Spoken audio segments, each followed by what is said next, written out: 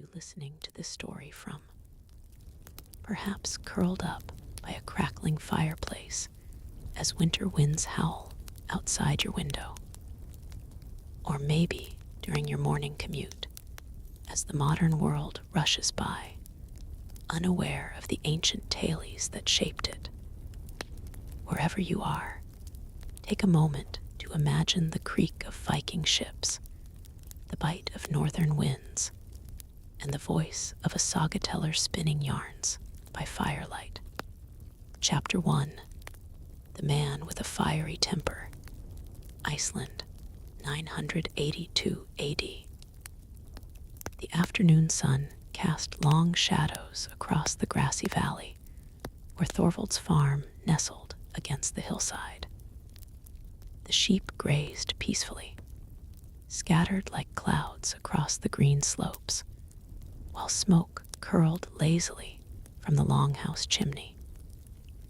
It was a scene of perfect tranquility, until a man with a beard as red as molten iron came storming over the ridge.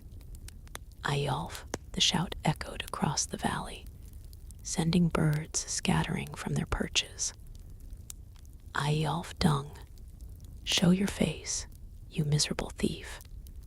Erik Thorvaldsson, known throughout Iceland as Erik the Red for both his flaming beard and equally fiery temper, strode toward the neighboring farm with the determination of an advancing storm. At 40 years of age, he was in his prime, tall and broad-shouldered, with a presence that commanded attention wherever he went. His hand rested on the hilt of his sword, and his blue eyes blazed with the intensity that had already earned him exile once before. Behind him trailed his 10-year-old son, Leif, struggling to keep pace with his father's angry strides. "Father," Leif called, "Mother says you should speak with the thing about the dispute." "She says, the thing takes too long," Erik growled without slowing his pace. "And Eyjolf knows what he did. 3 of my sheep disappeared this week, and his flock suddenly has 3 more. Does he think me blind or stupid?" Leif fell silent. He knew better than to argue with his father when that particular look crossed his face. It was the same look that had gotten them exiled from Norway years ago, after Erik had killed several men in a dispute. His mother, T.H. Jodhild, always said that Erik's beard wasn't the only thing red about him. His vision turned crimson when his anger rose. As they approached Eyjolf's farm, a thin man with a gray-streaked beard emerged from the longhouse, wiping his hands on his tunic. His expression soured when he spotted Erik. "What brings you here with such shouting, Red?" Eyjolf called, making no move to approach closer. "You're scaring my children." Erik's hand tightened on his sword hilt. "You know why I'm here. Return my sheep or pay their worth." Eyjolf crossed his arms. "I've stolen nothing from you, Red. Your missing sheep are likely in a ravine somewhere, fallen prey to their own stupidity, much like their owner." A crowd began to gather. Eyjolf's wife and 2 young children appeared in the doorway of the longhouse. From the fields, his older sons approached cautiously, leaning on their farming tools in a manner that suggested they might be used for purposes other than agriculture, if necessary. From a neighboring farm, Eyjolf the Tall came hurrying, his long legs carrying him quickly across the field. He was respected in the community and had often mediated disputes before they reached the thing, the assembly, where legal matters were decided. Erik Eyjolf, Atrolf called as he approached. Let's discuss this reasonably. No need for harsh words or, there's nothing to discuss. Erik cut him off. I've tracked my sheep's hoofprints to his field. One has a split hoof I recognize. You're lying, Eyjolf spat. You've never set foot on my land to track anything. Are you calling me a liar as well as a thief? Erik's voice had dropped to a dangerous whisper. Leif tugged at his father's cloak. Father, please. Mother's waiting, and she... Go home, Leif, Erik said, never taking his eyes off Eyjolf. Tell your mother I'll be there once this matter is settled. But... Go. Reluctantly, Leif backed away. But he didn't return home. Instead, he retreated to a small rise where he could watch what unfolded without being seen. If you want to accuse me of theft, Eyjolf said, take it to the thing. Let the law speaker decide. I've had enough of law speakers and their endless deliberations, Erik growled. In Norway, we settled matters directly. Yes, and you were exiled for it, Eyjolf sneered. Perhaps Iceland would be better off without you as well. The gathered crowd collectively inhaled. Everyone knew Erik's history, how he and his father had been forced to leave Norway after Erik killed several men. It was the worst possible insult. Erik's face darkened to match his nickname. In a fluid motion, he drew his sword and lunged forward.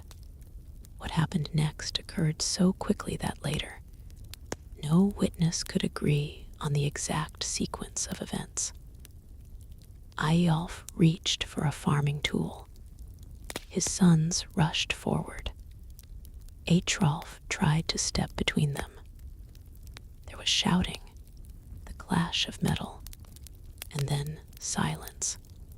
When the chaos cleared, Eyjolf lay on the ground, blood pooling beneath him. One of his sons knelt beside him, trying to stem the flow from a deep wound in his chest. The other son lay nearby, groaning and clutching his arm where Erik's blade had sliced through it. Erik stood motionless, his sword dripping red onto the grass. His face showed neither remorse nor satisfaction, only a strange calm that was somehow more terrifying than his rage had been. Atrolf broke the silence. What have you done, Erik? This will mean exile or worse. He called me a liar, Erik said simply, as if that explained everything. From his hiding place, Leif watched in horror. He had seen his father angry before, had heard the stories of his violent past in Norway, but he had never witnessed the red rage firsthand. This was the first time he truly understood why people feared his father despite his many admirable qualities. The news spread through the region like wildfire. By nightfall, everyone knew that Erik the Red had killed Eyjolf Dung and wounded his son in a dispute over sheep.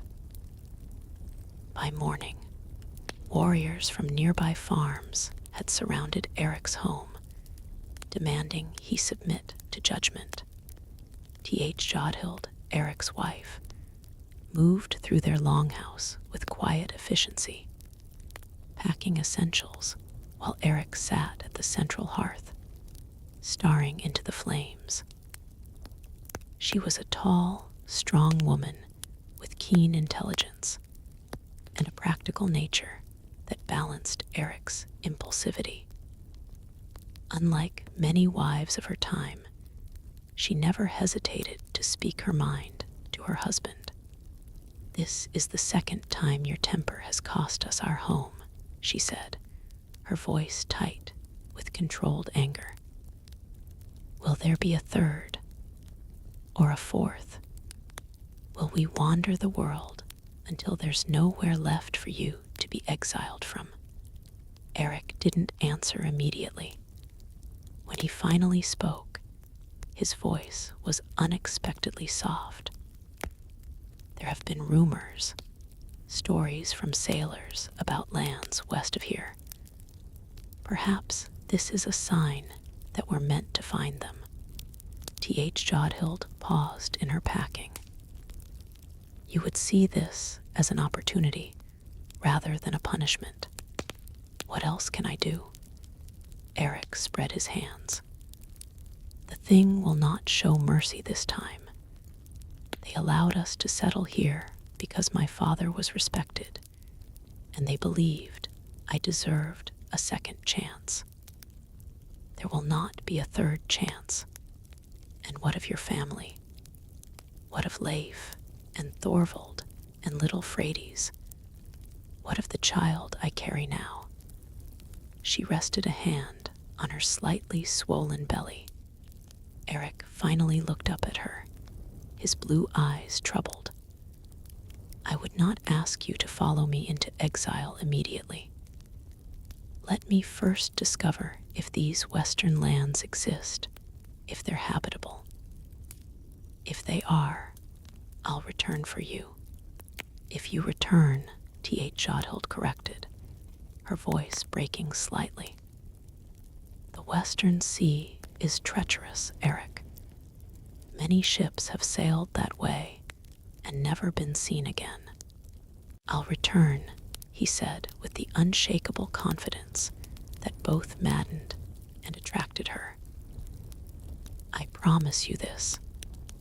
I'll find us a new home, a place where no one knows the name Erik the Red, where we can begin again." A commotion outside interrupted them. Leif burst through the door, his young face streaked with tears. "They're calling for the thing to convene today," he gasped.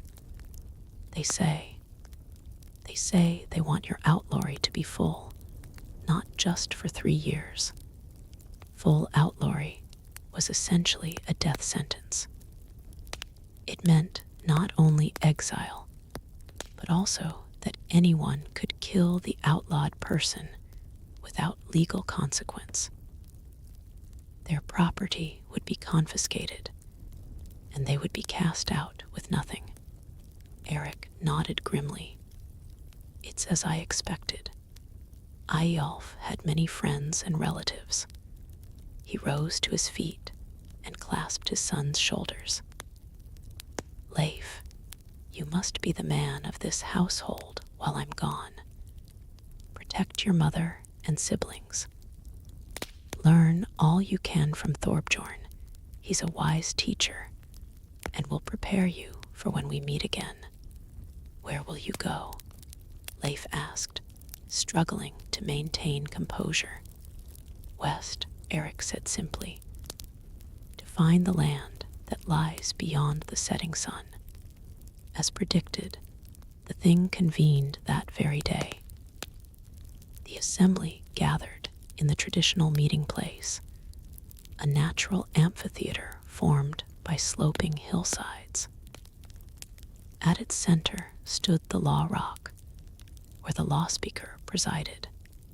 Erik stood before the assembly, his red beard glinting in the sunlight. He made no attempt to deny what he had done or to plead for mercy. His only request was that his family be allowed to keep their home and possessions while he served his exile. The law speaker, an elderly man named Thorger, listened to the testimony of witnesses, including Eyjolf the Tall, who spoke in Erik's defense, despite having tried to prevent the violence. Erik Thorvaldsson acted with excessive force, Eyjolf acknowledged, but Eyjolf provoked him with grave insults and false accusations. I ask the thing to consider a term of exile rather than full outlawry. Eyjolf's remaining son called for Erik's death, but in the end, the thing pronounced a sentence of 3 years' exile. Erik would have to leave Iceland within 2 weeks and could not return for 3 years, but his family could remain, and his property would not be confiscated. As the assembly dispersed, Thorgeir approached Erik privately. "You've been given unusual mercy," the law speaker said. "Don't waste this chance, Erik Thorvaldsson. If you return to Iceland with the same temper that led you to kill Eyjolf, you'll find no further leniency." Erik nodded. "I understand, and I thank the thing for its judgment." "Where will you go?" Thorgeir asked. Erik gazed westward, toward the setting sun. "There are rumors of land beyond the western horizon. I intend to discover if they're true." The law speaker studied him with interest. "Many have searched for such lands. Few have returned." "I will return," Erik said. It was not a boast, but a simple statement of fact, the declaration of a man who had never allowed the world to defeat him, despite his many flaws. Within days, Erik had assembled a crew of 20 men, adventurers, outcasts, and fortune seekers willing to follow him into the unknown. Some joined for the promise of new land, others simply because they had nothing to lose. On the morning of departure, Erik's family gathered at the shore. T.H. Jodhild stood tall and proud, though her eyes betrayed her fear. Leif watched solemnly as his father oversaw the final preparations of the ship. Little Freydis, only 3 years old, clung to her mother's skirts, too young to understand that her father might never return. As the tide turned, Erik embraced his family one by one. To T.H. Jodhild, he whispered, 3 years. Wait for me that long. If I haven't returned by then, make your own path. She nodded, unable to speak through her tight throat.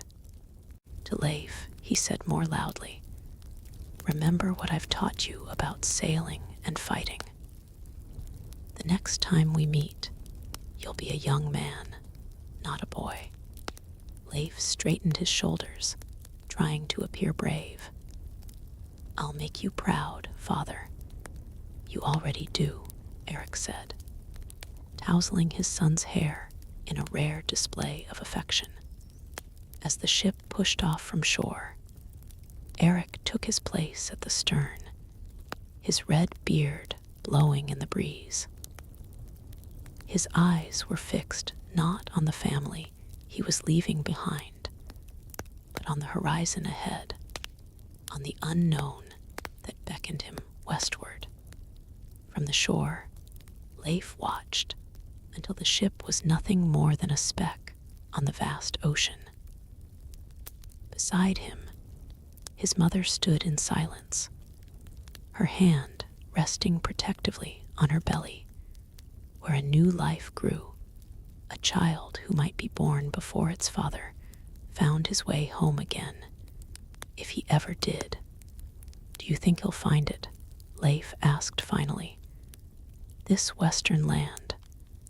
T.H. Jodhild sighed, her gaze still fixed on the distant horizon where her husband had disappeared. If anyone can find it, your father will, she said.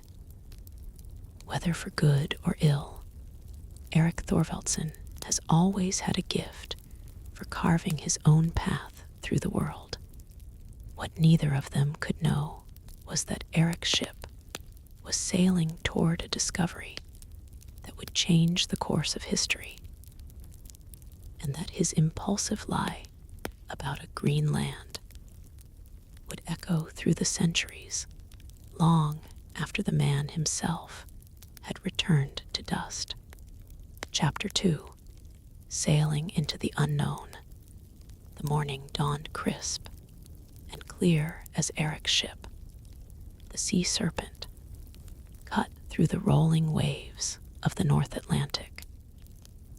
2 weeks had passed since they'd left Iceland behind, and the mood aboard had soured considerably as supplies dwindled and tempers frayed.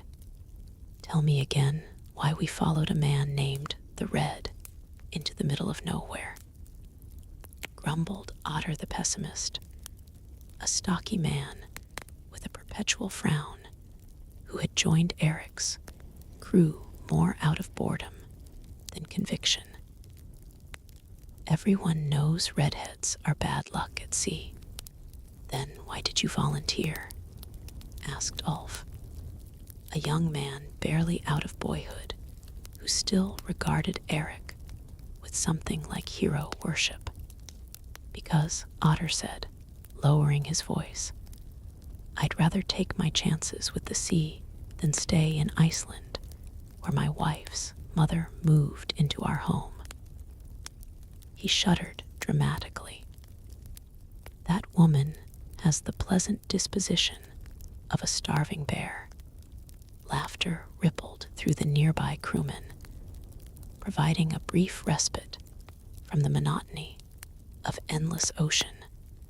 Erik stood at the prow of the ship, his red beard whipping in the wind as he scanned the horizon with the intensity of a hawk. Unlike his more doubtful crew members, Erik's confidence had not wavered. If anything, it had grown stronger with each passing day. Land, land ahead. The shout came from Thorvard, who was perched in the lookout position. A collective cheer rose from the crew as men scrambled to the sides of the ship, straining to catch a glimpse of their destination. Erik squinted against the morning sun. Sure enough, a dark smudge was visible on the horizon, the unmistakable silhouette of land. I told you the rumors were true, Erik said, unable to keep the smugness from his voice. Prepare to make landfall. As they drew closer, however, the cheers died away, replaced by confused murmurs. That's not very promising, said Bjorn Grimson, Erik's second in command, and the only man aboard who dared speak plainly to him. The shoreline that emerged from the mist was forbidding, a jagged coastline of black rock and towering ice. No trees, no visible vegetation, nothing but stark, bleak wilderness. We found the entrance to hell itself, Otter declared glumly. All that's missing is Garm to greet us.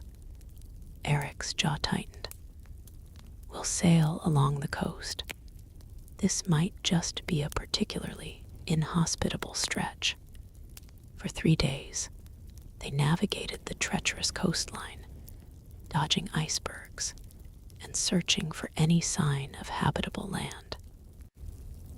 The cold was bitter, seeping into their bones despite layers of wool and furs. Each night, the men huddled together for warmth and grumbled with increasing volume about their leader's foolishness. On the 4th day, as morale reached its lowest ebb, They rounded a promontory and discovered a fjord cutting inland.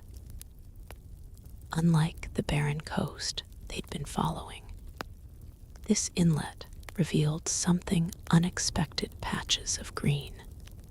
There, Erik exclaimed, pointing with undisguised excitement. Grass. And look there, scrub brush, and even small trees in the sheltered areas. The crew regarded the sparse vegetation with considerably less enthusiasm. You call that green? Otter scoffed. My grandmother has more hair on her chin than this land has grass. Erik ignored him, ordering the ship into the fjord. As they penetrated deeper inland, the landscape indeed improved. The steep sides of the fjord provided shelter from the harshest winds, allowing more vegetation to flourish. They even spotted a small herd of caribou grazing on a distant hillside. When they finally made landfall in a protected cove, Erik was the first to leap ashore, plunging his sword into the ground with a dramatic flourish. I claim this land in the name of Erik Thorvaldsson, he declared. Couldn't you have found a warmer land to claim? Muttered Otter, wrapping his cloak tighter as he reluctantly disembarked. I can't feel my toes anymore. I'm not entirely sure they're still attached. Stop complaining, Bjorn nudged him. At least here no one will bother us, because no one else is stupid enough to live here, Otter retorted. Erik organized the men into groups, some to hunt, others to gather driftwood for fires, and a third party to accompany him on an exploratory trek inland. Despite their grumbling, the crew worked efficiently. By nightfall, they had erected temporary shelters, started several fires, and were feasting on caribou meat. The meal and warmth improved spirits considerably, especially when Erik broke out a keg of ale he'd been saving for this moment. To new beginnings, he toasted, raising his drinking horn high. To not freezing to death, countered Otter, earning more laughter. As the ale flowed, the men began to speculate about what they should name this newly discovered land. Ice Hell, suggested one, prompting snorts of amusement. Erik's Folly offered another, ducking when Erik playfully swung a fist in his direction. It should have a proper name, Erik insisted. Something that honors what we found. How about barren rock with occasional grass? Otter suggested, though that might be too generous. Erik's brow furrowed as he gazed into the flames. Then, unexpectedly, he began to laugh, not his usual short bark, but a genuine, belly-deep laugh that caught everyone by surprise. What's so funny? Bjorn asked. Erik wiped tears from his eyes. I was just thinking, what if we called it Greenland? There was a moment of stunned silence before the crew erupted in laughter. Greenland, Otter howled, slapping his thigh.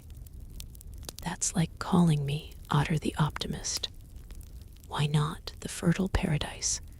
While we're at it, chuckled another. But Erik wasn't laughing anymore. His expression had turned thoughtful, calculating. No, Greenland is perfect, he said slowly. Think about it. When we return to Iceland, what sounds more appealing to potential settlers? The land of ice and rocks, or Greenland? The laughter quieted as the men caught on to Erik's reasoning. "You want to trick people into coming here?"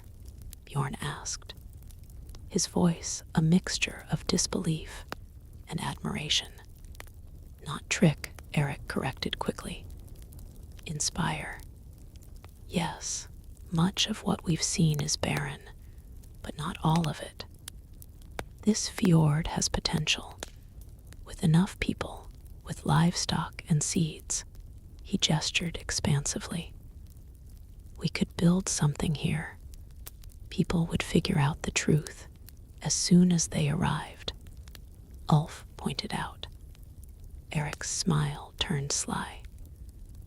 "By then, they'll have already committed themselves to the journey, and we'll make sure to bring them first to the most hospitable spots, like this fjord." "Erik the Red, master of the Beitan switch," Otter said, shaking his head. "You're more devious than I gave you credit for. I prefer to think of it as strategic marketing," Erik replied with a wink. The next morning, with heads slightly fuzzy from the ale, they set out to explore more thoroughly. Over the following weeks, they discovered that while much of the coastal region was indeed covered in ice and inhospitable, the fjords cut deep enough inland to create sheltered microclimates where grass grew abundantly enough to support livestock. They found fresh water, peat for fuel, and evidence of fish and game that could sustain a determined settlement. One afternoon, as they surveyed a particularly promising valley, Bjorn turned to Erik with a serious expression. "This Greenland ruse might actually work," he admitted. "But what happens when winter comes? Will people forgive your little nomming trick when they're buried in snow and ice?" Erik's face hardened. "I'm not promising paradise. Anyone who's lived in Iceland knows about harsh winters. But look around you," he gestured to the valley below, where grass rippled in the breeze. "It's no worse than parts of Iceland, and in some ways better. There's game here that's been hunted to scarcity back home. There's land, plenty of land, that doesn't belong to anyone yet, except perhaps the strange, short people we glimpsed last week." Ulf reminded him. They had indeed spotted indigenous inhabitants from a distance, small groups of people dressed in animal skins, who disappeared quickly when approached. Erik had ordered his men to keep their distance, wisely recognizing that 20 Vikings were too few to risk conflict with unknown numbers of natives. "We'll deal with them when the time comes," Erik said dismissively. "For now, our priority is establishing our claim and preparing for winter." Throughout late summer and early autumn, the Vikings worked to create a permanent settlement. They constructed a longhouse using driftwood and stone, hunted to build up food stores, and explored further along the coast, mapping the best fjords for future settlements. Erik named the first settlement Brattahlid, meaning steep slope, for its location on a hillside overlooking a fjord. He claimed the best land for himself, a fertile valley with a natural hot spring, and assigned parcels to his most loyal followers. When the first snow fell, earlier and heavier than anyone had anticipated, they were reasonably well prepared. The longhouse was snug, their food stores adequate, and the hot spring provided both warmth and a place to bathe, a luxury that made them the envy of the others. Winter, however, proved more challenging than even Erik had expected. The days shortened until they had barely 4 hours of weak sunlight. Storms raged with a ferocity unknown in Iceland, howling winds threatening to tear the roof from their longhouse. The temperatures plummeted so low that men's beards froze solid, and Otter swore that his left earlobe snapped off when he scratched it too vigorously one morning, though no one could verify this claim, and his hood conveniently covered the allegedly missing ear. During one particularly brutal blizzard, as the men huddled around the central hearth, listening to the wind screaming outside, Otter turned to Erik with a pained expression. So Erik the Green Deceiver, still planning to call this frozen hell Greenland when we return. Erik, who had been unusually quiet throughout the storm, looked up from the fire. For a moment, the men thought they saw doubt in his eyes, a flicker of uncertainty that none had ever witnessed in their confident leader. Then his expression cleared, and his familiar cocky grin returned. "Of course," he said firmly, "but perhaps we'll mention that winters can be somewhat bracing." "Bracing?" Bjorn snorted. "Is that what you call it when your piss freezes before it hits the ground?" Laughter broke the tension, and even Erik joined in. Whatever doubts he might have harbored, he kept them well hidden beneath his customary swagger, as winter slowly relinquished its grip, and the days lengthened once more. Erik's confidence proved justified. The spring thaw revealed a landscape transforming with surprising speed. Grasses emerged from beneath the snow. Hardy wildflowers bloomed in sheltered valleys, and wildlife returned in abundance. One bright morning, as Erik stood on a hillside watching his men repair the storm damage to their settlement, Bjorn joined him. "You were right," Bjorn admitted grudgingly. "The land has potential." Erik nodded, his eyes scanning the fjord below, where small icebergs drifted like gleaming jewels on the blue water. "We'll return to Iceland when the sailing season is safest, gather our families and as many settlers as we can convince, and come back before winter." "And you're still calling it Greenland?" Bjorn asked, his tone making it clear he already knew the answer. Erik's smile was both mischievous and determined. "Greenland it is. After all, it's not entirely a lie, it's just an aspirational truth." "An aspirational truth," Bjorn repeated, shaking his head. "I'll remember that the next time Otter calls me fat and bald." What neither man could have predicted was just how successful Erik's aspirational truth would become, or how many would follow them back to this harsh but promising land, lured by the simple promise contained in a deliberately misleading name: Greenland. A master stroke of Viking marketing that would echo through the centuries and secure Erik the Red's place in history, not just as a warrior and explorer, but as perhaps the world's first real estate developer with a flair for creative advertising. Chapter 3: The Master of Marketing. Iceland, 985 AD. The harbor at Breiðafjord buzzed with activity as Erik the Red's ship sailed into view.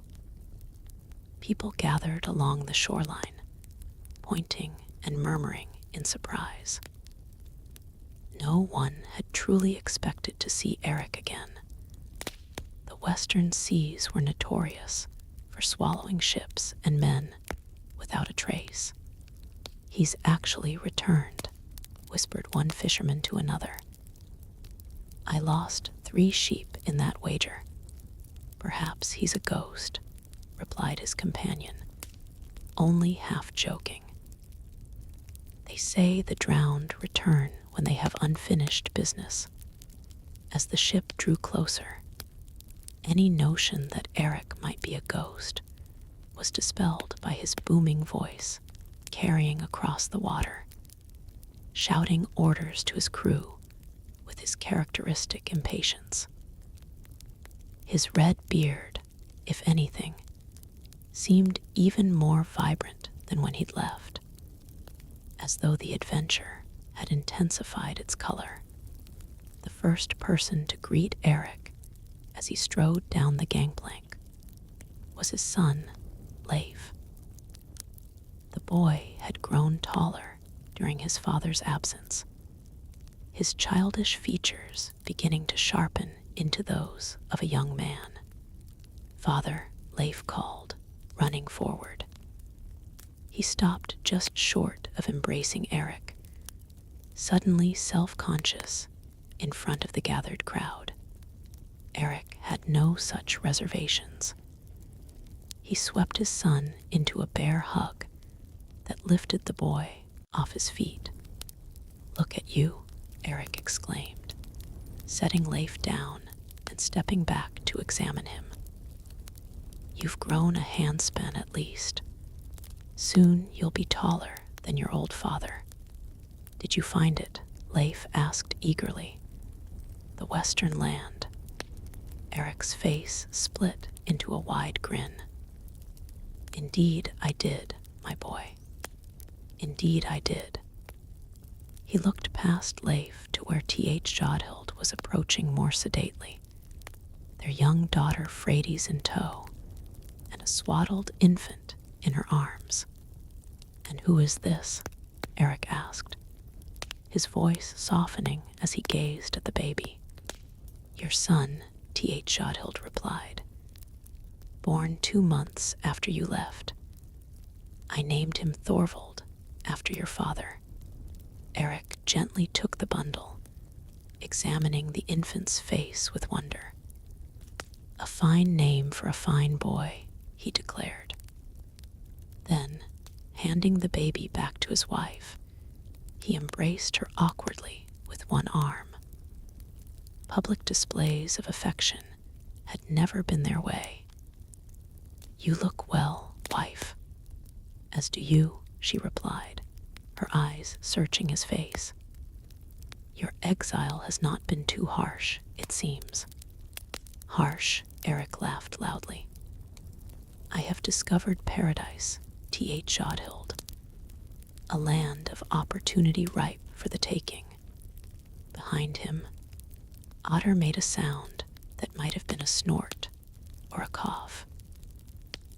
Erik shot him a warning glance before continuing enthusiastically. "We must gather everyone," he announced.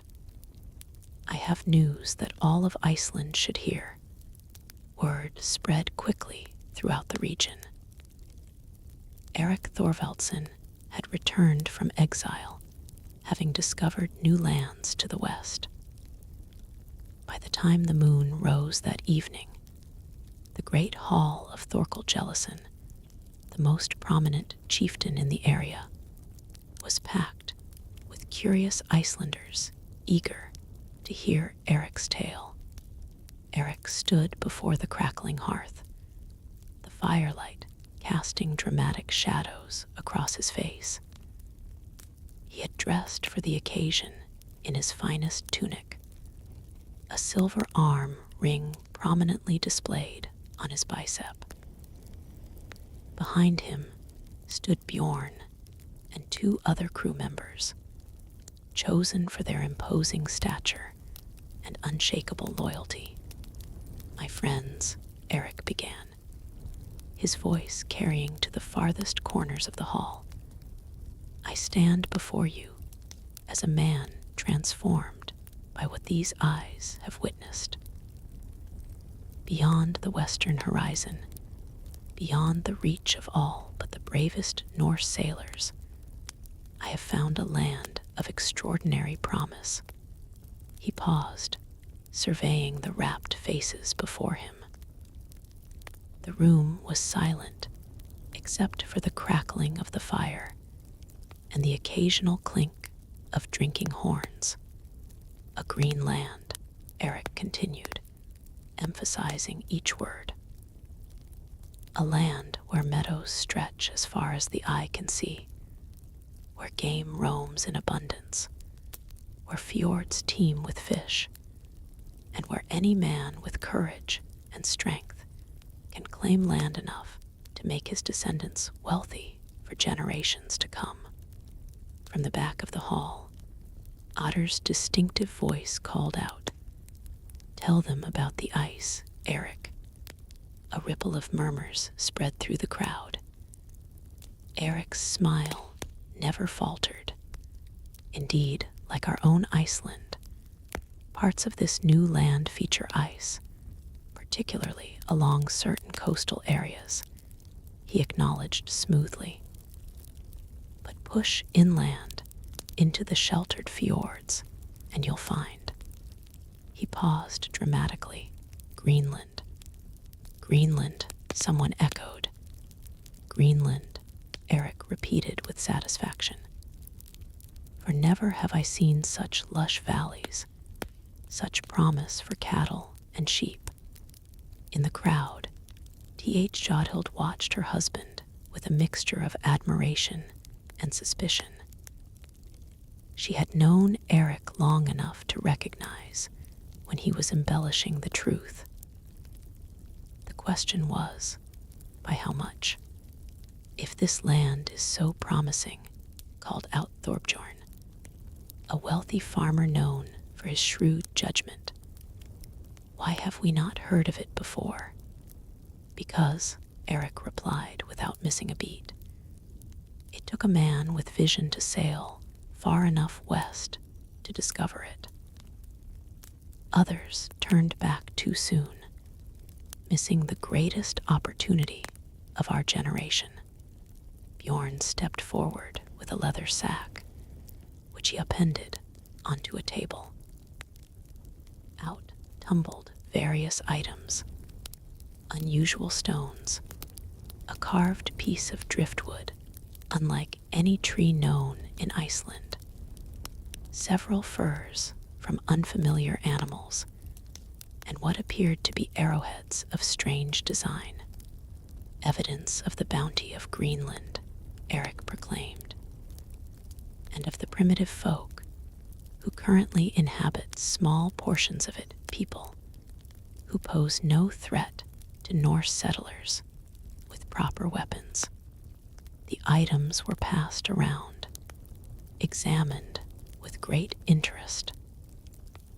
The crowd's skepticism began to give way to excitement. How many ships do you plan to lead back to this Greenland? Asked Thorkel Jellison, the chieftain, who had been quietly assessing both Erik and the mood of the gathering. Erik straightened his shoulders. 25 ships, filled with brave men and women ready to claim their piece of this new world. I leave when the spring winds turn favorable. 25. The number rippled through the crowd. It was ambitious, to say the least. And who will lead this great expedition? Thorkel pressed. You remain in exile for 2 more years, Erik Thorvaldsson. My exile was from Iceland, not from leadership, Erik countered smoothly. I will guide the ships to Greenland, establish settlements, and allocate land. Those who join me will have my protection and the benefit of my knowledge of the terrain. What followed was a masterpiece of persuasion. For hours, Erik described the wonders of Greenland, answering questions with unwavering confidence, parrying doubts with carefully crafted responses. He spoke of fertile valleys perfect for raising livestock, of waters rich with fish, of forests providing timber and game. When someone asked about the winters, Erik acknowledged they were invigorating, but insisted they were no worse than Iceland's harshest regions. When questioned about food sources, he described abundant seals, whales, caribou, and fish. For every concern, he had a reassuring answer. Throughout it all, Otter and a few other crew members, who had witnessed the brutal reality of Greenland's winter, exchanged meaningful glances, but held their tongues. Erik had made it very clear on the voyage home that anyone contradicting his official description of Greenland would regret it deeply. By evening's end, dozens of families had expressed interest in joining the expedition.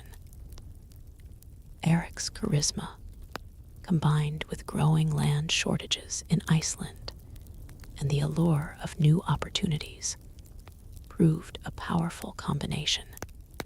As the crowd finally dispersed, T.H. Jodhild approached her husband. "Quite a performance," she said quietly. "This Greenland sounds almost too good to be true." Erik's smile didn't waver, but his voice dropped to ensure only she could hear. "It's not a lie, merely an emphasis on the best aspects." "And what of the worst aspects?" she pressed. "The ones you so carefully avoided mentioning tonight." Erik's expression turned serious. Every new settlement faces challenges. Iceland was no paradise when your ancestors arrived. Yet here we stand generations later, thriving. So I should prepare for hardship, despite your glowing descriptions. "You should prepare for opportunity," Erik corrected. "Yes, the first years will demand hard work and endurance. But the rewards," he took her hands in his. "T.H. Jodhild in Greenland, we will not be the family of an exiled troublemaker. We will be founders, leaders. Our children will inherit not just land, but legacy." T.H. Jodhild studied her husband's face. Despite his tendency toward exaggeration, she knew there was a kernel of truth in his ambitions. Erik had many flaws, but lack of vision was not among them. "Very well," she said at last. "We will follow you to this green land of yours. But mark my words, husband, if my children suffer because of your embellishments, not even Odin himself will protect you from my wrath." Erik laughed and pulled her close. "They will thrive, my fierce wife. On that, you have my solemn oath." Over the following months, Erik's campaign to promote Greenland intensified. He traveled throughout Iceland, speaking at gatherings large and small, recruiting settlers with promises of abundant land and new beginnings. His charisma and absolute conviction proved persuasive even to those who might otherwise have been skeptical. Behind the scenes, Erik was more strategic than many gave him credit for. He focused his recruitment efforts on those who would be most useful in establishing a new colony. Experienced farmers, skilled craftsmen, established families with resources. He particularly targeted those with grievances or limited prospects in Iceland, younger sons who wouldn't inherit land, families squeezed by powerful neighbors, those seeking escape from old feuds. At home, preparations for the family's departure proceeded under T.H. Jodhild's efficient management. She was methodically packing their belongings, preserving food for the journey, and gathering the seeds and tools they would need to establish a new homestead. One evening, as Erik returned from yet another recruitment gathering, he found Leif sitting alone by the hearth, carefully examining one of the strange arrowheads brought back from Greenland. "What troubles you, son?" Erik asked, settling beside him on the bench. Leif looked up, his young face serious. "I overheard Otter talking to Bjorn today. He called Greenland a frozen wasteland and said you were leading people to their deaths." Erik's jaw tightened. He would have words with Otter later. Otter has always seen the dark side of everything. If it were up to him, our ancestors would never have left their original homes to come to Iceland. But was he lying about the ice and the cold? Erik sighed and placed a hand on his son's shoulder. "Leif, every great undertaking has its challenges. Yes, parts of Greenland are covered in ice. Yes, the winters are harsh. But there is also beauty and opportunity there that Otter is too short-sighted to appreciate. So you haven't been lying to people." Leif pressed, with the direct simplicity of youth. Erik considered his words carefully. His son was old enough to understand nuance, but young enough that brutal honesty might undermine the boy's confidence in him. "I have been selective in what I emphasize," Erik admitted. "I speak of the green valleys because they exist, and because they are where we will settle. I mention the ice less because it doesn't serve my purpose to dwell on it." He squeezed Leif's shoulder. "That's not lying, it's leadership. People need inspiration more than they need an inventory of hardships." Leif thought about this for a moment. "So when you call it Greenland, I give people something to believe in," Erik finished. "A vision of what can be, with enough determination and courage. And if they're disappointed when they arrive," Erik grinned, "by then they'll be committed to making it work. Nothing motivates people like having no easy way back." Leif didn't look entirely convinced, but he nodded slowly. "I understand, I think." "You will," Erik promised. "Someday, when all of this is behind us, you'll look back and understand that sometimes a well-crafted story creates a reality that wouldn't exist without it." As spring approached, the scope of Erik's venture became clear. 25 ships were indeed being prepared, loaded with people, livestock, and supplies. Families sold their Icelandic properties, invested their resources in the journey, and prepared to follow Erik the Red to his promising Greenland. Not everyone was convinced, of course. Skeptics pointed out that Erik had a history of embellishment, and that any land so wonderful would surely have been settled already.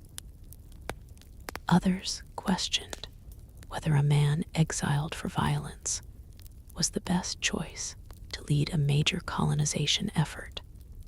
But these voices were increasingly drowned out by the growing excitement.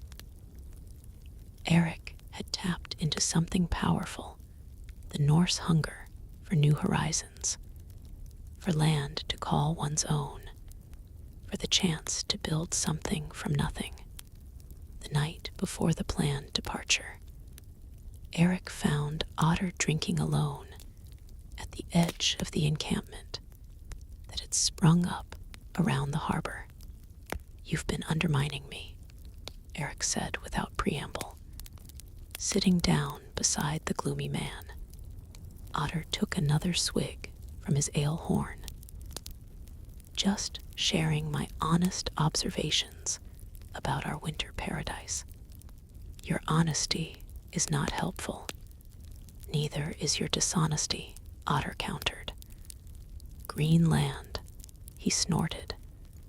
"You should have called it Erik's frozen joke."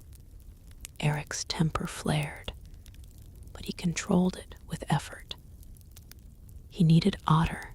The man was a skilled navigator, and despite his pessimism, respected by many of the other settlers. "Listen carefully," Erik said, lowering his voice. "I need these people to believe. Doubt now could unravel everything, and when they see the reality—" "What then, Erik?" "When mothers watch their children shiver through months of darkness, when the livestock die because there's not enough fodder." Erik's expression hardened. "By then, they'll have no choice but to make it work. And they will, Norsemen have survived worse. But right now, they need courage, not fear. So I should lie like you," Otter challenged. "You should focus on possibilities rather than problems," Erik corrected. "The land has potential. Even you must admit that." Otter was silent for a long moment. "The southern fjords," he finally conceded, "aren't completely horrible." Erik clapped him on the shoulder. High praise indeed from Otter the pessimist. "See, you're getting the hang of it already." Despite himself, Otter chuckled. "You're a dangerous man, Erik the Red. Too clever by half. Clever enough to convince you to join the expedition despite your complaints," Erik pointed out. "Well," Otter sighed, "someone has to be there to say, 'I told you so,' when it all goes wrong." Erik grinned. "And if it goes right, what will you say then?" Otter drained his horn. "Then, my red-bearded friend, I will happily admit that sometimes a good lie serves better than a grim truth. But don't count on it." As dawn broke the next morning, the harbor presented an extraordinary sight. 25 ships lined the shore, loaded with people, animals, and supplies. Nearly 400 settlers, men, women, and children, prepared to follow Erik to his promised Greenland. On the deck of his ship, Erik stood with his family. T.H. Jodhild, steady and capable, Leif, eager for adventure, little Frades, barely understanding the magnitude of the journey, and baby Thorvald, securely bundled against the spring chill. Bjorn approached, his expression troubled. 11 ships have already left on the morning tide," he reported. "But there's a problem." "What kind of problem?" Erik asked sharply. "Thor Thorkelson's ship, the one carrying the additional forge equipment and half our iron supply. His wife fell ill overnight with a fever. He's backing out. Erik swore under his breath. The expedition couldn't afford to lose those supplies. Where is he? Still ashore, unloading his cargo. Watch my family, Erik instructed Bjorn. I'll handle this. He found Thor supervising the removal of crates from his ship. His expression grim. Thor, Erik greeted him with forced casualness. I hear your wife is unwell. The stocky blacksmith nodded. A bad fever. The healer says she shouldn't travel. I'm sorry to hear it, Erik said, genuinely sympathetic, but also calculating. Perhaps she could follow on a later ship when she's recovered. We desperately need your skills and supplies in Greenland. Thor hesitated. I can't leave her, Erik. Of course not, Erik agreed quickly. But consider this. What opportunities will you have here in Iceland? Your workshop competes with 3 others in this region alone. He lowered his voice confidentially. In Greenland, you would be the first blacksmith. The only blacksmith for 100 miles or more. Every blade, every tool, every nail would come from your forge. Your children would inherit not just a trade, but a legacy. Thor's resolve visibly wavered. She is being well cared for by her sister. Erik pressed his advantage. Waiting a few months would be prudent. Let us establish the settlement, build proper housing. By autumn, we'll send a ship back with news. Your wife will be recovered by then, and you'll both join a community already taking shape. The blacksmith nodded slowly. That does make sense. Excellent. Erik clapped him on the shoulder. Now, let's get those supplies reloaded. The tide waits for no man. By midday, all 25 ships had departed, their sails billowing in the favorable wind. On the lead ship, Erik stood at the prow, his red beard whipping in the breeze as he gazed westward toward his green land. Beside him, Otter shook his head in amazement. 25 ships, 400 people, all following you to an ice-covered rock because you called it green. Not because I called it green, Erik corrected. Because I helped them see its potential. Its potential to freeze us to death, you mean? Erik laughed. You know, Otter, in 1,000 years, people won't remember your complaints. But they will remember the man who discovered and named Greenland. If anyone survives to tell the tale, Otter grumbled. But even he couldn't maintain his pessimism as the fleet sailed proudly westward, carried by fair winds toward a new beginning. Whatever awaited them in Greenland, success or disaster, prosperity or hardship, they were committed now. And for better or worse, they were following a man whose greatest talent might not be exploration or leadership, but the ability to turn a frozen wilderness into a promised land with nothing more than the power of a well-chosen name. As Iceland disappeared behind them, Erik watched the faces of his family, his wife's determined expression, his son's excited eyes, his daughter's carefree laughter. He had promised them a green land of opportunity. Now, he just had to figure out how to make good on that promise when they arrived at a coast choked with ice and facing the prospect of another brutal Arctic winter. But that, Erik decided, as he adjusted their course westward, was a problem for another day. For now, he would enjoy the rare pleasure of having everything go exactly according to plan. 400 settlers bound for Greenland. Even he, with all his confidence, had never truly believed he could convince so many. Perhaps, he mused with a smile, there was a future for him in politics once the settlement was established. After all, if he could sell ice as green meadows, what couldn't he accomplish? Chapter 4. Reality meets advertising. The fleet of Viking ships approached the coast of Greenland in scattered groups, having been separated during the perilous crossing. Of the 25 vessels that had departed Iceland full of hope and expectations, only 14 would eventually reach their destination.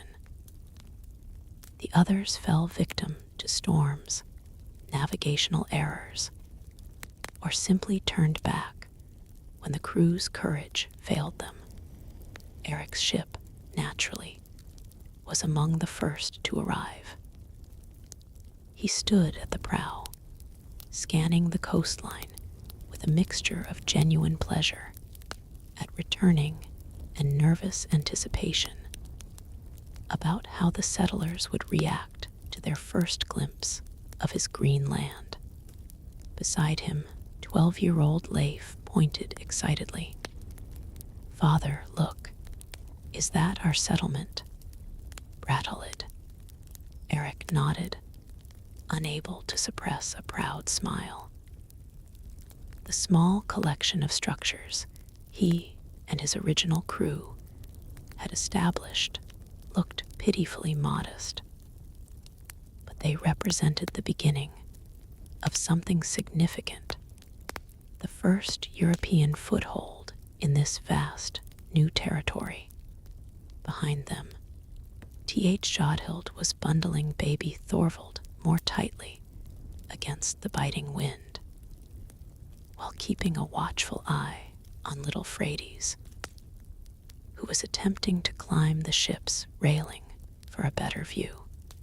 "It's very white," Fjords observed neutrally, taking in the ice-covered landscape that stretched as far as the eye could see. "The fjord opens to green valleys," Erik assured her quickly. "You'll see once we sail farther in."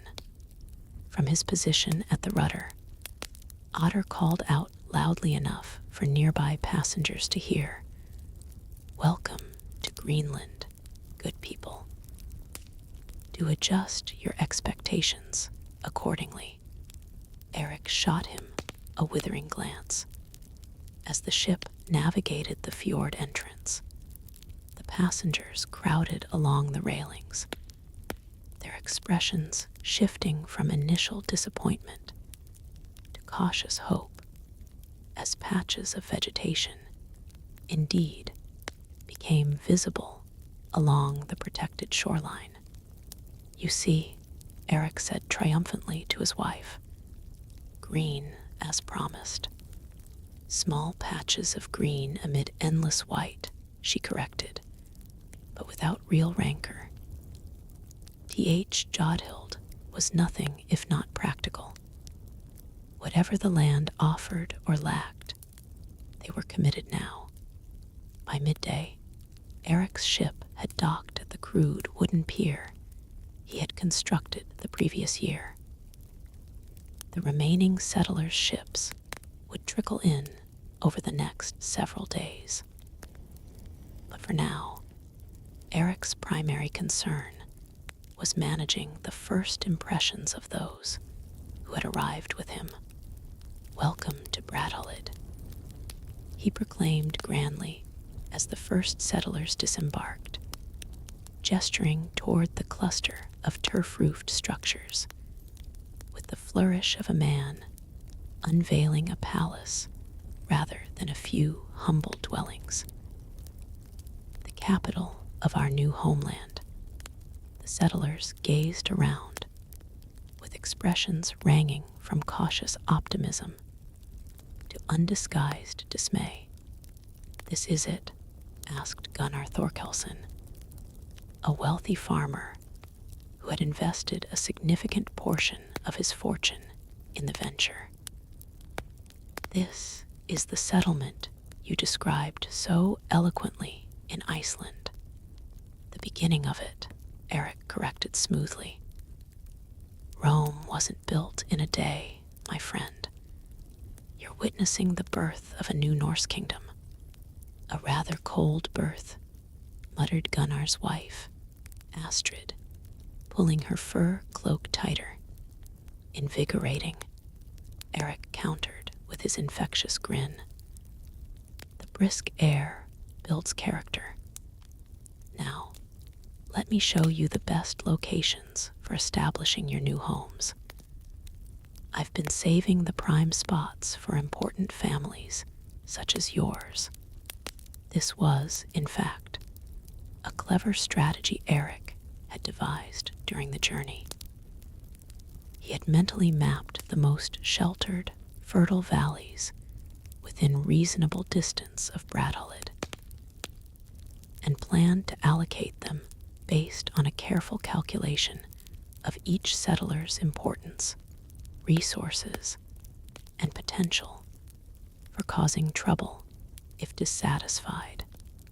Over the next several hours, as people continued to disembark and temporary shelters were established, Erik led small groups of influential settlers on what he privately called his Green Tour, a carefully planned route that showcased the most promising aspects of the surrounding landscape, while conveniently avoiding the vast ice sheets and barren rocky terrain that made up the majority of the area. "Notice the lush grass in this valley," he would point out. "Perfect for grazing livestock." "Is that all of it?" one settler asked, squinting at the modest patch of greenery. "This is merely one of dozens of similar valleys," Erik assured them confidently. "The inner fjords are remarkably fertile. The Norse gods have truly blessed this land." By sunset, the initial shock had begun to give way to grudging acceptance and the busyness of establishing camp. No one had openly accused Erik of deception yet, but the muttering had begun, particularly among those who had expected something more closely resembling the verdant paradise Erik had described in Iceland. As Erik supervised the unloading of supplies, Bjorn approached with news of another ship sighting. "Hallstein's vessel is approaching the fjord," he reported. "And I believe Eirik Thorbjornsson's ship is not far behind." "Excellent," Erik nodded. "Have they been guided to enter at high tide? The shoals near the entrance can be treacherous." "Signal fires have been lit as you ordered," Bjorn confirmed. "But Erik, there's a more immediate problem. The Arnlogson brothers are gathering quite a crowd, and they don't seem happy." Erik sighed.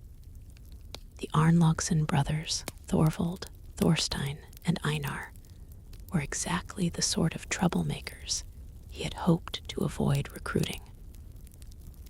Unfortunately, they came as a package deal with their uncle, Snorri, who was a skilled shipwright whose services would be invaluable to the colony. "What are they saying?" Erik asked, though he could well imagine.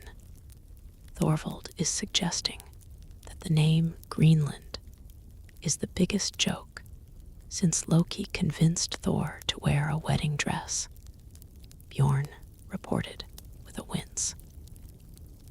Einar is calculating how quickly they'll run out of food if they can't find more arable land, and Thorstein is proposing they rename the settlement Eric's Folly. Erik stroked his red beard thoughtfully. Who seems to be listening to them? Mostly the younger men, and a few of the farmers who were skeptical from the start. And who among the crowd holds influence? Gunnar Thorkelson, for one. And Snorri, of course, being their uncle. Erik nodded decisively. Find Gunnar. Tell him I'm allocating the valley with the hot spring to him. Yes, the one I was saving for ourselves. And remind Snorri that his nephew's land allocations depend entirely on my goodwill. As Bjorn hurried off to execute these instructions, Erik was intercepted by his wife. The children are settled, T.H. Jodhild reported. I've organized the women to establish a proper cooking area. We should have hot food by evening. She paused, studying her husband's face. You have that look. What look? The one you get when you're about to talk your way out of trouble you've talked yourself into. Erik chuckled despite the stress. You know me too well. I know that you promised these people something much different from what they're seeing, she said bluntly. And I know that disappointed Norse settlers can quickly become dangerous Norse settlers. They just need time to adjust their expectations, Erik insisted. Once they establish their farms, build proper homes. Erik, T.H. Jodhild cut him off. They need to know the truth. The whole truth, including the parts you've been carefully avoiding mentioning. Like what? He challenged. Like how long and dark the winter will be. Like how much of the year the harbor is choked with ice. Like how limited the grazing land truly is. Erik's expression hardened. If I had told them all that in Iceland, none of them would have come. And maybe that would have been better than having them discover it now. When they're trapped here, with winter approaching and resentment building. Before Erik could respond, they were interrupted by a shout from the shore. Another ship had arrived, this one carrying Haldis, the herb woman, and her extended family, including her notorious grandson, Gunnar the truth-teller. Erik suppressed a groan. Gunnar's condition was well known throughout Iceland, a strange affliction that rendered him constitutionally incapable of lying, or even politely concealing unpleasant truths. Some said it was a curse placed on him by a Vrolva whom his grandmother had offended. Others believed he had been touched by Baldur, the god of truth. Whatever the cause, Gunnar's relentless honesty had made him few friends, but had also given his words a special weight.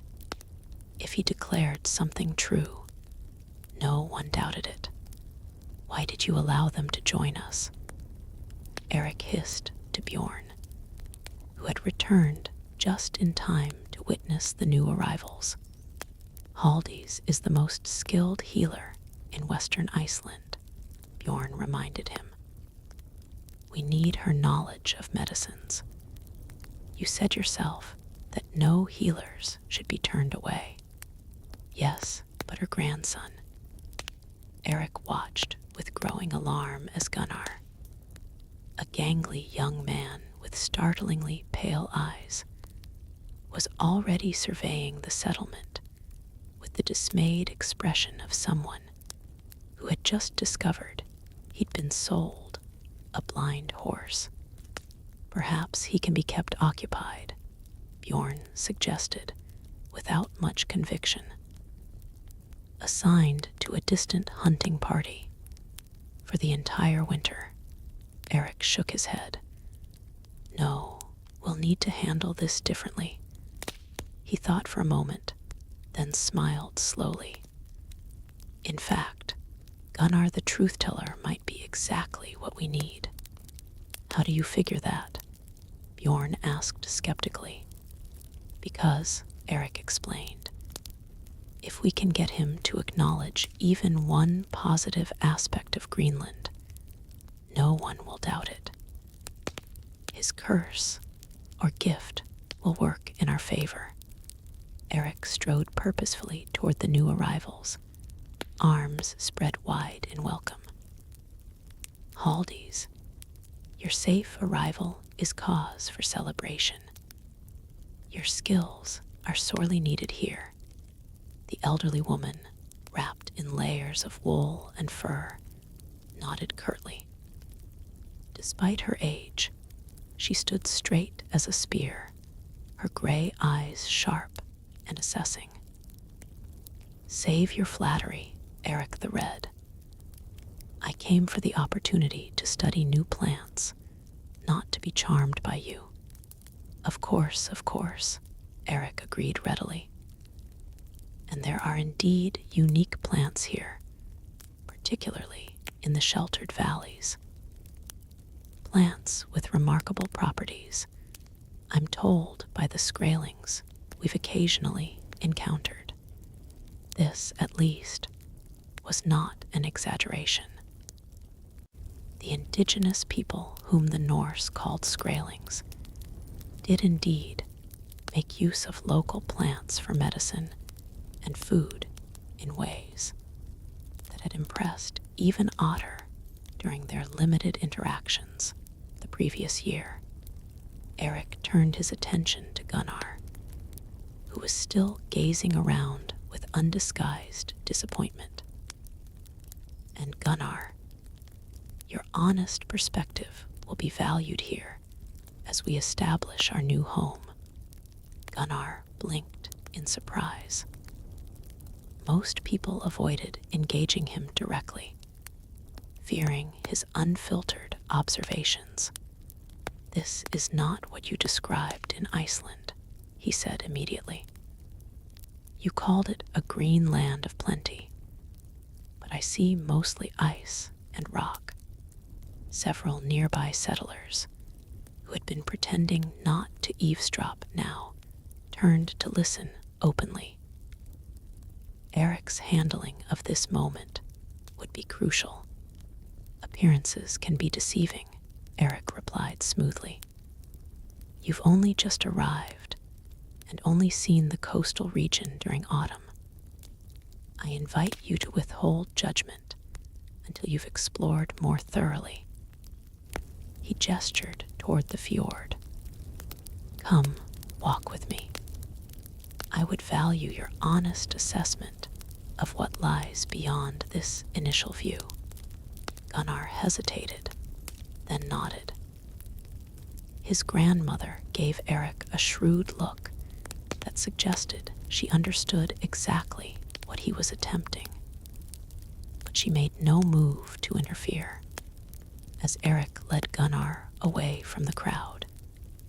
He nodded casually to Bjorn, who understood the unspoken instruction to continue managing the arrivals, while Erik handled this potential catastrophe. I know what you're doing, Gunnar said, once they were out of earshot. You're hopping to find something I'll say something positive about, so you can use my reputation to calm the others. Erik laughed. Your honesty extends to motives as well as facts, I see. Yes, that's exactly what I'm doing. Is that so terrible? It's manipulative, Gunnar said bluntly. It's leadership, Erik countered. These people have given up everything to follow me here. They're frightened and disappointed. They need reasons to hope, not just confirmation of their fears. And you think I can provide that. I think you, more than anyone, can recognize truth in all its complexity, including the truth that while Greenland is indeed harsh and challenging, it also offers genuine opportunities for those with the courage to seize them. Gunnar considered this as they climbed a rocky path that led up from the settlement. When they reached the top of a small ridge, Erik gestured for him to look down at the valley beyond. Below them stretched a sheltered inlet where patches of grass grew thick and green despite the late season. A small herd of caribou grazed peacefully near a stream that cut through the valley. Well, Erik prompted, is this not a promising sight? Gunnar studied the scene in silence for a long moment. It is unexpectedly green, he admitted finally. More so than the harbor area. And those caribou. Have you ever seen fatter, healthier game in Iceland's overhunted wilderness? They do look well fed, Gunnar acknowledged. Though a few animals don't make a paradise. No, but they suggest potential, Erik pressed. The stream never freezes completely, even in deepest winter. The valley is sheltered from the worst winds. The soil is surprisingly fertile. He turned to face Gunnar directly. I'm not asking you to lie or exaggerate. I'm asking you to acknowledge that while I may have emphasized the positives in my descriptions, this land does offer real opportunities for those willing to work for them. Gunnar's pale eyes seemed to look through Erik, assessing not just his words, but the intent behind them. Finally, he nodded slowly. I will tell the truth as I see it, he said. Nothing more, nothing less. That's all I ask, Erik replied, hiding his relief. Even a moderately positive assessment from Gunnar, the truth-teller would carry more weight than 1,000 of Erik's own promises. When they returned to the settlement, they found a situation brewing.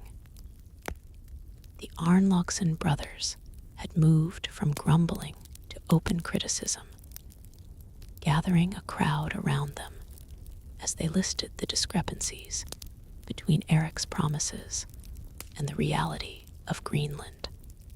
He told us the land was green and fertile. Thorvald Arnlaugsson was shouting, his breath visible in the cold air.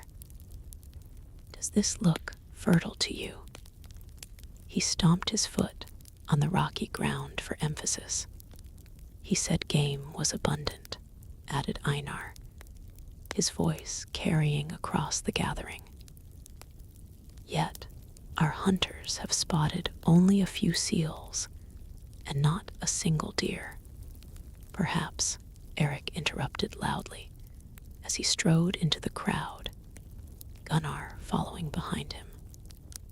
That's because you've been hunting in the wrong places and making enough noise to frighten game clear back to Iceland. A ripple of nervous laughter spread through the crowd. All eyes turned to Erik, but then quickly shifted to Gunnar, whose presence at Erik's side had been immediately noted. Gunnar the truth-teller called out Thorstein Arnlaugsson. Tell us what you think of Erik's Greenland. Is it not the most absurdly named place in all the known world? A hush fell over the gathering. Whatever Gunnar said next would shape the mood of the entire settlement. Gunnar looked uncomfortable with the sudden attention, but he squared his shoulders and spoke in the clear, direct manner that was his hallmark. "I have only just arrived," he began cautiously, "and have seen but a small portion of this land. It is colder than I expected, and there is indeed much ice, especially along the coast." The Arnlogson brothers exchanged triumphant glances. But Gunnar wasn't finished. However, he continued, "I have also seen a valley where grass grows thick even this late in the year, where healthy caribou graze, and where a stream runs clear and strong. I can say truthfully that while Erik the Red may have been selective in his descriptions, this land does contain green areas with real potential for those willing to work for it." A murmur ran through the crowd as people processed this assessment. Coming from anyone else, it would have been dismissed as an attempt to pacify them. Coming from Gunnar, whose inability to lie was legendary, it carried the weight of unquestionable truth. "What of the winter?" someone called out. "Erik told us it would be no worse than Iceland's." Gunnar looked to Erik, who simply nodded for him to answer honestly. "I cannot speak to that yet," Gunnar replied. "But my grandmother has consulted the signs and says it will indeed be harsh. We would be wise to prepare thoroughly." This sobering statement might have dampened spirits again, but Halldís herself stepped forward, her authoritative presence commanding immediate attention. "All new settlements face hardships," the elderly healer pronounced, her voice surprisingly strong. "Our ancestors who first came to Iceland endured terrible winters and near starvation. Yet they persevered, adapted, and thrived. Are we lesser than they?" Her challenge hung in the air. The settlers looked at one another, pride and determination beginning to replace disappointment and fear. Erik, sensing the shift in mood, seized the moment. "We came here knowing there would be challenges," he declared. "Yes, I focused on the opportunities rather than the hardships. Perhaps that was wrong." This admission, however insincere, drew surprised looks. "But consider this. Would any of us be here if I had not? Would we have discovered this new land with all its potential? Sometimes hope must lead the way for courage to follow." Gunnar, still bound by his truth-telling, added reluctantly, "He is not wrong about the potential. What I saw in that valley, it surprised me. If there is one such place, there may be others." The Arnlogson brothers, seeing their audience slipping away, made one last attempt. "Fine words," scoffed Thorvald. "But words don't feed hungry children through a long winter. We should return to Iceland while we still can." "And what awaits you there?" Erik challenged. "The same crowded settlements, the same limited opportunities, the same powerful families controlling the best land." He swept his arm in a wide arc, encompassing the vast landscape beyond the settlement. "Here, you can claim land that will make your descendants wealthy and powerful for generations to come. Yes, we must endure hardships to secure it, but nothing of value comes without sacrifice." Halldís stepped forward again, her expression stern. "Those who wish to return to Iceland may do so," she announced. "My ship has weathered the journey once. It can do so again. But I will remain. There are plants here unknown in our homeland, plants with properties I intend to study. My family stays with me. She fixed her piercing gaze on her grandson. Even Gunnar agrees there is potential here, and he cannot lie. This direct invocation of Gunnar's reputation seemed to settle the matter. The crowd began to disperse, the immediate crisis averted. The Arnlogson brothers stormed off, still grumbling, but now ignored by most, as the settlers returned to the pressing tasks of establishing shelter and organizing supplies. T.H. Jodhild approached her husband.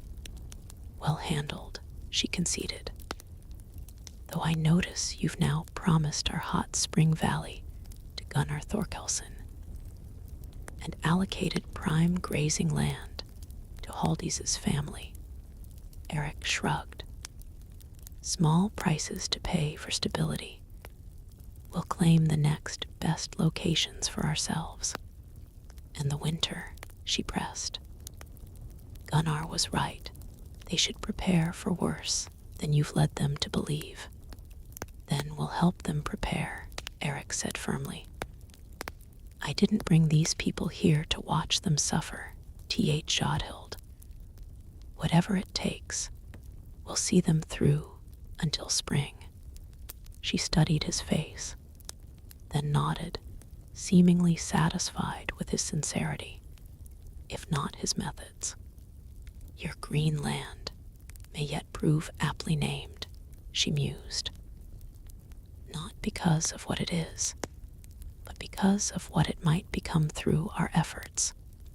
Erik smiled, relieved that at least his wife wasn't calling for his head. That's the spirit. Now, shall we see to our own dwelling? I've had the men preparing it since we sighted land. As they walked toward what would become their home, Erik caught sight of Leif, helping unload supplies, working alongside men twice his age without complaint. The boy glanced up, met his father's gaze, and smiled proudly. In that moment, Erik felt a surge of determination. Whatever it took, he would make this settlement succeed, not just to vindicate his grandiose claims, but to ensure that his children would inherit something worthy of the sacrifices being made to secure it. Greenland might not be the paradise he had advertised, but through sheer force of will, strategic leadership, and perhaps just a touch more creative marketing, he would make it green enough to justify its name. Or at least green enough that no one would sail all the way back to Iceland just to murder him in his sleep. As evening fell and the settlers gathered around communal fires for their first meal in their new home, Erik the Red stood before them once more, raising a drinking horn in toast. To Greenland, he proclaimed. May it become everything we need it to be. To Greenland, they echoed with varying degrees of enthusiasm. From his place near the back of the gathering, Otter the pessimist muttered into his beard. To Erik the Red, the only man who could sell ice to the Jotuns and convince them they got a bargain. Beside him, Bjorn snorted into his ale. You have to admit, it takes a special kind of man to name a land covered in ice after its opposite. Special, Otter agreed dryly. That's one word for it. Yet even Otter couldn't deny that something remarkable was happening. Despite their initial dismay, the settlers were already adapting, already planning, already beginning to see possibilities where hours earlier they had seen only desolation. If nothing else, Erik the Red had given them something powerful, a vision of what could be, rather than what was.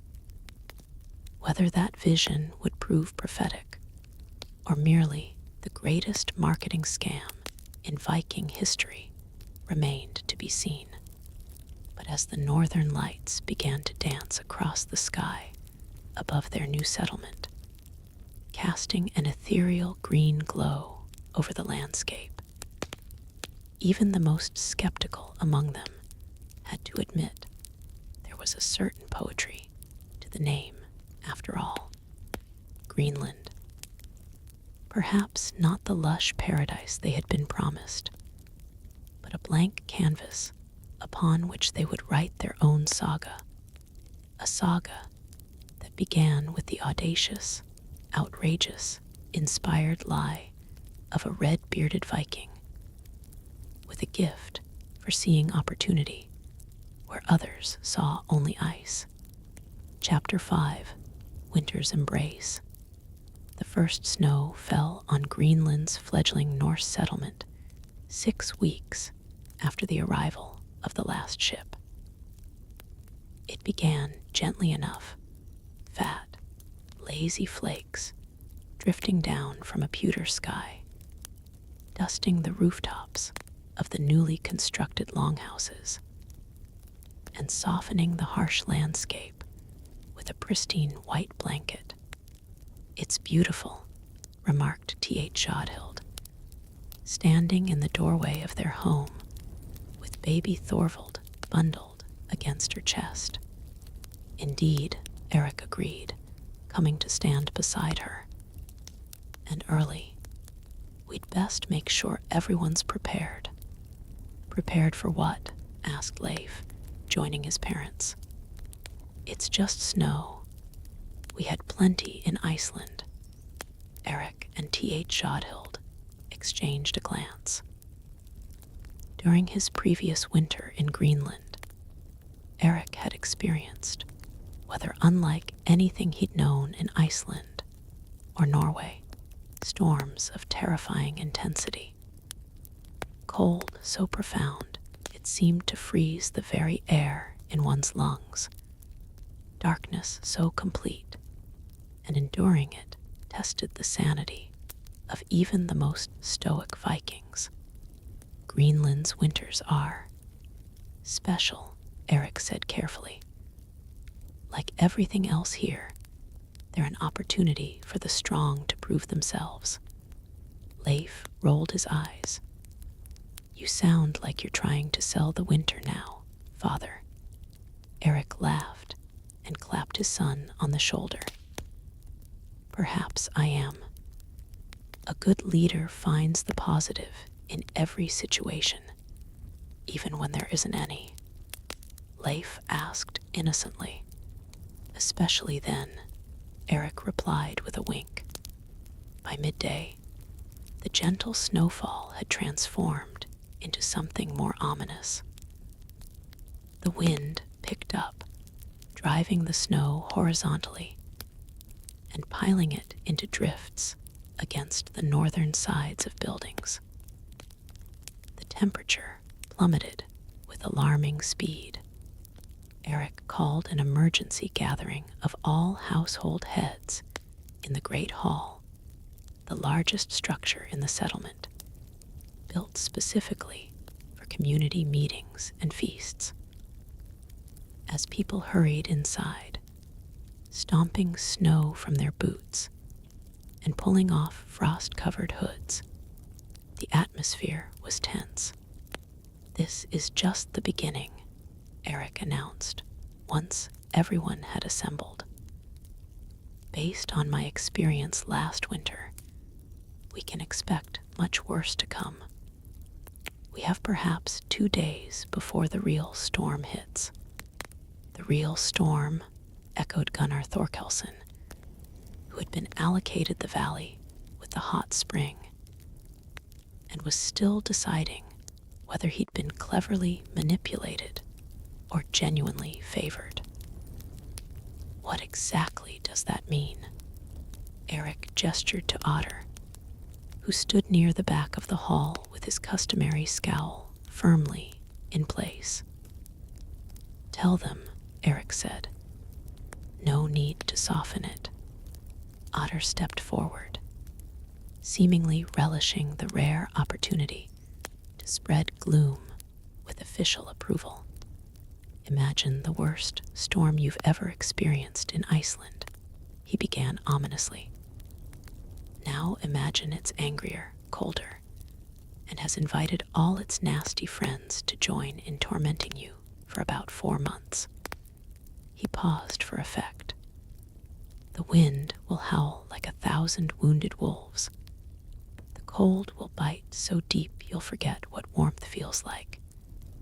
And the darkness, he shook his head solemnly.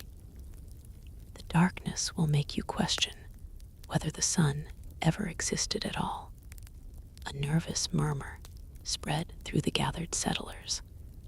Thank you, Otter, Erik cut in dryly. Always a pleasure to hear your uplifting perspective. You asked for the truth, Otter shrugged. And now for the practical implications, Erik continued smoothly. We need to secure additional firewood, reinforce all structures, bring livestock into sheltered areas, and establish a rotation for checking on elderly and vulnerable members of our community. He proceeded to assign tasks with the confident efficiency that had, despite everything, earned him the respect of most settlers.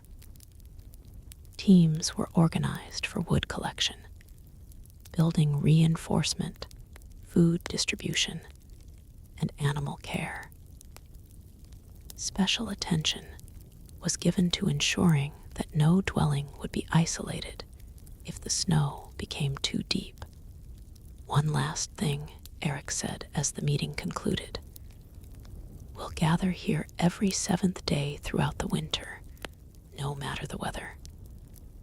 Bring food to share, sagas to tell, music if you have instruments. Winter is long, but together we'll make it shorter. As the settlers dispersed to their assigned tasks, Bjorn remained behind with Erik. A community feast every week, he questioned. Can our food stores support that? They must, Erik replied firmly. The real threat this winter isn't cold or even hunger, it's despair. Isolated people brooding in dark houses, regretting their decision to follow me here. That's how rebellions begin. Bjorn nodded thoughtfully. Clever. Keep them busy. Keep them together. Keep them focused on something besides their misery. Exactly, Erik agreed. And speaking of keeping busy, we need to prepare my family's storage cache. We've set aside extra supplies, but after Otter's cheerful prediction, I'm thinking we should add more. You're expecting trouble? Bjorn asked quietly. Erik's expression darkened. I'm expecting a winter that will test every one of us to our limits. I meant what I said about Greenland's potential, but I've never claimed the path would be easy. The next 2 days passed in a flurry of activity as the settlement prepared for the coming storm. Erik worked alongside everyone else, hauling firewood, securing roofs, and checking food stores.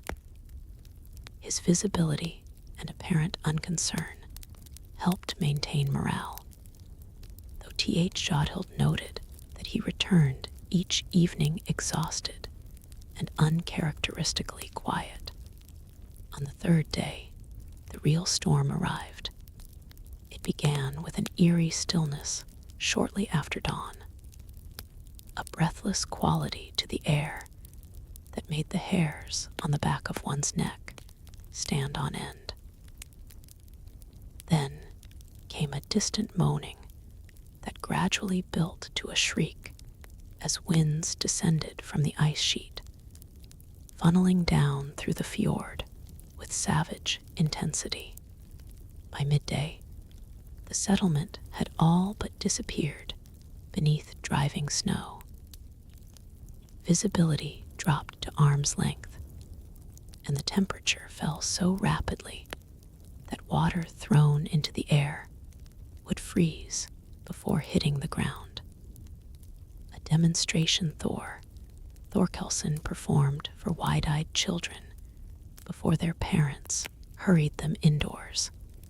Inside Erik's longhouse, the family gathered around the central hearth, listening to the storm's fury battering at their roof and walls. It sounds like the frost giants are trying to break in, little Fradies whispered, huddling closer to her mother. Then they'll be very disappointed, Erik declared confidently. This house was built by Vikings. A few grumpy Jotuns don't stand a chance against Norse craftsmanship.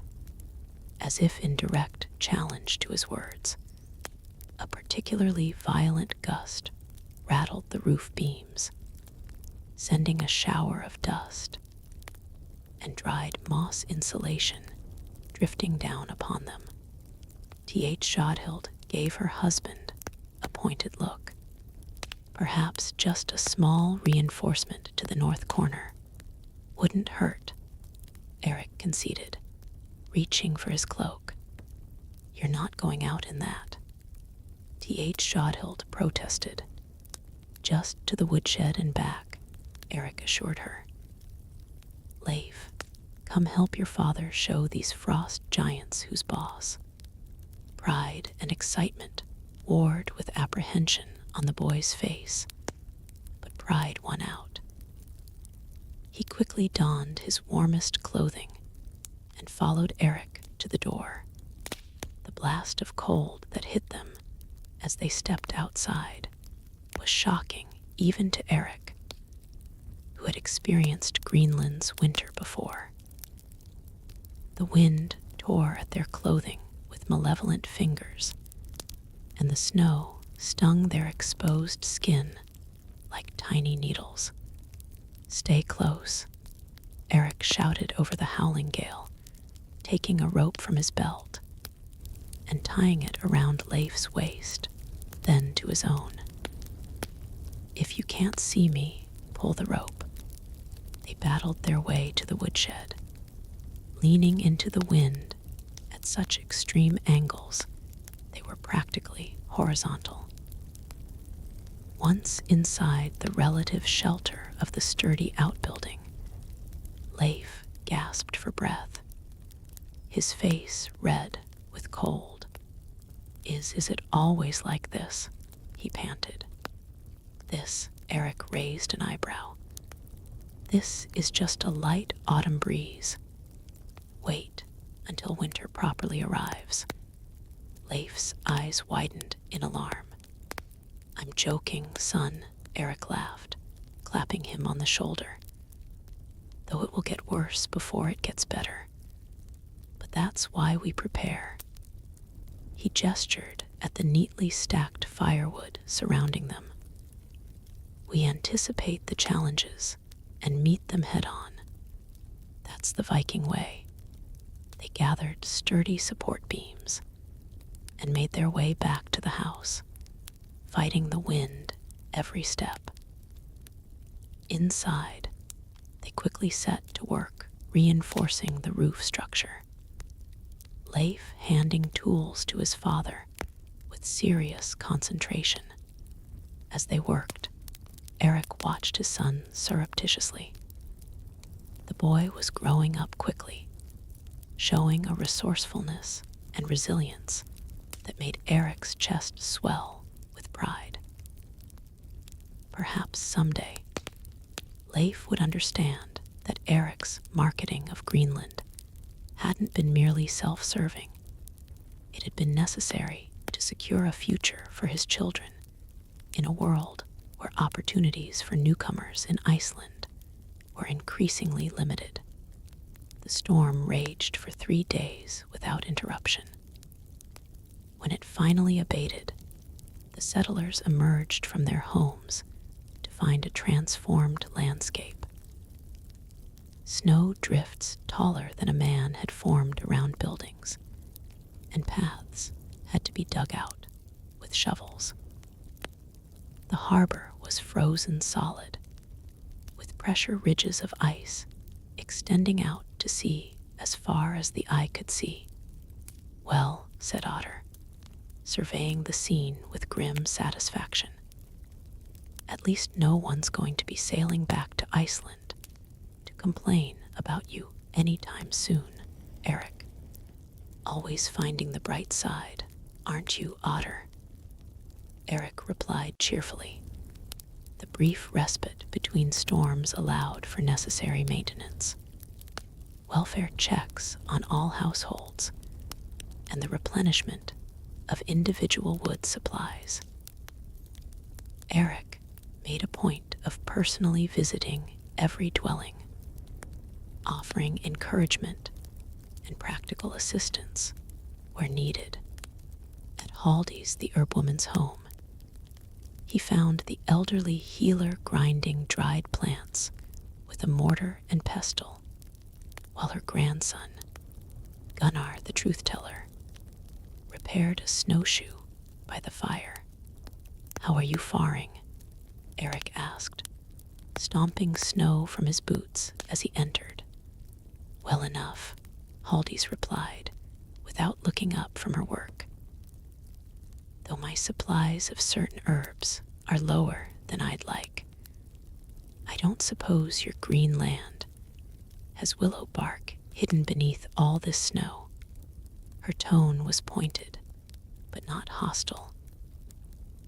Erik had come to appreciate the old woman's direct manner, which reminded him somewhat of his own mother.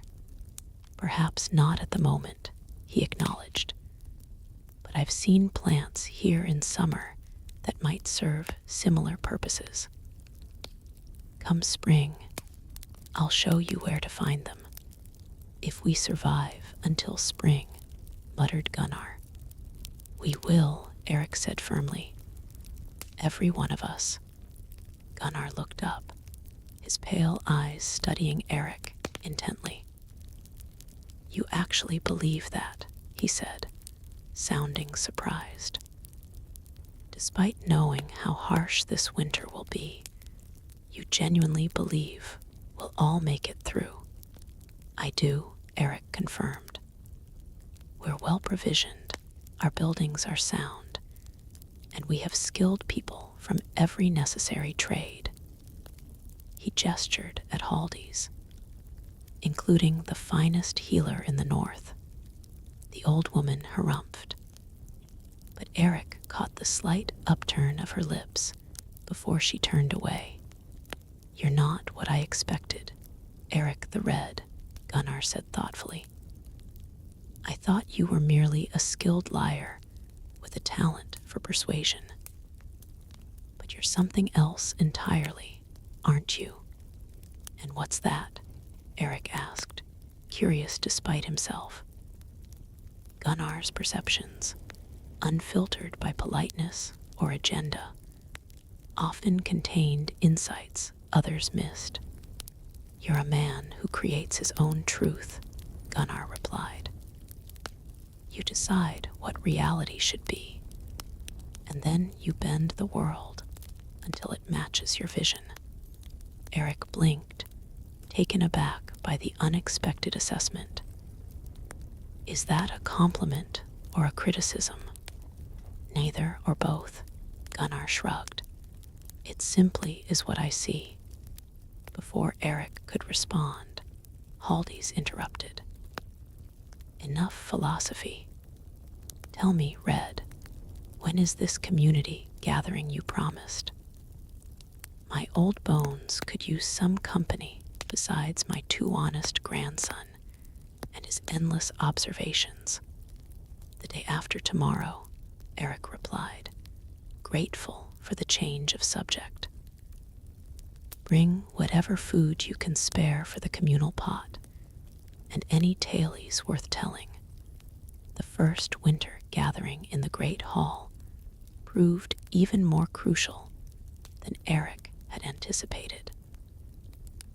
After nearly a week of confinement during the storm, the settlers were showing signs of the very despair he had feared: drawn faces, snappish tempers, the hollow-eyed look of people beginning to question their life choices.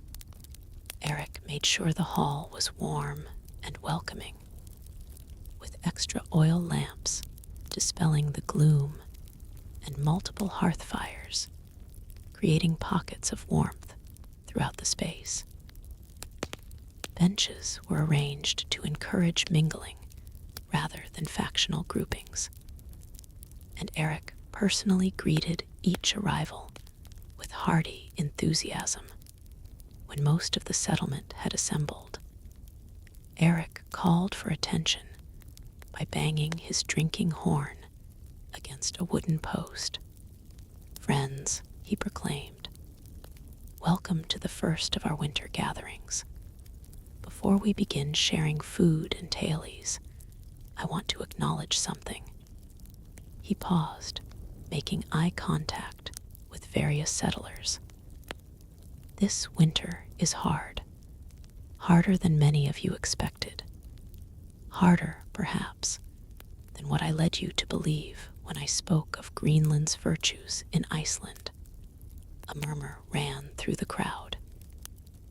This unprecedented admission from Erik caught everyone's attention, but he continued, his voice strengthening.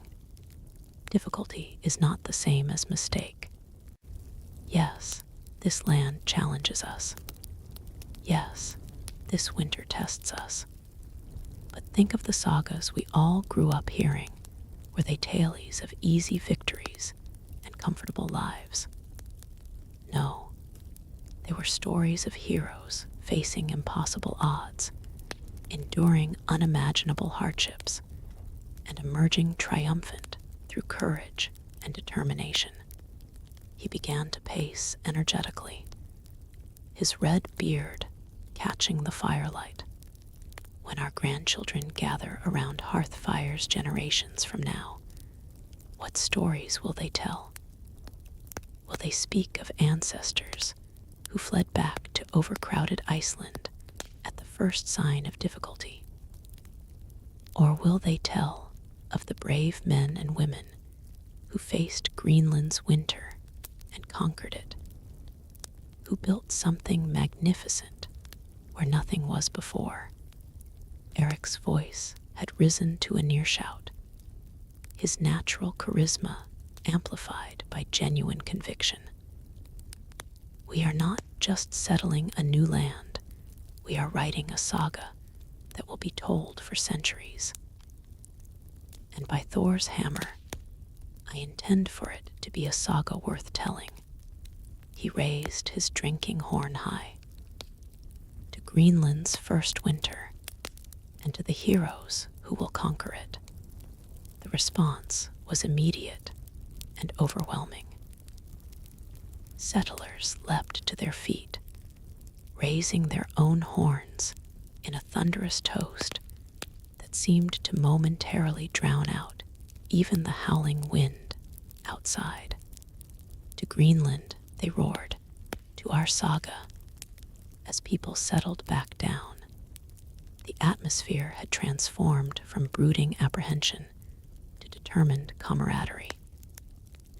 The communal cooking pots were brought forward, filled with various stews and porridges contributed by each household, creating a feast far more satisfying than any individual family could have prepared alone.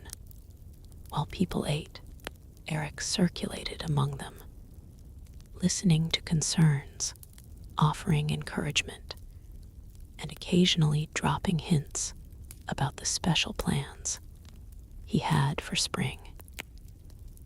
He was deliberately vague about these plans, but his confident references to future prosperity served to focus thoughts on eventual rewards rather than present discomforts. After the meal, the entertainment began. Some settlers had brought instruments, simple drums, wooden flutes, and a single prized lyre that had survived the journey from Iceland. Others offered to share tales, with traditional sagas being the most requested. To everyone's surprise, Otter the Pessimist emerged as one of the evening's most popular entertainers. His deadpan delivery of increasingly exaggerated tales of misfortune, most featuring a hapless character, suspiciously similar to Erik the Red, had the hall roaring with laughter. And then Otter recounted solemnly. The red-bearded fool told the frost giant that his ice palace would look much better painted green, and tried to sell him seaweed as exotic wall hangings. As laughter filled the hall, Erik leaned toward Bjorn. Should I be offended that they're enjoying tales of my fictional mishaps so much? Consider it a compliment, Bjorn advised. They can laugh at these stories precisely because they trust the real you to lead them through this winter. Or perhaps they're simply enjoying the thought of me being dangled upside down over a frost giant's cooking pot, Erik mused. That too, Bjorn conceded with a grin. The gathering continued late into the night, with the shared food, warmth, and companionship creating a bubble of normality amidst the harsh realities outside. By the time people began to depart for their homes, Erik could see the difference in their bearing, shoulders straighter, smiles easier, determination renewed. T.H. Jodhild, who had been watching her husband's orchestration of the evening with knowing eyes, joined him as the last guests were leaving. Well played, she said softly. You've given them something winter can't take away, a sense of purpose. We'll need to maintain it, Erik replied. The true test is yet to come. He was right. The storm that had greeted their arrival proved to be merely an introduction to Greenland's winter. What followed was a relentless progression of blizzards, interspersed with periods of clear, brittle cold so intense that exposed skin could freeze in moments. The days shortened until the sun barely bothered to appear at all, creating a perpetual twilight that blurred the boundaries between day and night. For people accustomed to Iceland's winter darkness, the extent of Greenland's polar night came as a profound shock. Yet through it all, Erik maintained both his optimism and his strategic leadership.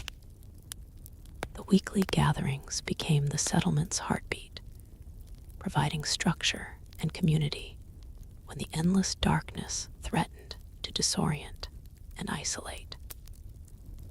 Erik ensured these events evolved over time, introducing competitions, skill-sharing sessions, and communal projects to keep minds and hands occupied.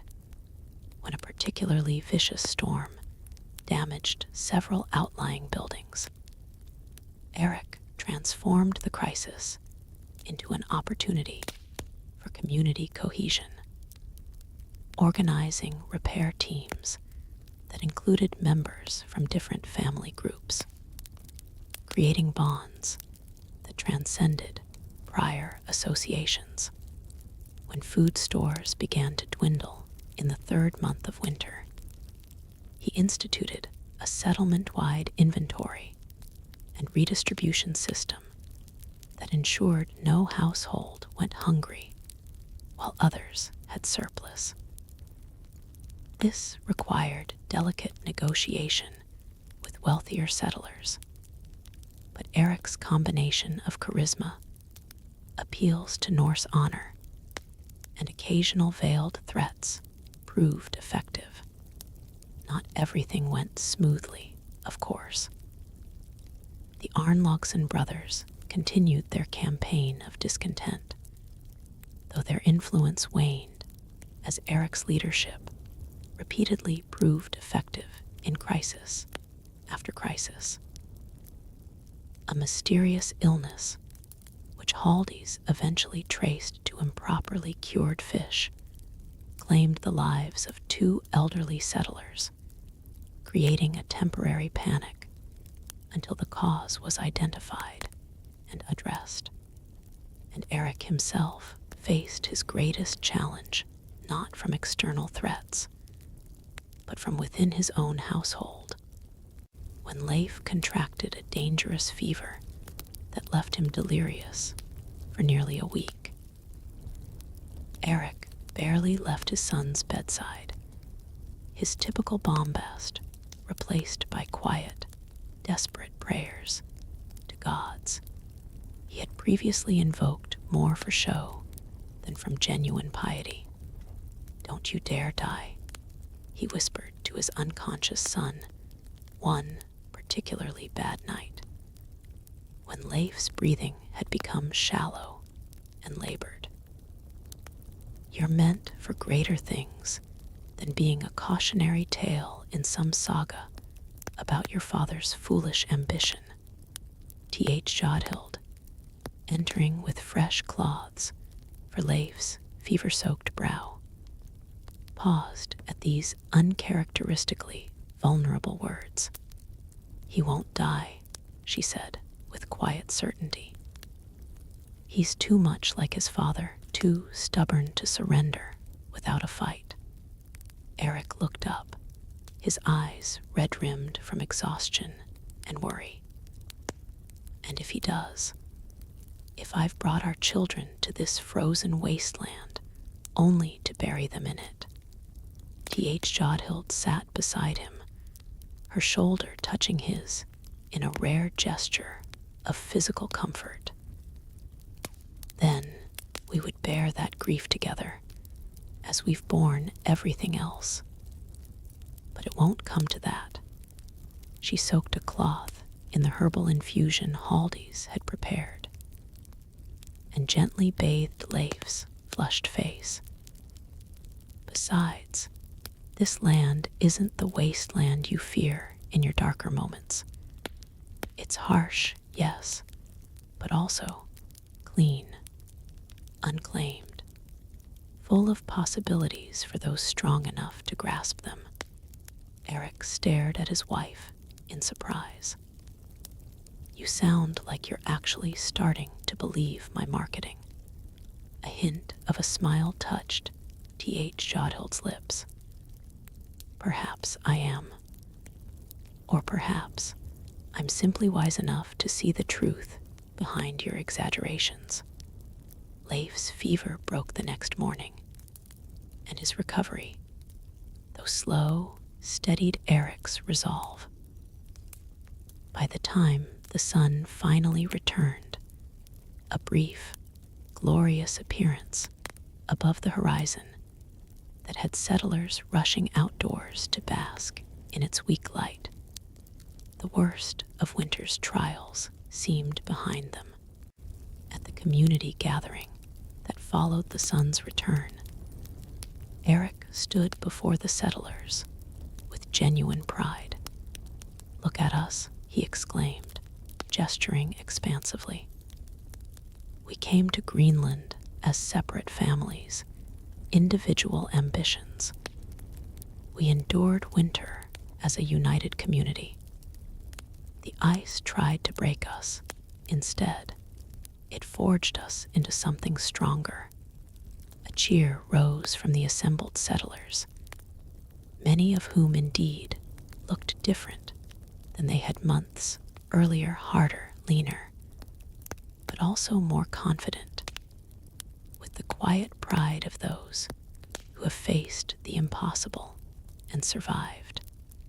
And now, Erik continued, his eyes gleaming with excitement.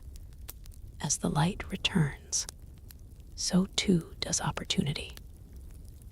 The time has come to expand our foothold here, to explore beyond our settlement, to truly claim this land as our own.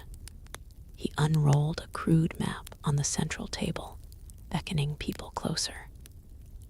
During my previous expedition, I found not just this fjord, but several others with equal or greater potential.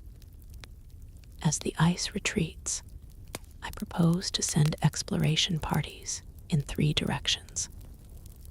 His finger traced routes along the coastline. Here, and here, each led by someone who has proven their worth during our winter trials. The prospect of action after months of mere survival energized the gathering. Settlers crowded around the map, asking questions, offering suggestions, volunteering for expeditions. Erik orchestrated the enthusiasm masterfully, ensuring that every major family group felt included in the plans, while maintaining his own central authority. As the discussions continued, Bjorn sidled up to Erik with an amused expression. "Quite the statesman you've become," he observed quietly.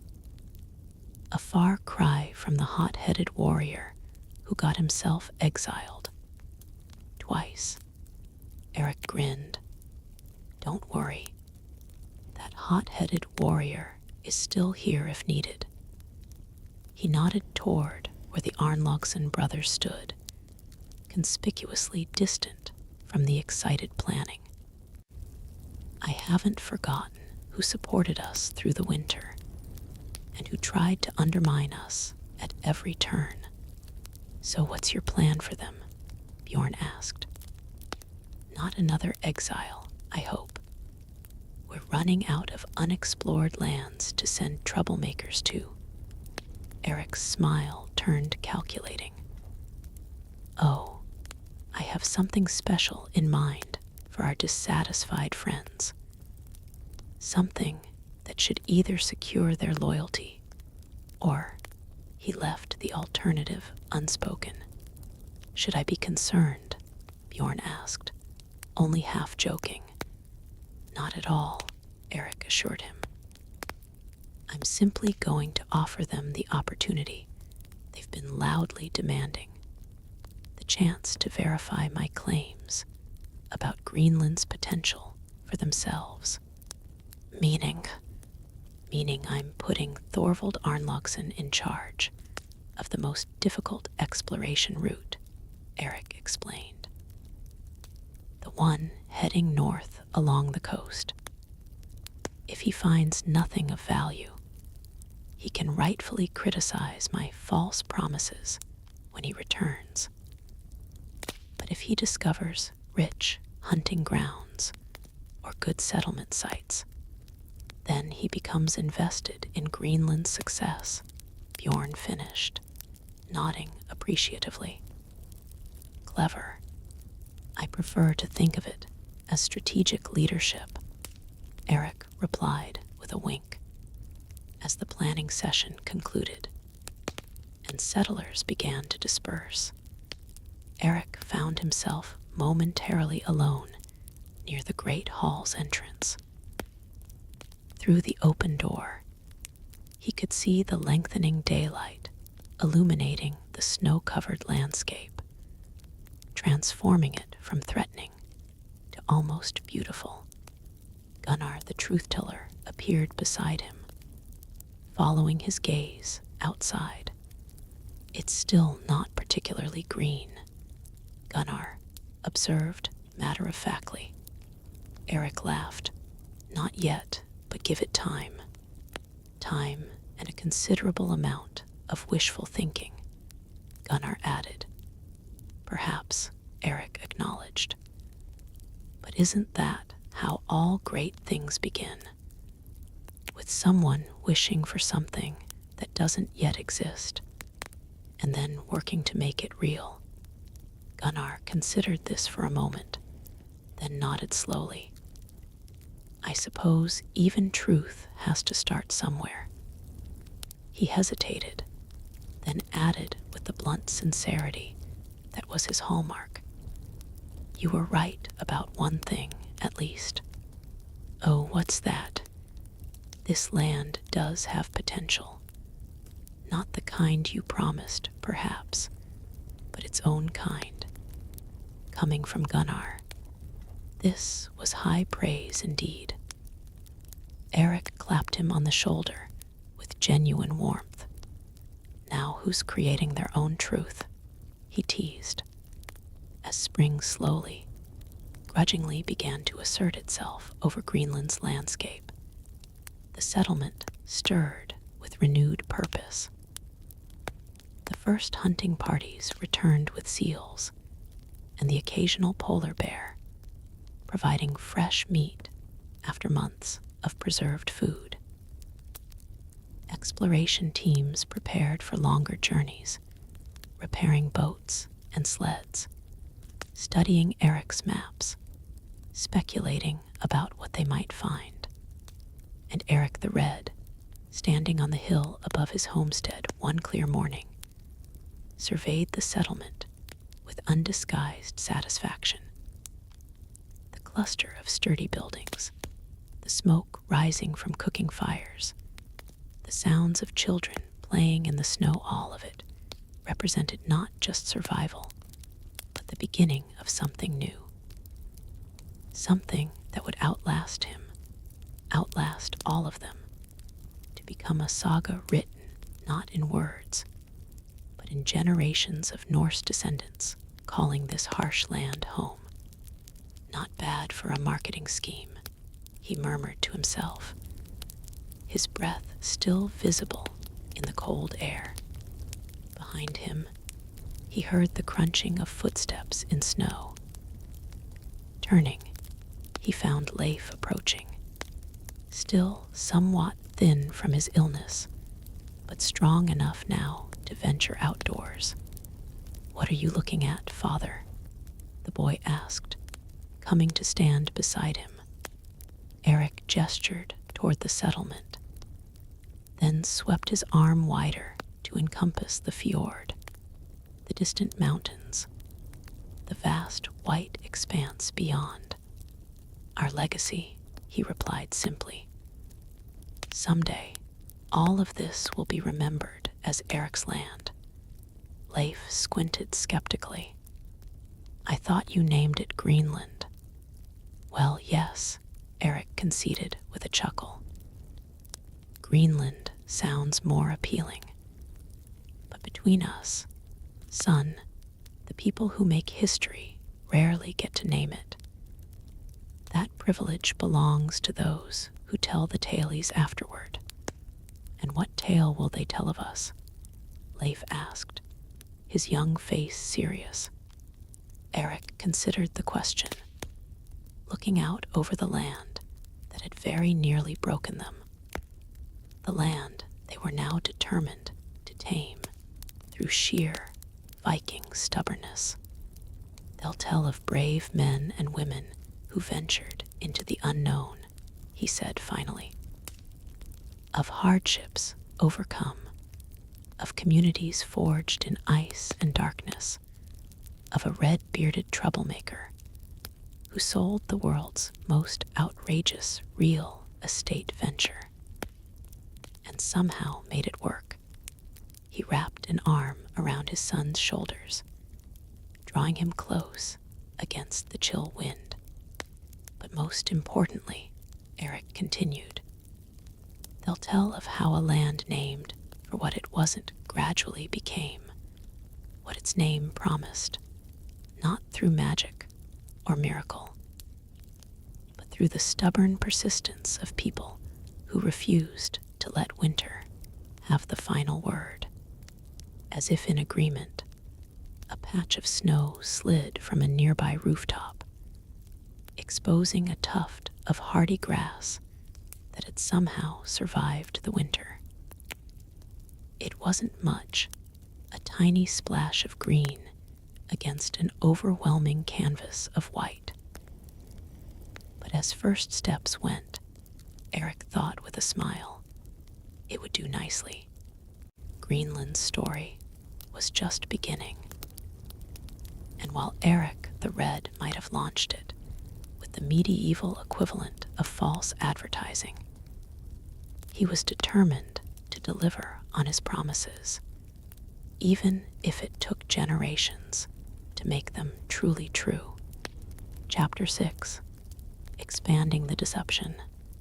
Spring in Greenland arrived like a shy maiden tentatively, reluctantly, and with frequent retreats back into winter's cold embrace. The snow melted in fits and starts, revealing patches of muddy ground that froze again overnight, only to thaw once more under the strengthening sun. The days lengthened rapidly, a welcome change after the endless darkness of winter. It's happening again, Otter grumbled, standing beside Erik on a hillside overlooking the settlement one morning in late spring. What's happening?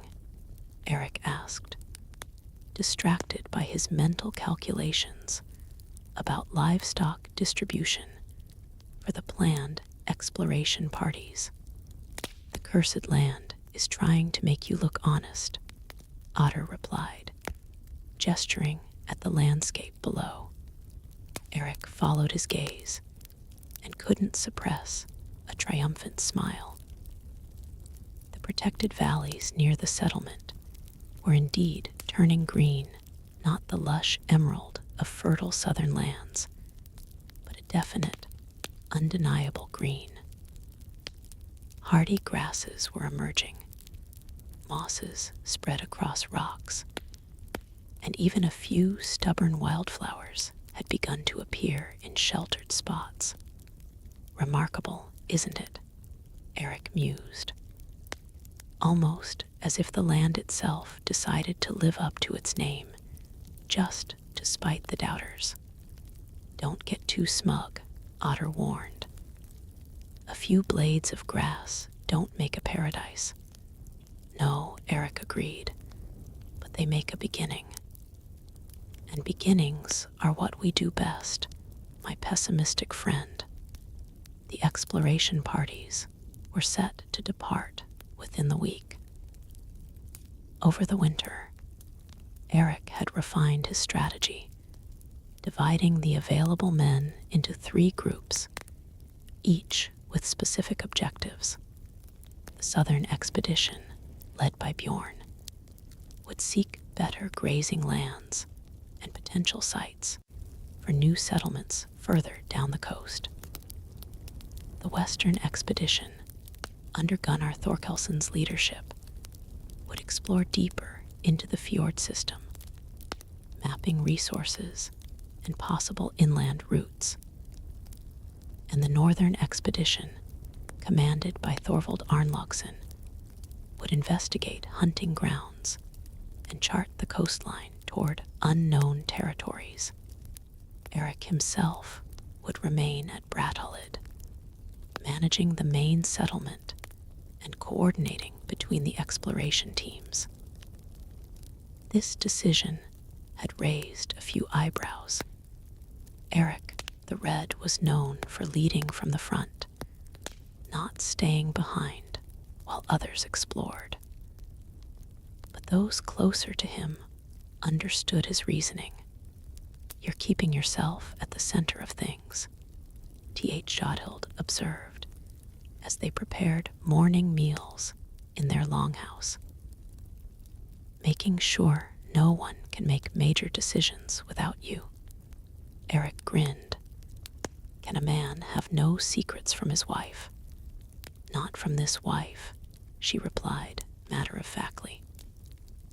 Though I suspect your desire to stay close to Leif during his recovery plays a part as well. Erik's expression softened. That too, he admitted. He's regaining his strength, but slowly, as if summoned by their conversation. Leif entered from the sleeping area, moving with the careful deliberation of someone still aware of their body's fragility. I should be going with one of the expeditions, he declared. Not for the first time. I'm strong enough. You're needed here, Erik replied firmly. Someone has to help me keep this rabble in line while the exploration parties are away. Leif didn't look convinced. I'm 12 winters old now, old enough to contribute. And contribute you shall, Erik assured him. I have special tasks in mind for you, responsibilities that require intelligence rather than merely physical strength. This perked Leif's interest. What kind of tasks? Erik exchanged a quick glance with T.H. Jodhild, who nodded almost imperceptibly. How would you like to be my official record keeper? Erik asked. Someone needs to document the growth of our settlement, the findings of our expeditions, the allocation of lands. It's work that will shape how future generations understand our accomplishments here. Leif's eyes widened. Like most Norse children, he had been taught basic runes, but Erik had ensured his son received more extensive training from a former monk who had joined their settlement. The boy's literacy was exceptional by Viking standards. You would trust me with that? Leif asked. Who better? Erik replied. You have the skills, and moreover, you have the judgment to separate important facts from trivial details. He leaned closer, lowering his voice conspiratorially. And between us, you're one of the few people here who can spell Bradalid correctly. Leif laughed, and Erik was heartened to see something of the boy's former energy returning. The winter illness had left its mark, but his son's spirit remained undiminished. The day before the expeditions were to depart, Erik called a community gathering to formally bless the journeys and clarify expectations. The great hall was packed as he unveiled a large hide map showing the settlement and the surrounding territories as they were currently understood. 3 teams, 3 directions, 3 purposes, Erik announced, his voice carrying to the farthest corners of the hall. When they return, our knowledge of Greenland will have tripled, and so too will our opportunities. He outlined each expedition's route and objectives, emphasizing the strategic importance of all 3. When he came to the northern expedition, he made a particular show of respect. The northern coastline presents unique challenges, he declared, nodding toward Thorvald Arnlaugsson. It requires a leader of exceptional determination and critical thinking. Someone who isn't swayed by pleasant appearances, but insists on seeing things as they truly are. Thorvald straightened under this unexpected praise, a flicker of confusion crossing his features before settling into cautious pride. Thorvald Arnlaugsson has questioned my descriptions of Greenland from the beginning, Erik continued, prompting a few nervous chuckles from the crowd. Now, he has the chance to see for himself what potential lies along our northern borders, and to claim the richest hunting territories for his family if he finds them. This was the carrot Erik had carefully crafted, the promise that critics who proved themselves would be rewarded, not punished. The stick, unspoken but understood, was that failures would return to diminished standing in the growing community. After the formal presentations, as people mingled and discussed the upcoming expeditions, Erik found himself approached by Haldis the herbwoman. The elderly healer fixed him with her penetrating gaze. "Clever, what you did there with Thorvald," she remarked. "Turning your most vocal critic into your most invested explorer." Erik feigned innocence. "I simply matched the task to the man." Haldis clearly wasn't fooled. And should he find nothing of value in the north, what then? Then he returns with first-hand knowledge that some parts of Greenland offer less opportunity than others, Erik replied smoothly, which only increases the value of the promising areas we've already identified. Haldis cackled. "You missed your calling, Red. You should have been a Verlva. You have the devious mind for it." "I'll take that as a compliment," Erik said with a slight bow. "Take it however you like," she retorted. "Just remember that even the cleverest schemes can be undone by forces beyond our control. Nature, the gods, human foolishness, all have ways of disrupting the best laid plans." "A cheerful reminder," Erik observed dryly. Haldis shrugged. "Someone needs to balance your relentless optimism." Her expression turned more serious. "Now, about your son. He's recovering, but more slowly than I would like. Make sure he doesn't overexert himself with these new responsibilities you've given him." "I will," Erik promised. "And thank you for your continued care of him." The old woman waved away his gratitude. "I do the same for everyone, though I will admit that boy of yours has a quick mind that would be a shame to lose. Rather like his father, though hopefully with better judgment."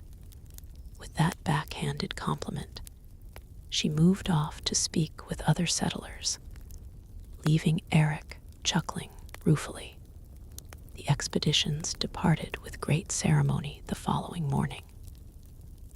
Erik stood at the shoreline, offering formal blessings and last-minute advice to each leader. To Bjorn, he gave a private message to be especially alert for signs of other Norse visitors along the southern coast. To Gunnar Thorkelsson, he emphasized the importance of mapping potential farming areas in the western fjords. And to Thorvald Arnlaugsson, he presented a special gift, a finely crafted spearhead. "For the first polar bear you encounter," Erik explained. "May it bring you both glory and valuable furs to trade." Thorvald accepted the gift with gruff thanks, still visibly uncertain about Erik's sudden change in attitude toward him.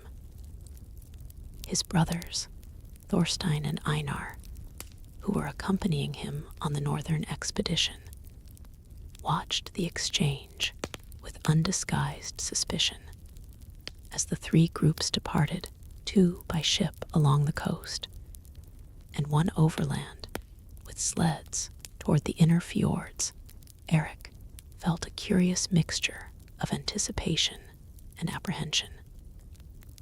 Much depended on what they would find, particularly the northern expedition. If Thorvald returned with reports of promising territories, Erik's characterization of Greenland would be substantially vindicated. If not, well, Erik already had contingency plans for that scenario as well. With the exploration parties gone, the main settlement fell into a different rhythm. Spring planting began in earnest, with precious seeds brought from Iceland carefully distributed among the limited arable areas. Livestock were released from their winter confinement to graze on the emerging vegetation. Hunting and fishing parties went out daily, bringing back a welcome variety of fresh food after the monotonous winter diet. Erik threw himself into the work of building and improving the settlement, always visible, always involved, setting an example of tireless industry that few could match. He was particularly focused on expanding fishing capabilities, having learned during the previous year that the waters of the fjord teemed with life, even when the land seemed barren. Leif, true to his father's instructions, began keeping meticulous records of the settlement's activities, resources, and growth. He created a census of all inhabitants, listed livestock numbers and distributions, and prepared blank pages for recording the findings of each exploration party upon their return. One evening, as Leif sat near the fire working on his records, Erik peered over his shoulder with undisguised pride. "You have a gift for organization," he remarked, studying the neat columns of runes. Everything in its proper place, clearly labeled. "Unlike your stories about Greenland," Leif replied with a sidelong glance, his tone hovering between teasing and accusation. Erik laughed. "Ah, so you've been listening to the Arnlogson complaints after all." "It's hard not to," Leif shrugged. "They're not exactly quiet about their opinions." "And what do you think?" Erik asked, genuinely curious about his son's perspective. Was I wrong to emphasize the more positive aspects of our new home? Leif considered the question seriously, setting aside his writing tools. "I think," he said slowly, "that if you had described Greenland exactly as it is, with all its ice and darkness and challenges, few would have followed you here." "True enough," Erik acknowledged. "But I also think," Leif continued, "that now we're here, the truth matters more than ever.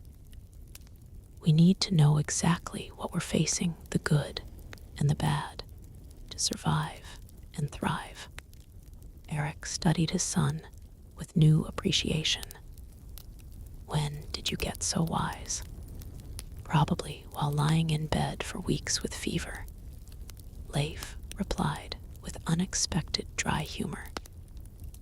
"It gives one time to think." Erik ruffled his son's hair affectionately. "Well, your observations are sound. The time for marketing is indeed past. Now we need clear-eyed assessment, which is precisely why I sent out the exploration parties. Even Thorvald Arnlogson," Leif asked skeptically. "Especially Thorvald," Erik confirmed. "A man determined to find fault will either discover legitimate problems we need to address or be forced to acknowledge virtues he cannot deny.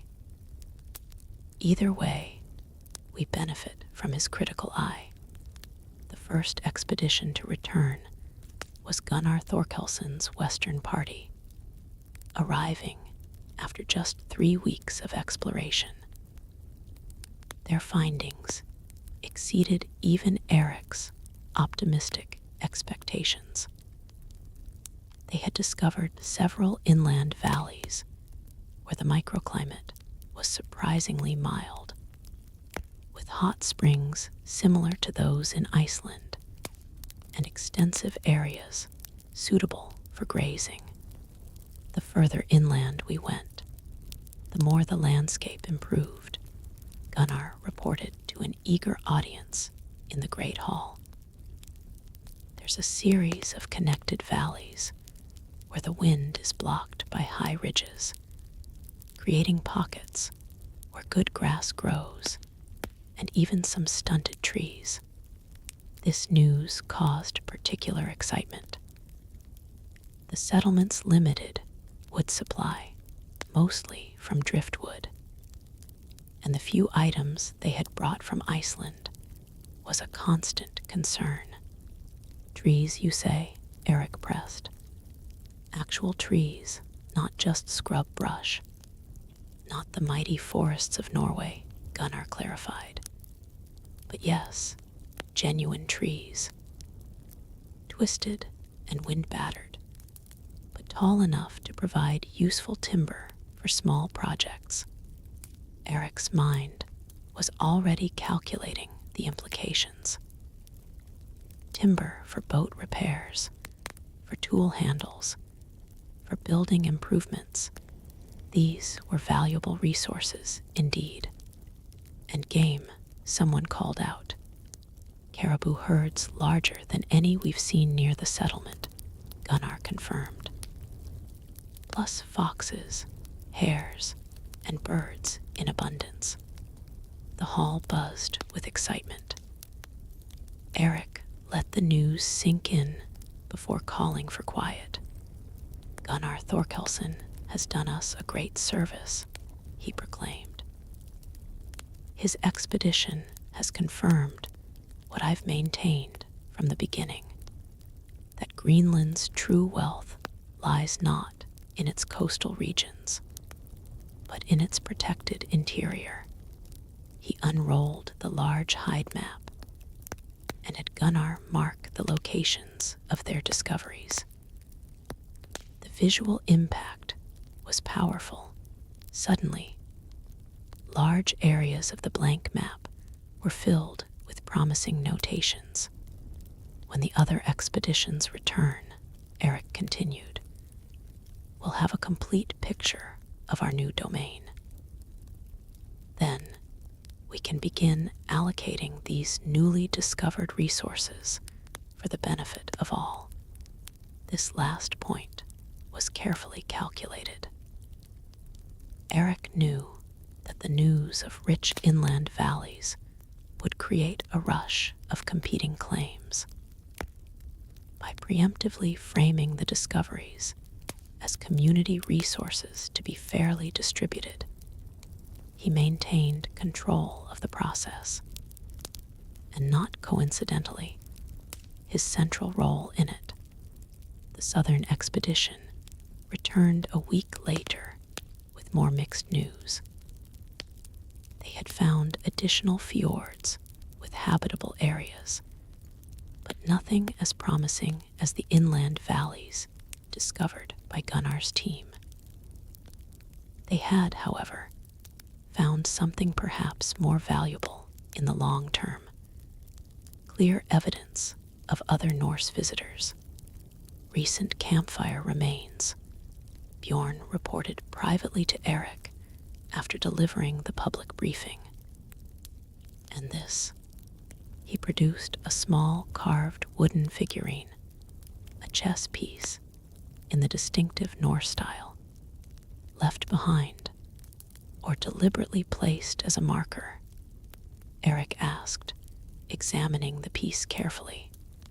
Hard to say, Bjorn admitted, but it confirms what we suspected. We're not the first Norse to explore these coasts. This was both concerning and potentially useful information. Erik had heard rumors of other explorations westward from Iceland and Greenland even before his own journey. If others were interested in these territories, it added urgency to their own claim staking. We'll send a larger expedition south before winter, Erik decided. Establish a small outpost to mark our territory clearly. The northern expedition was now the only group still absent. And as weeks stretched into months, with no sign of their return, concern began to grow in the settlement. Thorvald's brothers had wives and children waiting anxiously for news. Even those who had clashed with the Arnlogson brothers worried about the fate of the expedition. Should we send a search party? Bjorn asked Erik as midsummer approached, with still no word from the north. Erik frowned. They had supplies for half a year, and the northern territories should have good hunting. It's too soon to assume disaster, but not too soon for concern, Bjorn pointed out. True, Erik conceded. Prepare a small ship for reconnaissance. We'll give them another 2 weeks, then send out a search if they haven't returned. The preparations for a potential rescue mission were interrupted by the unexpected arrival of a ship from Iceland. It sailed into the fjord on a clear midsummer day, causing great excitement among the settlers, many of whom rushed to the shore to greet the newcomers and hear news from their former home. Erik was more measured in his response, watching from the hillside above the harbor as the ship docked. Unexpected visitors could mean many things: new settlers, curious explorers, or even official representatives following up on reports of their settlement's progress.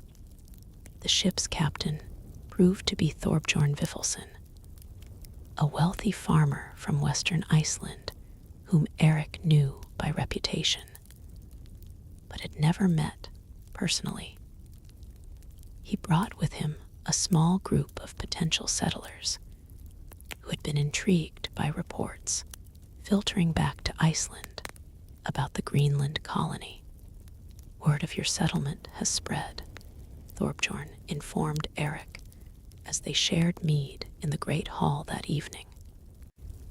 Some call it foolhardy, others visionary. I decided to see for myself before making judgment. A wise approach, Erik nodded appreciatively. And what do you think of our Greenland now that you've seen it firsthand? Thorbjorn glanced around at the sturdy hall, the well-organized settlement visible through the open door, the healthy appearance of the settlers despite their challenging winter. I think, he said carefully, that it's neither as green as your name suggests, nor as hopeless as your critics claim. Erik laughed.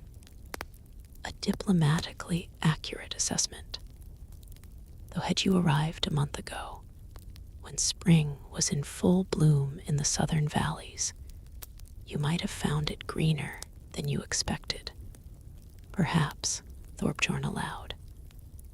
But it's not the color of the landscape that interests me so much as the quality of opportunity here. This was the opening Erik had been waiting for. Over the next hour, he detailed the findings of the exploration parties the resources being discovered, and most importantly, the freedom from the increasingly stratified social structures of Iceland. In Iceland, the best lands have been held by the same families for generations, Erik pointed out. Here, a man of ambition can claim territory that would make him a chieftain by Iceland's standards, assuming he survives the winters, Thorbjorn added dryly. We've already proven that's possible, Erik countered. And with each passing season, we learn more about how to thrive here, not merely survive. The conversation was interrupted by a commotion outside. Shouts echoed from the direction of the harbor, and moments later, Leif burst into the hall, his face flushed with excitement. Father, they're back. The northern expedition has returned. Erik rose immediately, exchanging a quick glance with Thorbjorn. Excellent timing, he murmured. Now you'll hear a first-hand account from our most critical explorers. They hurried to the harbor, where a weather-beaten ship had just docked. The northern expedition had clearly faced harsher conditions than the other groups. Their vessel showed signs of repairs made with limited materials, and the men themselves looked lean and hardened by their journey. Thorvald Arnlaugsson was the first to disembark, his beard longer and wilder than when he'd left, his face deeply tanned by sun and wind. His brothers followed, equally transformed by their months at sea. Welcome back, Erik called out heartily. We were beginning to worry. Thorvald's expression was unreadable as he approached. The gathered settlers fell silent, sensing the weight of the moment. Here was the man who had most vocally criticized Erik's characterization of Greenland, returning from months of first-hand exploration. Erik Thorvaldsson, Thorvald said formally, when he reached the red-bearded leader. Yes, Erik prompted, when nothing more was forthcoming. A slow, reluctant smile spread across Thorvald's weathered face. It seems I owe you an apology. A murmur ran through the crowd. This was the last thing anyone had expected from the stubborn, critical Arnlaugsson brother. We found it, Thorvald continued. Exactly what you claimed existed. Not here along the coast, not where anyone would first look, but further north, then inland along a fjord that cuts deep into the territory. Found what? Erik asked, though he suspected he knew the answer. Greenland, Thorvald replied simply. Valleys sheltered from the worst winds, with grass growing knee-high even this early in the season. Lakes full of fish, herds of caribou, so numerous they darkened the hillsides.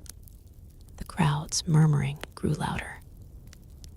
Erik maintained a carefully neutral expression, though inwardly he was exultant.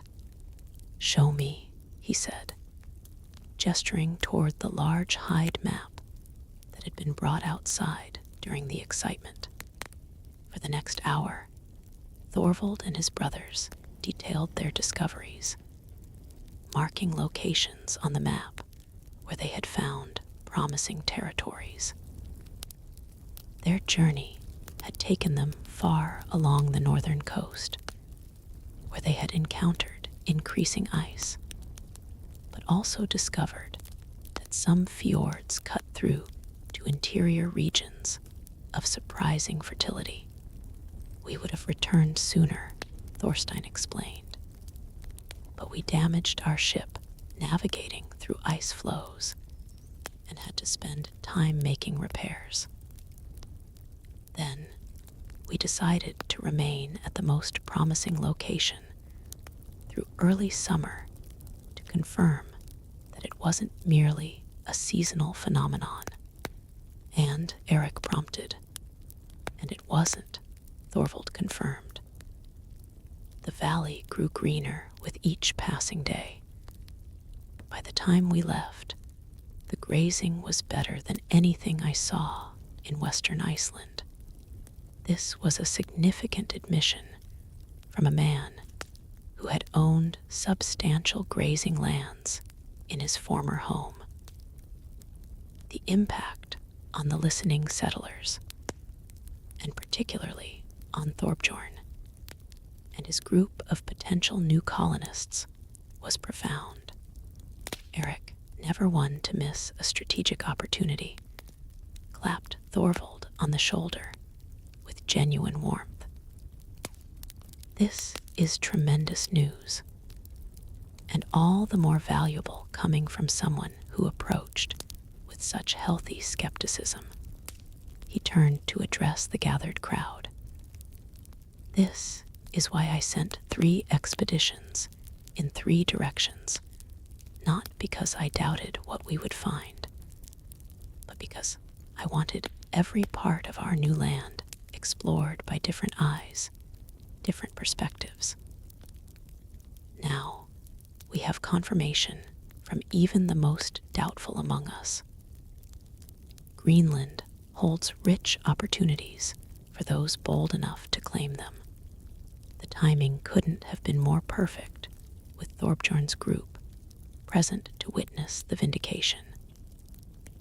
Erik caught Bjorn's eye across the crowd and recognized his friend's knowing smile. Sometimes, Erik reflected, the gods themselves seemed to favor his schemes, or perhaps, as T.H. Jodhild often suggested, he was simply skilled at turning whatever circumstances arose to his advantage. That evening, a feast was held to celebrate the return of the northern expedition and welcome the visitors from Iceland. The great hall hummed with excitement as Thorvald and his brothers shared tales of their journey, each account making Greenland's sound more promising than the last. Midway through the festivities, Erik found himself approached by Thorbjorn, whose expression had shifted from diplomatic neutrality to cautious interest. These northern territories, the Icelander began without preamble. Have they been claimed yet? Not officially, Erik replied. Though the Arnlogson brothers have earned the right to first consideration of the lands they discovered, and if others were interested in establishing a presence there, Thorbjorn pressed. That would be a matter for discussion, Erik said carefully. A strong settlement in the north would benefit our entire community, particularly if established by someone with substantial resources. Thorbjorn nodded thoughtfully. I brought more than just curious observers, you know. My ship carries seeds, tools, even disassembled loom parts enough to establish a proper household. Came prepared for any eventuality, did you? Erik observed with approval. I prefer to have options, Thorbjorn replied. And it seems Greenland offers more than I anticipated. By the feast's end, preliminary arrangements had been made for Thorbjorn and his group to establish a northern settlement under the overall governance of Bradhalid. Thorvald Arnlogson and his brothers would guide them to the promising valleys they had discovered, in exchange for prime land allocations and leadership positions in the new outpost. As the hall gradually emptied, Erik found himself sitting alone with Leif, who had been diligently recording the Northern Expedition's findings in his logbook. "Well, son," Erik said, unable to keep the satisfaction from his voice, "what do you think of your father's marketing now?" Leif looked up from his writing with a thoughtful expression. "I think," he said slowly, "that you were right about Greenland having green places worth finding. But I also think you were lucky that Thorvald discovered them exactly when we needed him to." Erik chuckled. "Perhaps, though I prefer to think I created circumstances where such luck was more likely to occur by sending your biggest critic to search for the very thing he doubted existed." "Precisely," Erik nodded. "If he found nothing, he'd return having failed at the task I entrusted to him, weakening his position as a critic. If he found what I claimed existed, he'd be forced to acknowledge it, strengthening my position. Either way, I benefited." Leif shook his head, a mixture of admiration and exasperation in his expression. "You always seem to win, even when it looks like you might lose. That, my son," Erik said, leaning back with satisfaction, "is the true art of leadership. Not avoiding challenges, but arranging them so that even apparent setbacks advance your ultimate goals." As they sat in the quieting hall, Erik contemplated the day's developments with deep satisfaction. The return of the Northern Expedition with positive reports, the timely arrival of Thorbjorn with potential new settlers, the gradual transformation of critics into supporters, all of it vindicated his vision for Greenland. The settlement was no longer merely a desperate outpost of exiles and dreamers. It was becoming a genuine colony with multiple settlements, established trade routes between them, and a growing reputation that attracted interest from Iceland.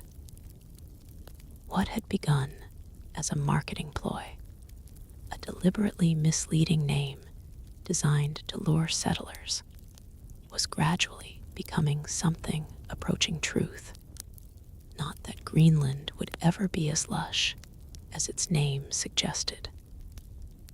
But perhaps, Erik reflected, the name had never really been about the color of the landscape at all.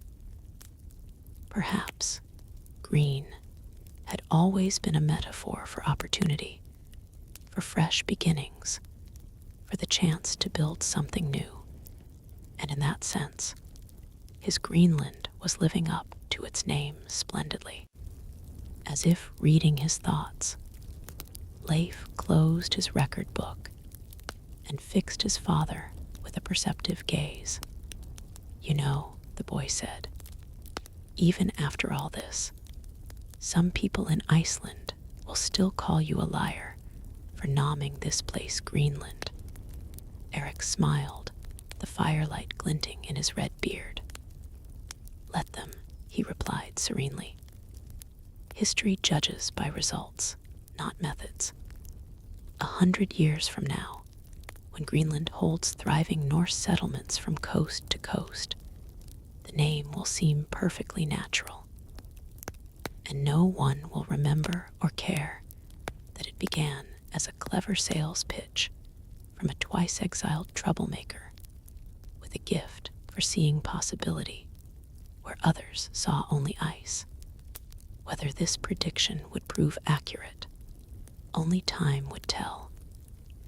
But But as the summer sun lingered on the horizon, casting a golden glow over the growing settlement, one thing was already clear.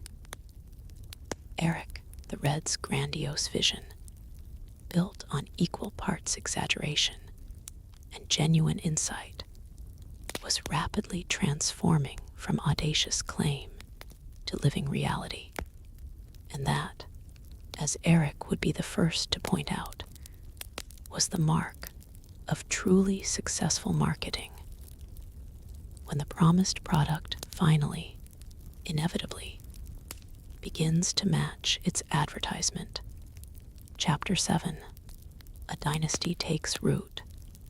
5 years had passed since the first Norse settlers followed Erik the Red to his misleadingly named Greenland. What had begun as a desperate gamble by an exiled troublemaker had evolved into something remarkable, a functioning Norse colony spreading across the southwestern coast of the massive island. Brattahlid, once a cluster of hastily constructed shelters, now stood as a proper settlement with over 30 substantial buildings, including a small church built at T.H. Jodhild's insistence after her conversion to Christianity.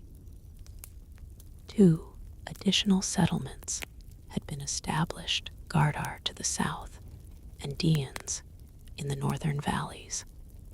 Erik the Red, now approaching his 50th year, had transformed as much as the colony he had founded. His fiery temper had mellowed somewhat, and his leadership style had evolved from brash showmanship to calculated statesmanship. He was now officially recognized as the paramount chieftain of all Greenland. On a bright summer morning, Erik stood surveying his domain with satisfaction.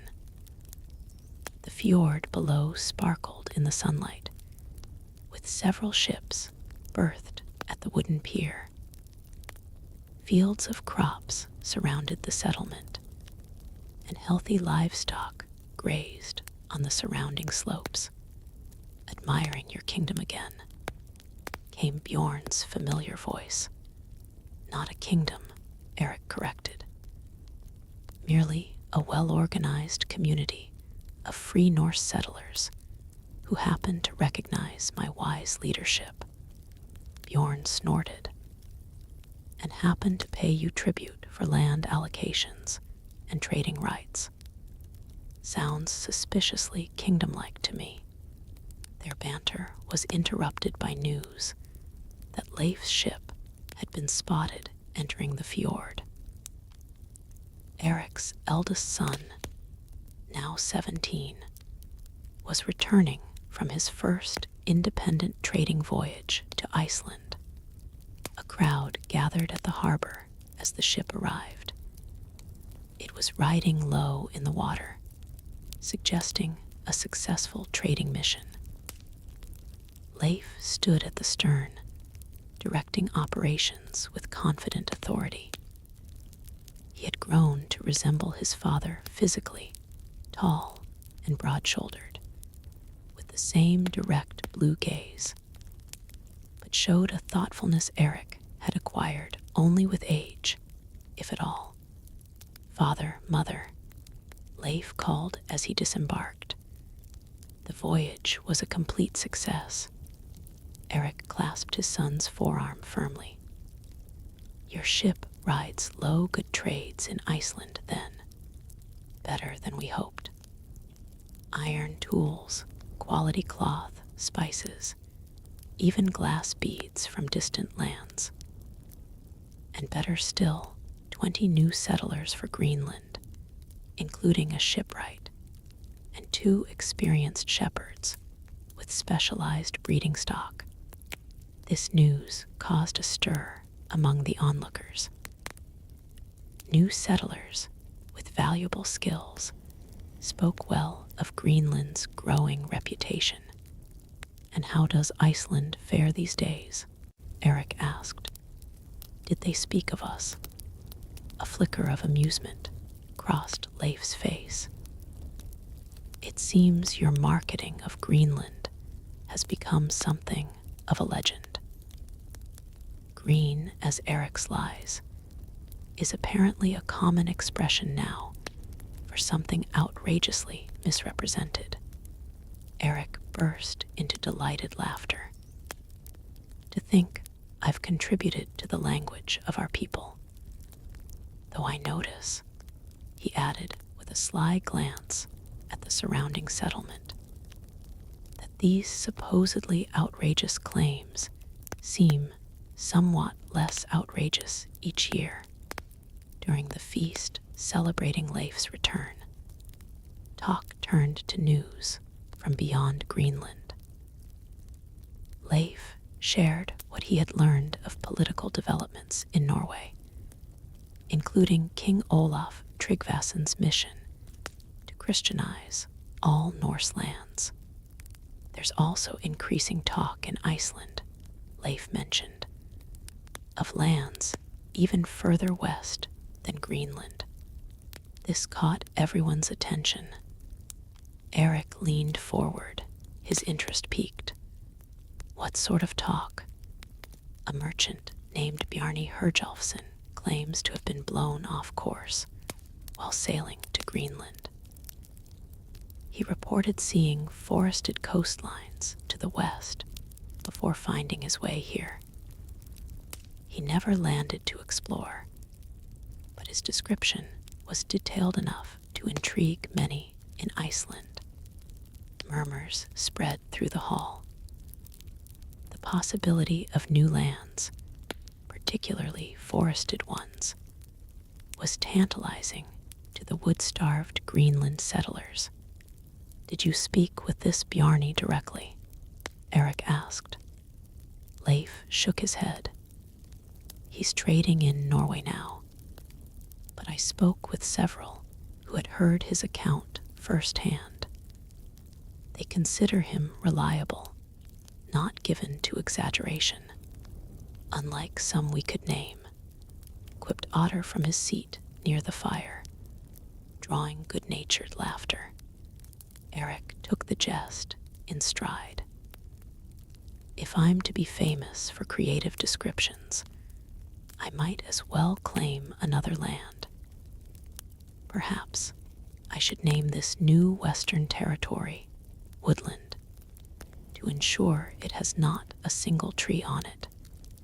Later that night, Erik found Leif standing outside, gazing westward, where the midnight sun hung low on the horizon. You're thinking about it, aren't you? Erik asked. These lands Bjarni spoke of. Leif nodded. Wouldn't you be? Fresh territory, unexplored by our people, possibly rich in timber and other resources we lack here. I would indeed, Erik agreed. In fact, I am. They stood in companionable silence for a moment, both contemplating the western horizon. You know, Erik said finally, a voyage of exploration would make an excellent next step in your development as a leader. Discovering new lands. That's how legends are born. Are you suggesting I should organize an expedition to find these western lands? I'm suggesting we might organize such an expedition, Erik clarified. With my experience and your fresh ambition, we could make quite the team. As summer progressed, preparations for the Western expedition developed. Ships needed maintenance, supplies had to be gathered, and a crew carefully selected from the many volunteers eager to join the adventure. The plan was to depart in early summer of the following year, when the ice would be clear and daylight at its longest. This timeline gave them ample opportunity to prepare, while also attending to the ongoing needs of the Greenland settlements. As word of the planned expedition spread, it brought increased interest from beyond Greenland's shores. Several additional ships arrived from Iceland that summer, including one carrying a Christian missionary sent by King Olaf of Norway. His name was Tiakir, a learned, good-humored man with genuine interest in the Greenland colony. T.H. Jodhild welcomed him enthusiastically, seeing him as an answer to her prayers for religious guidance for her small church. Erik was more reserved, wary of the political implications of accepting a royal missionary. But he found Tiakir surprisingly easy to talk with and refreshingly direct.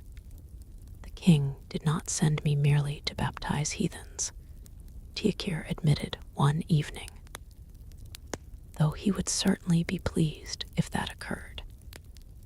He also wants reliable information about this colony, its size, its resources, its potential, its taxability, you mean," Erik observed shrewdly.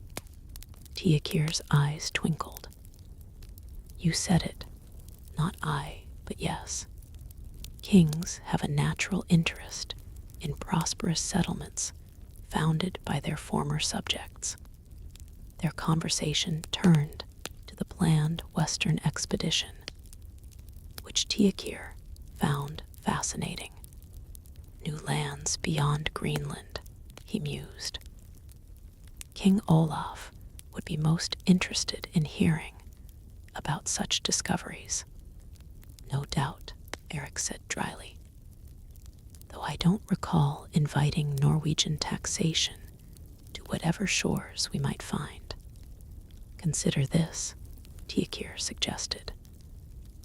"Royal recognition of your discoveries would lend them legitimacy in the wider Norse world. There are advantages to having powerful allies when establishing claims to new territories." He paused before adding, "Your son Leif would make an excellent emissary to King Olaf's court before your expedition. Royal blessing for the voyage would serve you well." Erik's eyes narrowed slightly. The suggestion was reasonable, but he sensed deeper currents. King Olaf's interest in promising leaders invariably involved bringing them into the Christian fold. Winter came and went, and as spring returned, a disagreement between Erik and Leif emerged. While inspecting the ship for their western expedition, Leif made an announcement. "I've decided to sail to Norway first," he said firmly. "There's a ship leaving for Norway as soon as the routes are passable, and I intend to be on it." Erik stared at his son, momentarily speechless. "You've been making plans without consulting me." "I'm consulting you now," Leif replied. "But yes, I've been gathering information and considering options, as any responsible leader would do. And what of our Western expedition? What of the plans we've spent months developing?" "They remain valid," Leif assured him, "but improved by royal sanction and support. I'll negotiate with King Olaf, secure his backing, and return by midsummer. We can depart for the western lands before autumn, if the king permits it," Erik said pointedly. "If he doesn't decide you're more valuable serving his interests in Norway. If he doesn't place conditions on his support that compromise our independence. I can handle negotiations without surrendering our autonomy, Leif countered. I'm not a child to be manipulated by powerful men. No, Erik agreed, his temper rising. You're a young man being flattered by the attention of a king and his clever missionary. A young man perhaps too eager to expand his horizons beyond the provincial colony his father built. Leif's face flushed. That's unfair. My interest in Norway is strategic, not some youth's infatuation with distant courts. They stood facing each other, the tension between them palpable. In his son's determined expression, Erik saw a reflection of his own stubbornness. Before he could respond, a sharp pain lanced through his chest, stealing his breath. He staggered, clutching at his tunic.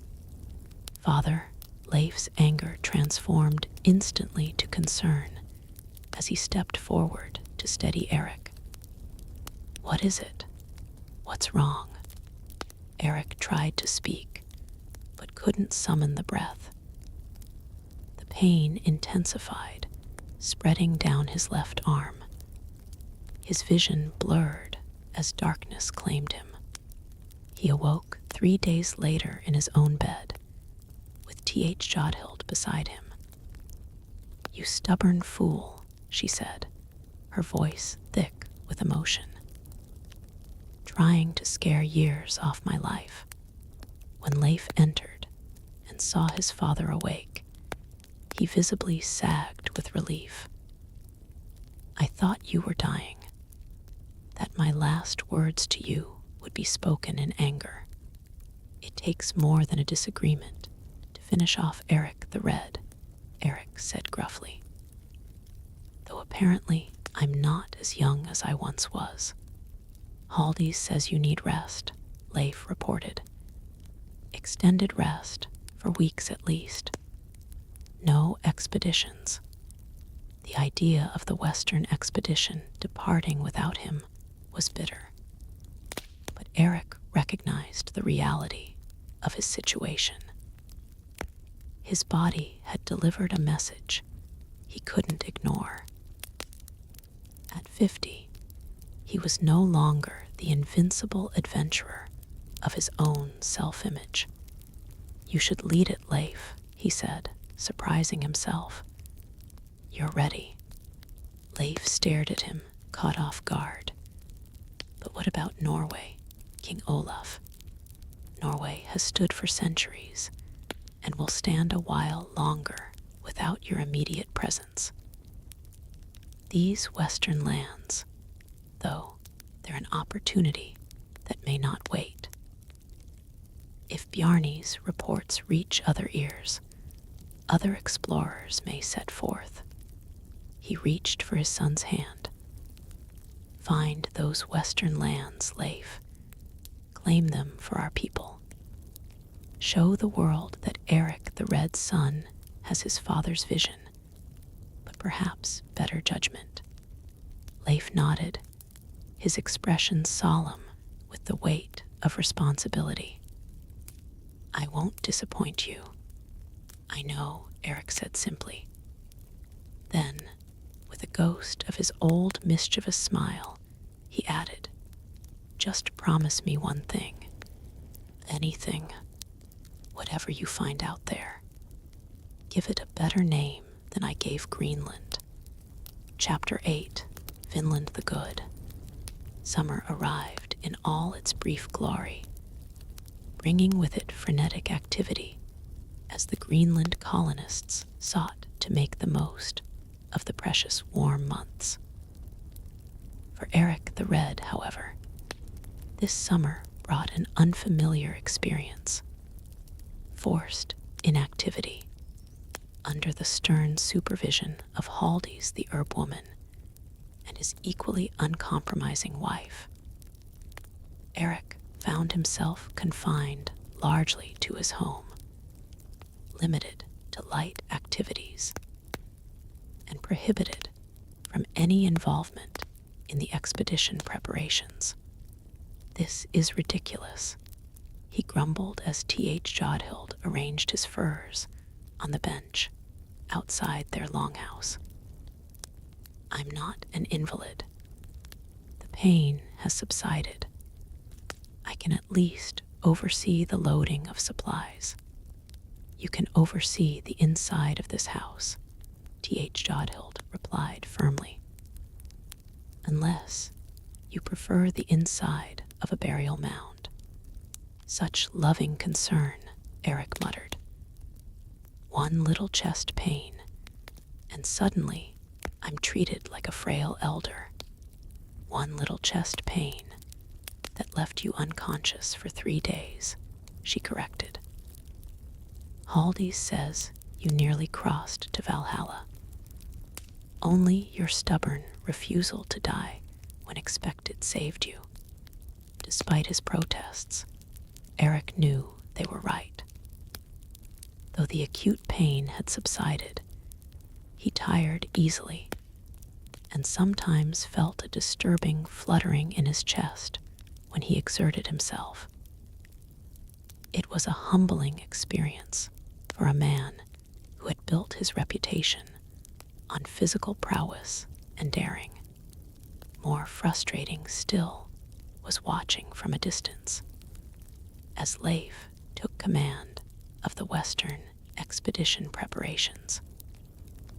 The young man proved remarkably capable, displaying organizational skills and diplomatic talents that earned the respect of even the most experienced crew members. "He's doing well," Bjorn commented one day, having stopped by to update Erik on the preparations. "Better than well, in fact. The men follow him willingly, not just because he's your son." "Of course they do," Erik replied, unable to fully suppress his pride despite his frustration. "He's a Thorvaldsen. Leadership flows in his blood." "Perhaps," Bjorn nodded, "though I'd say he shows a judiciousness that the Thorvaldsen blood doesn't always provide." He gave Erik a meaningful look. "You're saying he's less hot-headed than his father," Erik translated dryly. "No need for diplomacy, old friend. I'm aware of my own reputation." Bjorn laughed. "Age brings wisdom, they say, even to red-bearded berserkers." The expedition ship, now renamed the Leifsbooth, or Leif's Booth, was a fine vessel, the best in their small fleet. Thoroughly overhauled, provisioned for a long voyage, and crewed by 20 of Greenland's most capable men, it represented the colony's pride and ambitions. Finally, the day of departure arrived. Despite T.H. Jodhild's objections, Erik insisted on being present at the harbor to see his son off. Supported by Bjorn on one side and his younger son Thorvald on the other, he made his way slowly to the pier where the ship awaited the turning tide. The entire settlement had gathered to witness the historic departure. This was no mere trading voyage or fishing expedition, but a journey into the truly unknown, a quest to discover what lands might lie beyond the western horizon. Leif stood on the deck, conferring with his second-in-command, the experienced sailor Tieker, who had surprised everyone by volunteering for the voyage. The missionary had proven to be more than a religious envoy. His knowledge of geography and languages had made him a valuable advisor for the expedition. When Leif spotted his father's approach, he hurried down the gangplank for a final farewell. All is prepared, he reported formally, though Erik could see the excitement dancing in his eyes. We have supplies for 6 months, tools for building temporary shelters, and trading goods should we encounter any inhabitants. Good, Erik nodded. And your route? Southwest, initially, following Bjarni's descriptions. He reported 3 distinct coastlines, the most promising being the furthest south, where he claimed to have seen forests. Remember, Erik said, lowering his voice for privacy, a wise explorer isn't just seeking glory. He's seeking resources that benefit his people. Timber, good soil, hunting grounds, these matter more than merely being first. I understand, Leif assured him. I won't be reckless. Erik gripped his son's shoulder. But don't be timid either. The greatest discoveries often require bold choices. He stepped back, addressing his next words loudly enough for the gathering to hear. May the gods speed your journey and guide your return. Bring us news of Western wonders, Leif Eriksson. A cheer rose from the crowd, and Leif, visibly moved, clasped his father's forearm in the traditional warrior's farewell before returning to his ship. The tide was turning, and within moments, the crew were casting off lines and raising the striped sail that would carry them westward. Erik watched until the ship disappeared from view, a mixture of pride and envy churning within him. His son was sailing into history, while he remained behind, the aging founder, whose greatest adventures were now behind him. He'll be fine, T.H. Jodhild said, joining him as the crowd began to disperse. He has your courage and my common sense. Poor odds for him, then, Erik quipped, but there was no bitterness in his tone. Come, wife. Since I'm apparently too decrepit for voyages of discovery, I might as well make myself useful in other ways. Oh, T.H. Jodhild raised an eyebrow. And what did you have in mind? If I cannot explore new lands, Erik declared, I shall focus on improving this one. It's time Brattahlid had proper defenses, better harbor facilities, and a hall worthy of its status as Greenland's capital. T.H. Jodhild studied him with surprise and something like approval. Building rather than voyaging. This is a new side of you, husband. Not so new, Erik corrected. I've been building this colony for years. I simply had less time to focus on the details while convincing people that ice was actually green. The months that followed were both frustrating and oddly satisfying for Erik. Confined to less physically demanding activities, he turned his considerable energy and charisma toward community improvements. Plans were drawn up for an expanded harbor that could accommodate more ships, defensive walls to protect against potential threats, and a grand new hall that would serve as both community gathering place and symbol of Greenland's permanence. These projects provided structure and purpose during the long wait for news of Leif's expedition. Summer waned. Autumn arrived with its brilliant but brief colors, and the first winter storms began to threaten. Still, no sign of the Leifsbotn. They could have wintered wherever they found themselves, Bjorn reminded Erik as they stood watching for sails that didn't appear. Leif is too smart to risk a winter crossing if they were delayed in their explorations. I know, Erik acknowledged, yet I cannot help but worry. The great Erik the Red worrying, Bjorn teased.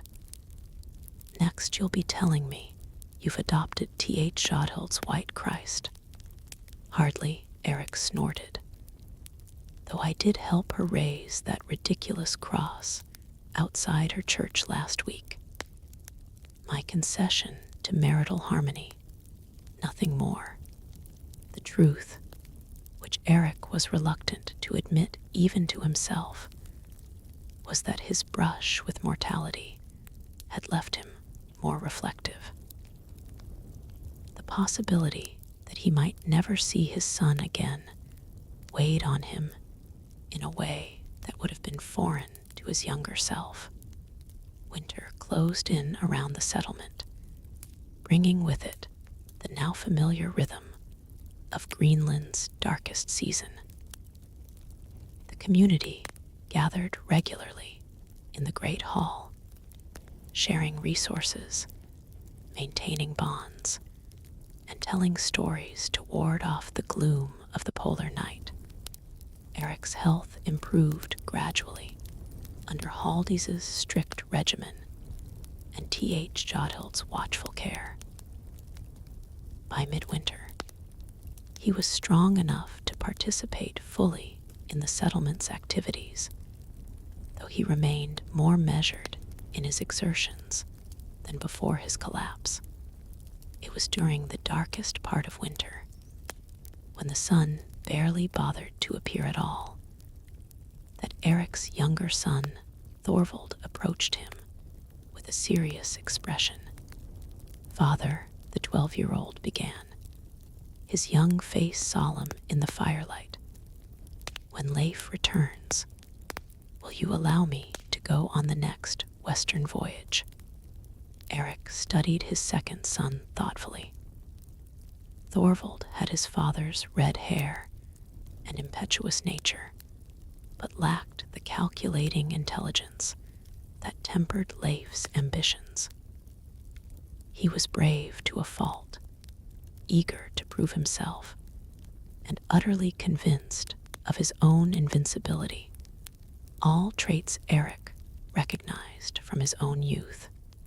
"That would depend," Erik replied carefully, "on what Leif discovers, and whether a second voyage is warranted. But if it is," Thorvald pressed, "will you let me go? I'm almost 13. Leif was only a year older when he first sailed to Iceland with you. Different times, different circumstances," Erik hedged. "Let's wait for your brother's return before making such decisions." Thorvald's face fell, clearly interpreting this as a refusal. Erik sighed inwardly. He remembered all too well the burning need to prove oneself that consumed young men of his son's age. "Listen," he added more gently. "A warrior earns his voyages through preparation. If you wish to be considered for future expeditions, show me that you're developing the necessary skills. Study navigation with Bjorn, improve your ship handling, learn about provisioning and planning for long journeys." The boy brightened immediately. "I will. I'll be the most prepared crew member Leif has ever seen." Erik smiled, recognizing the familiar Thorvaldsen enthusiasm. "I've no doubt you'll try, at least." Spring arrived with agonizing slowness, as it always did in Greenland. The days lengthened. The grip of ice began to loosen on the fjords, and Erik found himself watching the horizon with increasing frequency as the sailing season approached. His patience was finally rewarded one bright morning in late spring, when the watch called out the sighting of a sail approaching the fjord entrance. The distinctive striped pattern identified it immediately as a Norse vessel, and as it drew closer, the carved dragon head prow of the Leifsbud became visible. Word spread through the settlement like wildfire. By the time the ship reached the harbor, nearly every resident of Bradhalid had gathered at the shore, eager for news of the western lands. Erik stood at the front of the crowd, straining to count the figures visible on deck. To his profound relief, it appeared that most, if not all, of the crew had survived the voyage. And there, at the stern, directing the docking procedure with practiced confidence, stood Leif. The ship had barely secured its lines before Erik was making his way along the pier, moving with more speed than he had attempted in months. Leif descended the gangplank with equal eagerness, his face weather-tanned, but beaming with triumph. "Father," he called out, grasping Erik's forearms in greeting. "We found it, exactly as Bjarni described, and more. All of you safe?" Erik asked, scanning the crew now disembarking behind his son. "All returned, though we had some close moments," Leif confirmed. "And we've brought proof of our discoveries, timber samples, wild wheat, even fruits you won't believe." The crowd pressed closer, hungry for details.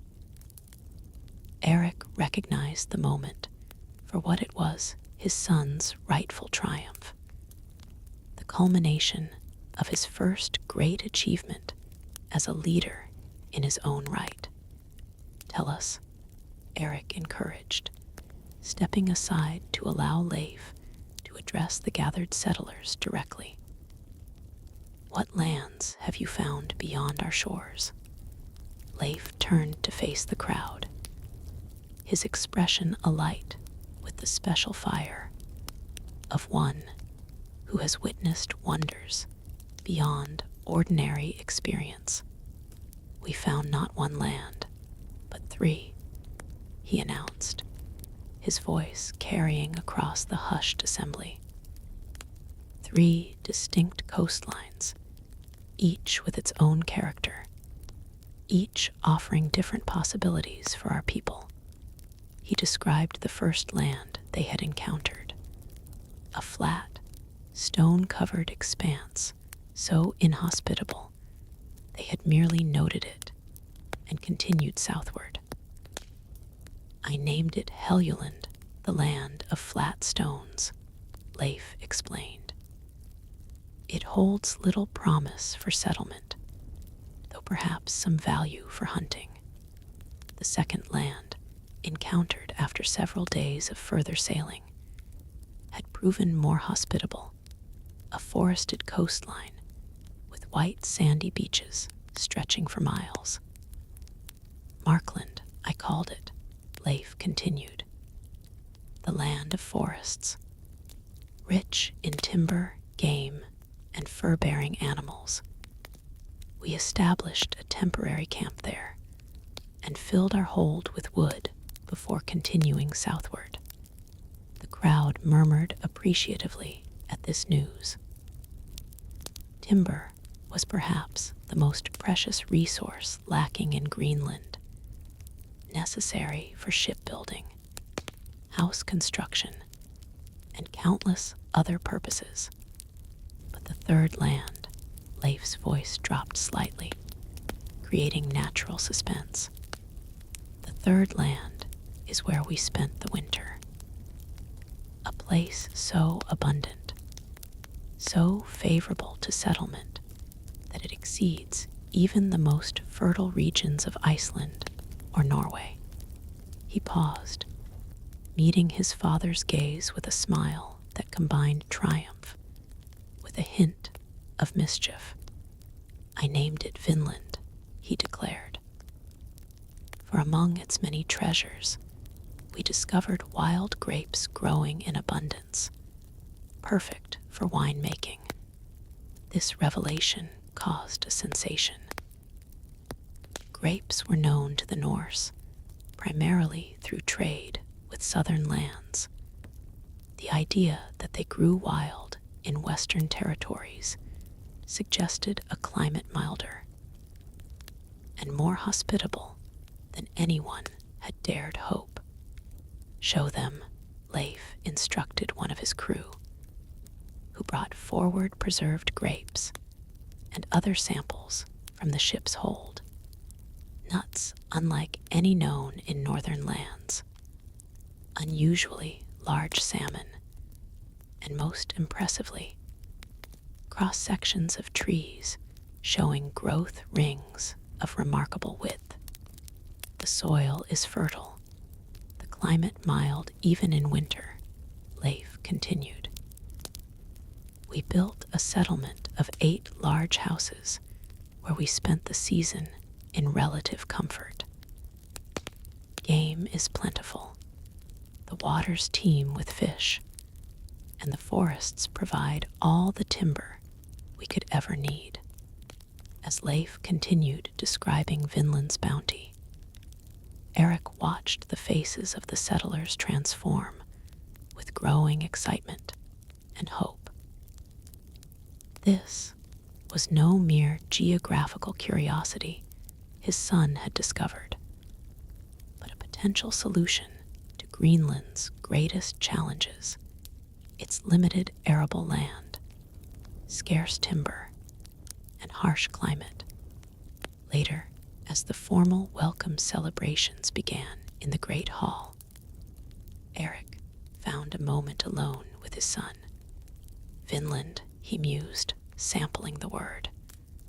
"A clever name, more honest than Greenland, at least." Leif's eyes twinkled. "I learned from the master of nomming lands, though in this case I had the advantage of actually finding grapes." "Tell me honestly," Erik asked, "is it truly as promising as you described?" "It is," Leif nodded firmly, "though not without challenges. We encountered native inhabitants, Skraelings. We called them small in stature, but numerous. Our interactions were peaceful, even involved some trading, but they watched us carefully. Any permanent settlement would need to establish good relations with them or be prepared for conflict. This was significant information. The Norse had encountered indigenous peoples in their explorations before, but establishing settlements in already inhabited territories presented complex challenges. "And the distance?" Erik inquired. "Manageable for regular voyages. With good weather, perhaps 2 weeks sailing," Leif estimated. "Though the seas can be treacherous, we were fortunate in our crossing, both outward and returning." They were interrupted by Thorvald, who could no longer contain his excitement. The boy had been hovering nearby, drinking in every detail of Leif's account with burning eyes. "Is it true about the grapes?" he demanded. "And the huge trees? Could someone build a ship directly there without having to transport the timber?" "All true," Leif confirmed, amused by his brother's enthusiasm. "The trees are large enough for shipbuilding, house construction, anything we might need." "I must see it," Thorvald declared with absolute conviction. "Father, You promised I could join the next voyage if I prepared myself. I've been studying with Bjorn, just as you said. Erik exchanged a glance with Leif, who gave a slight shrug as if to say, "Your problem, not mine." "We'll discuss future voyages later," Erik said diplomatically. "For now, let's celebrate your brother's safe return and remarkable discovery." As the festivities continued around them, Erik found himself contemplating the implications of Leif's discovery. Vinland represented far more than merely adding another dot to the Norse map of the world. It offered resources, opportunities, perhaps even a more favorable home for future generations. Yet Erik was experienced enough to recognize the complexities as well. Distance, native populations, the challenges of establishing permanent settlements in a new land. These were not trivial obstacles. And politically, Vinland's discovery would attract attention from beyond Greenland, potentially including King Olaf's Norway, with its expansionist ambitions. For now, though, he would allow himself to simply feel pride in his son's achievement. Leif had done what few men in history had accomplished, discovered an entirely new land rich with promise. And he had done it with the careful planning, good judgment, and strategic thinking that Erik had always hoped to see in his heir. "Well done, son," he said quietly, raising his drinking horn in a private toast. "You've written your own saga now." Leif smiled, the firelight reflecting in his eyes. "With a first chapter, perhaps, but I suspect Vinland's story, and ours with it, is just beginning." Erik nodded, feeling a familiar stirring of ambition despite his age and health. Vinland the Good, his son had called it. A new land of opportunity for a new generation of Norse explorers and settlers. Whether he himself would ever set foot on those distant shores remained uncertain. But one thing was clear: the legacy of Erik the Red would not end with Greenland. Through his son, it would extend to new horizons, new possibilities, and perhaps, at last, to lands that truly lived up to their names. Chapter 9. The Torch Passes. News of Vinland spread through the Norse world like wildfire. What had begun as Leif Eriksson's bold expedition soon became the subject of excited discussions in longhouses throughout Greenland, and eventually in the mead halls of Iceland and beyond. The samples Leif had brought back, especially the wooden cross-sections showing massive growth rings, provided tangible proof of his discoveries. Merchants and sailors passing through Greenland carried tales of the bountiful western lands back to their home ports, each retelling growing more elaborate than the last. For Erik the Red, now in his 52nd year, the discovery brought complex emotions. Pride in his son's achievement mingled with the bittersweet recognition that Leif had eclipsed him in the eyes of history. While Erik had found and named an ice-covered island, his son had discovered a verdant land of genuine promise. "It bothers you, doesn't it?" T.H. Jodhild asked one evening as they sat by their hearth fire. After decades of marriage, she could read his moods with unsettling accuracy. "What bothers me," Erik replied, feigning ignorance, "that Leif found his Vinland, while you found Greenland," she said simply. "That his land actually has the qualities yours merely claimed to have." Erik snorted. "Nonsense. I'm proud of the boy." "Of course you are," T.H. Jodhild agreed. "But you're also Erik the Red, the man who's never satisfied with second place in anything." He gave her a sharp look, then relented with a rueful chuckle.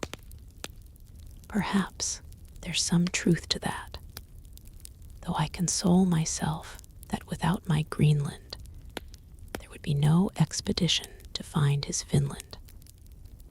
My deception paved the way for his discovery." T.H. Jodhild shook her head, smiling. "You'll twist any situation to claim victory, won't you?" "It's a gift," Erik admitted with a grin. Despite his jokes, Erik found himself increasingly contemplative as summer progressed. His health, while improved, would never return to the robust condition of his younger years. The chest pains had left their mark, not just physically, but on his understanding of his own mortality. Meanwhile, Leif had become the center of attention in Brattahlid and throughout Greenland's settlements. Chieftains from Gardar and Deans traveled to hear his first-hand accounts of Finland. Young warriors sought positions in what everyone assumed would be a follow-up expedition. Even T.H. Jodhild's Christian congregation had grown, as many attributed Leif's safe return to the blessing of her white Christ. "We should establish a permanent settlement there," Leif declared during a council meeting in the Great Hall. A small group, initially perhaps 40 settlers, with the skills needed for self-sufficiency, with regular supply voyages until they're established. Erik presiding over the council as Greenland's paramount chieftain, listened with interest as his son laid out a detailed, practical plan. This wasn't the impulsive enthusiasm of youth, but the measured strategy of a seasoned leader. "And the native inhabitants?" asked Bjorn. "The Skraelings you encountered?" A complex question, Leif acknowledged. "Our interactions were limited, but mostly peaceful. They seemed particularly interested in dairy products, which they apparently don't produce themselves. We traded milk for furs at very favorable rates. But would they accept permanent Norse neighbors?" Erik pressed. "Temporary visitors are one thing. Settlers claiming land is quite another. The territory is vast," Leif replied. "Far larger than anything we've seen before. There should be room enough for peaceful coexistence, especially if we establish fair trading practices from the beginning." The discussion continued for hours, with various concerns raised and addressed. By the meeting's end, a tentative plan had been approved. A settlement expedition would depart the following spring, led by Leif, and including carefully selected colonists with the skills needed to establish a permanent foothold in Vinland. As the council dispersed, Thorvald approached his father and brother, his young face set in lines of determination. "I want to go," he declared without preamble. I fulfilled my promise to prepare myself. Bjorn says my navigation skills are excellent, and I've been practicing shipbuilding with Thor the Smith.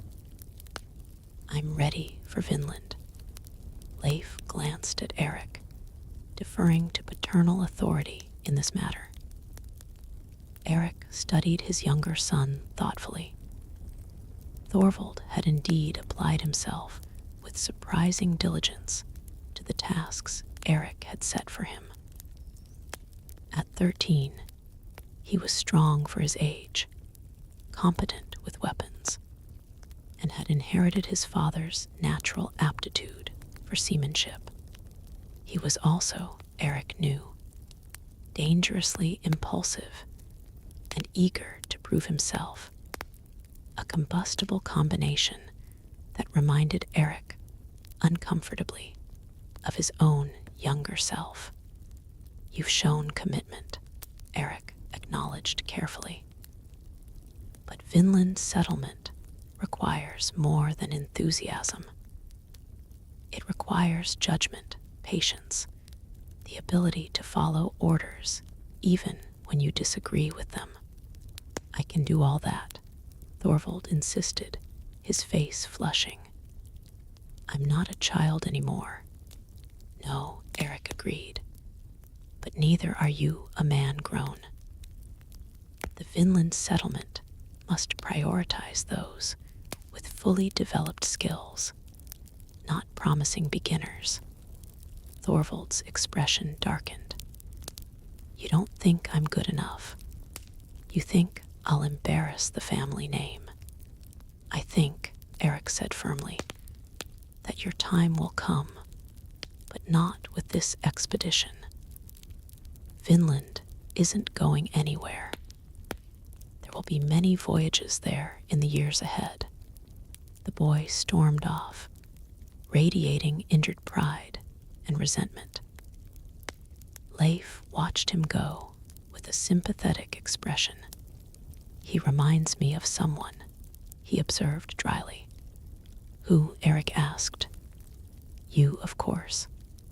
All fire and ambition, frustrated by the limitations others place upon him. Erik grimaced. That's precisely what worries me. I know all too well the trouble that combination can create. Over the following months, preparations for the Vinland settlement expedition consumed much of Brattahlid's energy. 2 ships were designated for the journey, Leif's original vessel, plus a slightly smaller one to accommodate additional settlers and supplies. Careful inventories were made of everything the new colony would need, from livestock and seed grains to iron tools and weapons. Most importantly, the settlers themselves were selected with great care. Unlike the original Greenland colonization, which had been a somewhat haphazard affair, driven by Erik's persuasive marketing, the Vinland settlement would be deliberately structured for success. Each prospective settler was evaluated based on their skills, temperament, and family situation. The final group included experienced farmers, a blacksmith, 2 carpenters, a shipwright, a healer, and several hunters and fishermen. Several brought wives and children, creating the nucleus of a balanced community. Erik oversaw these preparations with a combination of pride and wistfulness. This was how colonization should be done, carefully planned, well-resourced, built on solid information rather than desperate hope or creative exaggeration. Yet, he couldn't help feeling that he was watching from the sidelines of history now, a retired champion observing his successors' more sophisticated techniques. As the departure date approached, an unexpected visitor arrived in Brattahlid, a merchant ship from Norway bearing dispatches from King Olaf Tryggvason. Among the messages was a personal letter to Leif Eriksson, inviting him to visit the Norwegian court as an honored guest. "The king has heard of your discoveries," Tiakir explained as Leif read the ornate parchment. "He's most interested in establishing formal relations with these new lands through you." "Convenient timing," Erik observed skeptically. "Just as we prepare to establish a settlement there, kings have a natural interest in expansion," Tiakir replied with a diplomatic smile. "And potential new subjects." The invitation presented a dilemma. Royal recognition would lend legitimacy to the Vinland settlement and could provide valuable resources and protection. But it would also potentially extend Norwegian authority over the new colony, undermining the independence that had been a hallmark of Erik's approach to Greenland. "I cannot go to Norway now," Leif decided after careful consideration. "The Vinland settlement must take priority.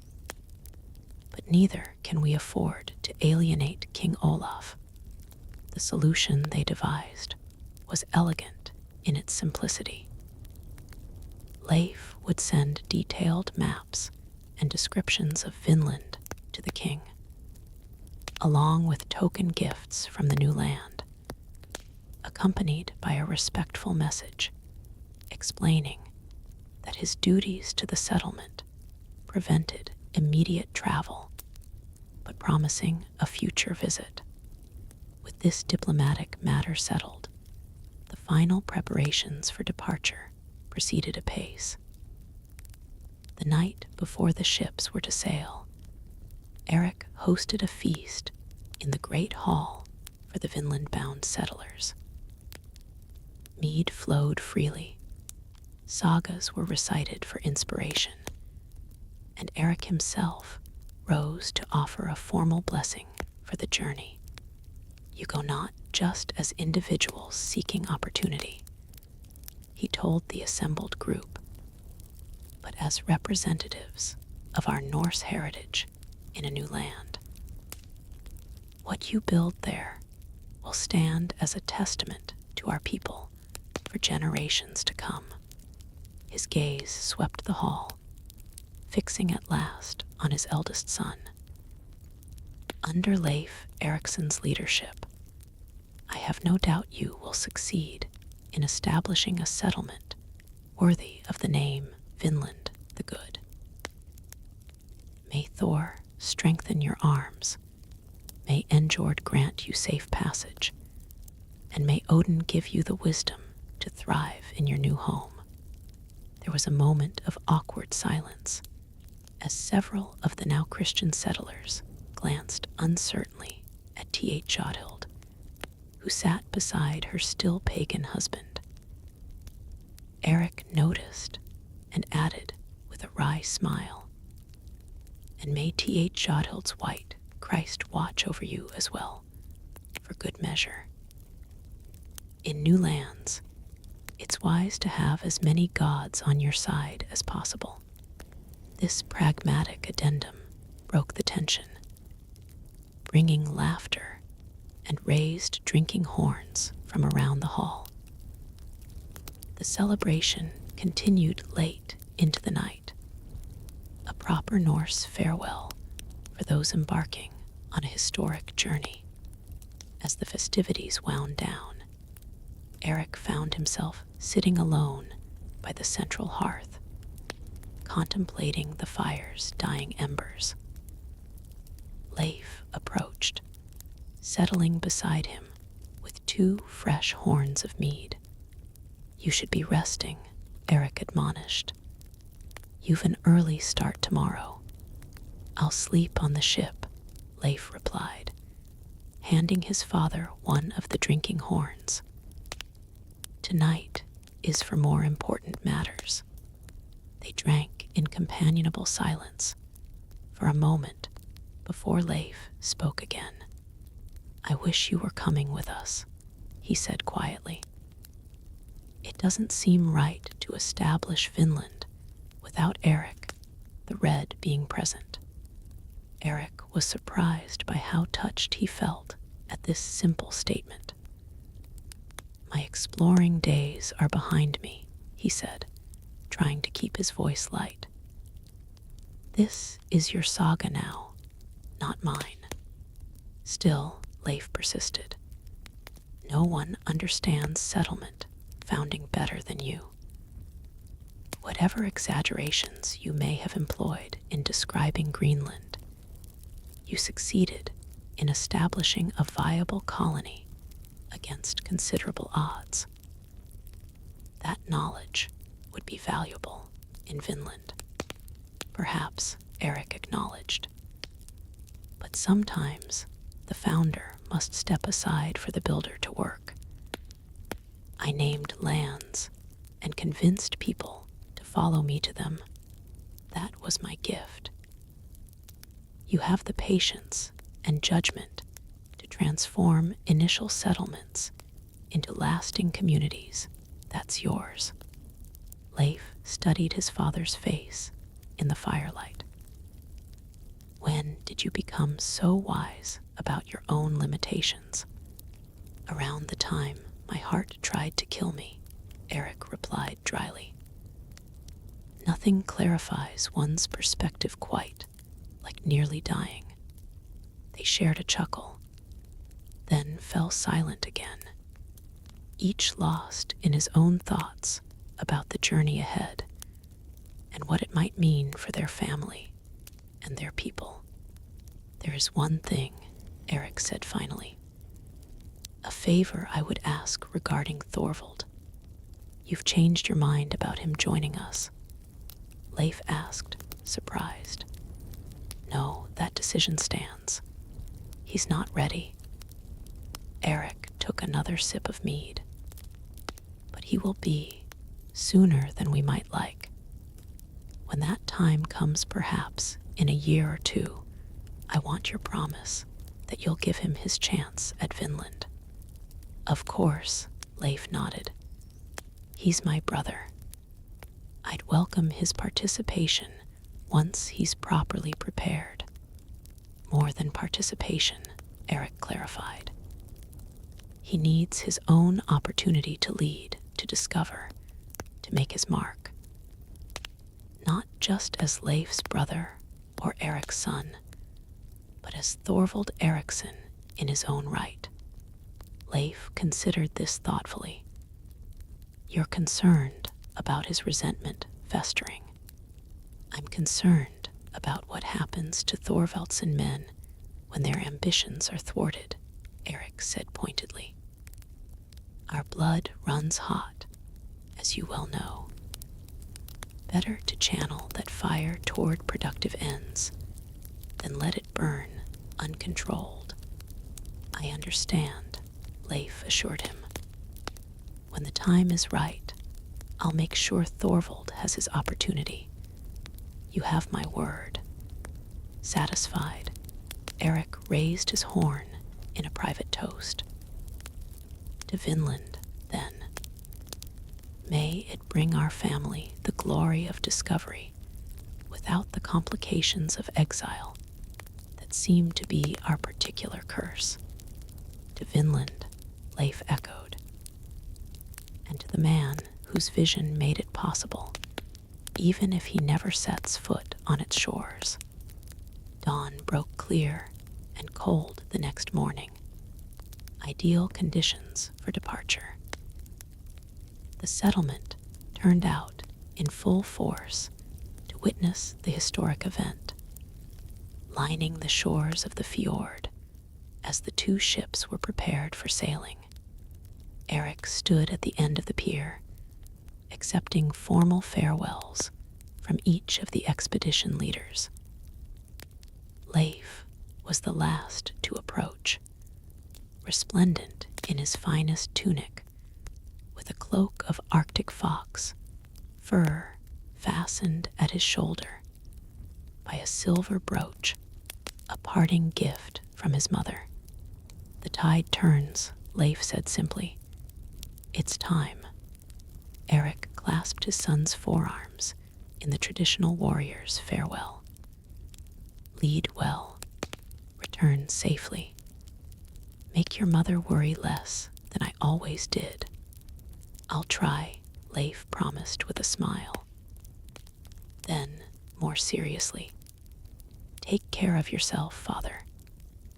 I expect to find you hale when I return next summer with news of Vinland's first harvest.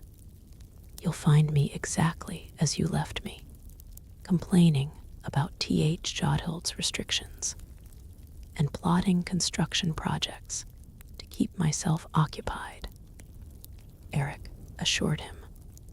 With a final nod, Leif turned and strode confidently down the pier to his waiting ship. Commands were shouted, lines cast off, and oars deployed to guide the vessels away from the harbor. As they caught the wind and their striped sails filled, a cheer rose from the assembled settlers, followed by the haunting notes of a farewell song. Erik watched until the ships disappeared from view, then turned to find Thorvald standing beside him, his young face a study in conflicting emotions, envy, resentment, but also unmistakable pride in his brother's achievement. "He'll succeed," Thorvald said, as much statement as question. "Of course he will," Erik replied confidently. "He's a Thorvaldsen, after all." "Eriksson now," Thorvald corrected. "Everyone calls him Leif Eriksson these days." Erik considered this with surprise. His son was right somewhere along the way. Leif had transitioned from being identified by his father's first name to Erik's byname. It was a subtle but significant shift, marking Leif's emergence as a figure of historical importance in his own right. "Eriksson," Erik agreed, testing the sound of it.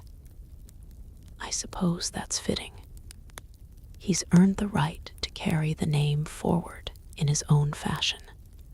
As they walked back toward the settlement, Erik draped an arm around his younger son's shoulders. "You know, there's more than one way to prepare for future glories. If you're truly serious about leading your own expedition someday, I could use a capable assistant for some projects I'm planning here in Brathalid." Thorvald looked skeptical. "Building projects. How does that prepare me for exploration?" "You'd be surprised," Erik replied. "Successful settlement requires understanding how communities function, how resources are allocated, how people can be convinced to work together toward common goals. These are lessons better learned here, where mistakes have smaller consequences than in a distant settlement where errors could prove fatal." The boy seemed unconvinced, but nodded reluctantly. "I suppose I could help, if you truly need me." "I do," Erik assured him, hiding his amusement at his son's transparent attempt to appear magnanimous rather than eager.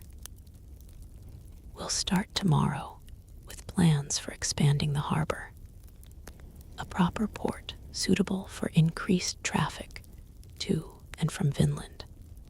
Over the following months, Erik found unexpected satisfaction in working alongside his younger son. Thorvald, for all his impetuousness, proved to have a quick mind and natural talent for organizational tasks. Under Erik's tutelage, he began to develop the broader perspective necessary for leadership beyond mere daring or combat prowess. The projects themselves took on increasing importance as Greenland adjusted to its new role as the gateway to Vinland. With the prospect of regular voyages between the settlements, improved harbor facilities became a necessity rather than merely an ambition. The defensive walls Erik had begun planning now had additional strategic significance, protecting not just Bradhalid itself, but potentially the staging point for a new phase of Norse expansion. Winter descended once more, bringing its customary challenges and community-building opportunities. Erik found his health continuing to improve, though he remained conscious of his limitations in ways that would have been foreign to his younger self. T.H. Jodhild noted with amusement that adversity had finally accomplished what years of her patient influence had not, teaching her husband the value of moderation. Don't become too impressed with my newfound wisdom, Erik warned her. I'm merely biding my time until I recover enough strength to be properly reckless again. Of course you are, she replied indulgently. And I'm planning to abandon my church and return to proper heathen ways. Their easy banter masked a deeper concern that neither voiced aloud. Worry for Leif and the Vinland settlers facing their first winter in the new land. Though Leif had reported relatively mild conditions during his exploratory stay, first settlements were always precarious, balanced on the knife edge between establishing a foothold and succumbing to unforeseen challenges. When spring finally arrived, Erik found himself watching the western approaches with increasing frequency, scanning the horizon for returning sails.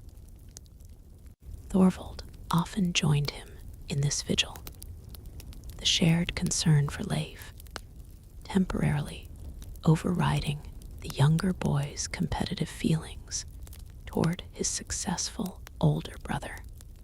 The waiting stretched from weeks into months, creating a growing sense of unease throughout Bradhalid. By early summer, when ships should have been arriving with news from Vinland, the settlement buzzed with speculation and worry. Some feared the worst, that the settlement had failed, the ships lost, their kinfolk perished in the distant land. We should send a search expedition, Thorvald argued during a community council. As summer reached its midpoint, with still no word from Vinland. If they've encountered trouble, they might need assistance. And if they're simply delayed, we'd be risking ships and men unnecessarily, Bjorn countered. Vinland is far, the crossing unpredictable. We should give them more time. How much more? Demanded Thor the smith, whose son had gone with the settlement party. Until winter makes a rescue impossible. Until we're wondering if they've survived a second year without support. The debate grew heated, with valid points on both sides. Erik, presiding over the council, listened carefully to all perspectives before raising his hand for silence. Here is what we shall do, he declared with the authority that still commanded instant respect. We will prepare a single ship for a possible relief expedition, fully provisioned and crewed by volunteers. If no word comes from Vinland within the next 20 days, this ship will depart. And who will lead this expedition? Someone called out. All eyes turned expectantly to Erik. Despite his age and health concerns, he remained the settlement's most experienced leader, the one they instinctively looked to in times of crisis. Before Erik could respond, Thorvald stepped forward. I volunteer to lead the relief expedition, he announced, his young voice clear and determined. I've studied all of Leif's maps and notes about the route. I know exactly where Vinland's settlement was established. Murmurs spread through the gathering, some doubtful, others supportive. The boy was young, barely 14 summers old, but he was also Erik's son and had shown increasing maturity in recent months. Erik studied his younger son with a complex mixture of pride, concern, and recognition. This was the moment Thorvald had been waiting for, an opportunity to prove himself, to step out of his brother's shadow, to begin writing his own saga. It was also, potentially, a disaster in the making.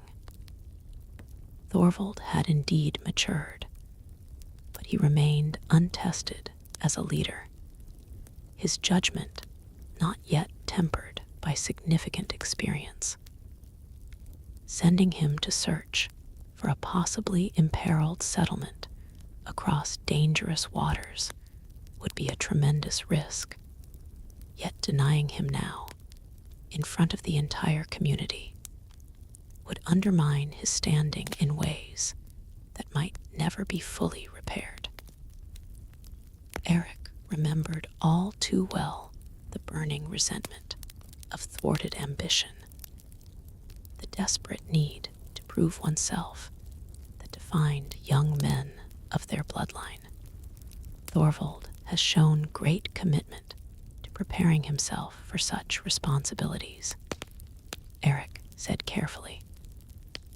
But leading a relief expedition of this importance would typically fall to someone with more direct experience. The boy's face fell, the familiar flush of frustrated anger rising in his cheeks. Before he could voice his objection, Erik continued.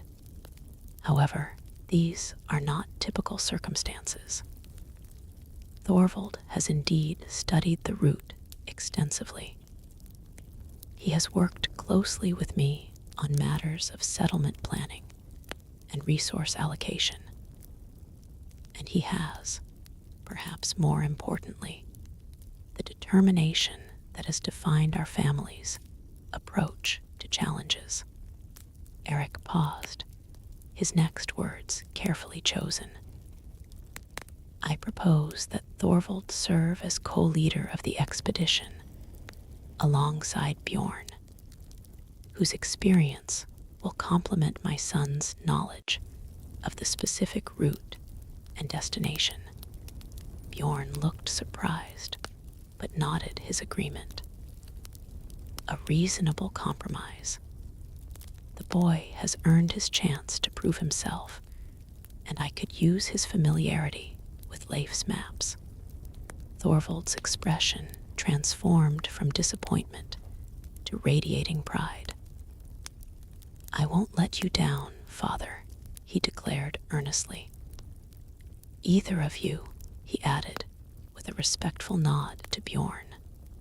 See that you don't, Erik replied sternly, though a hint of approval warmed his tone. The lives of our kinfolk may depend on your judgment as much as your courage. The council approved the plan, and preparations for the relief expedition began immediately. Erik took particular care in selecting the crew, ensuring that each member brought specific skills that might prove valuable if the Vinland settlement had indeed encountered difficulties. Privately, he worried about his decision. Had he allowed his understanding of Thorvald's needs to override proper caution? Was he risking not just his younger son's life, but those of everyone who would sail under his partial command? These questions weighed on him as he supervised the expedition preparations, perhaps explaining why he didn't immediately notice the sail appearing on the horizon 3 days later. It was T.H. Jodhild who spotted it first, calling out from their doorway, where she had been watching him inspect supply inventories with Thorvald and Bjorn. "A ship," she cried, pointing westward, "coming from the outer fjord."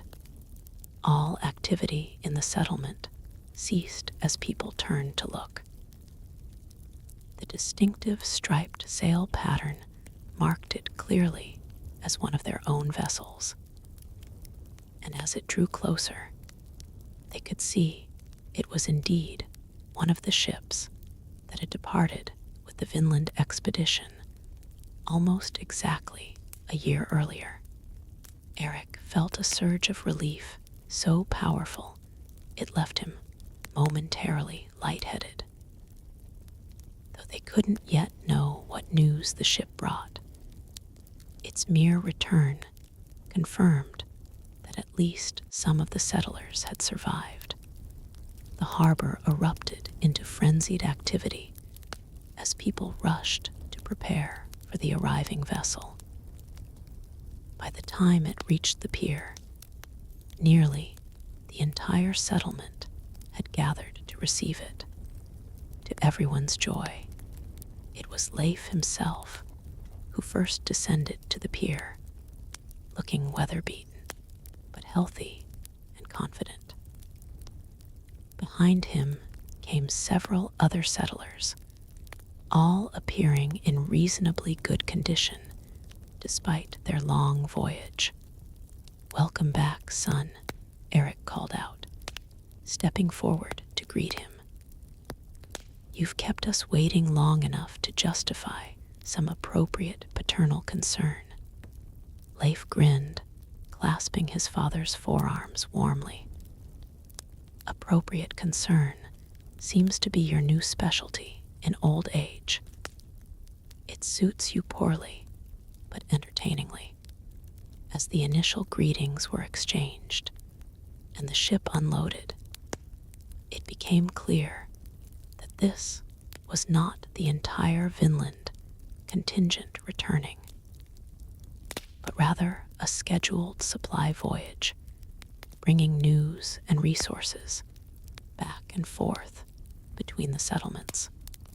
"The settlement thrives," Leif reported later in the Great Hall, addressing the eagerly gathered community.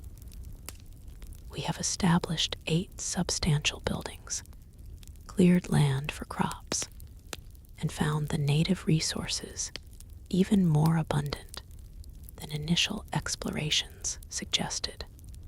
He described in detail the settlement's progress, the successful cultivation of native and imported crops, the establishment of basic livestock herds, productive, if occasionally tense relations with the Skraeling inhabitants, and plans for expansion in the coming years. "We did face challenges," Leif acknowledged. "The winter was milder than Greenland's, but brought its own difficulties.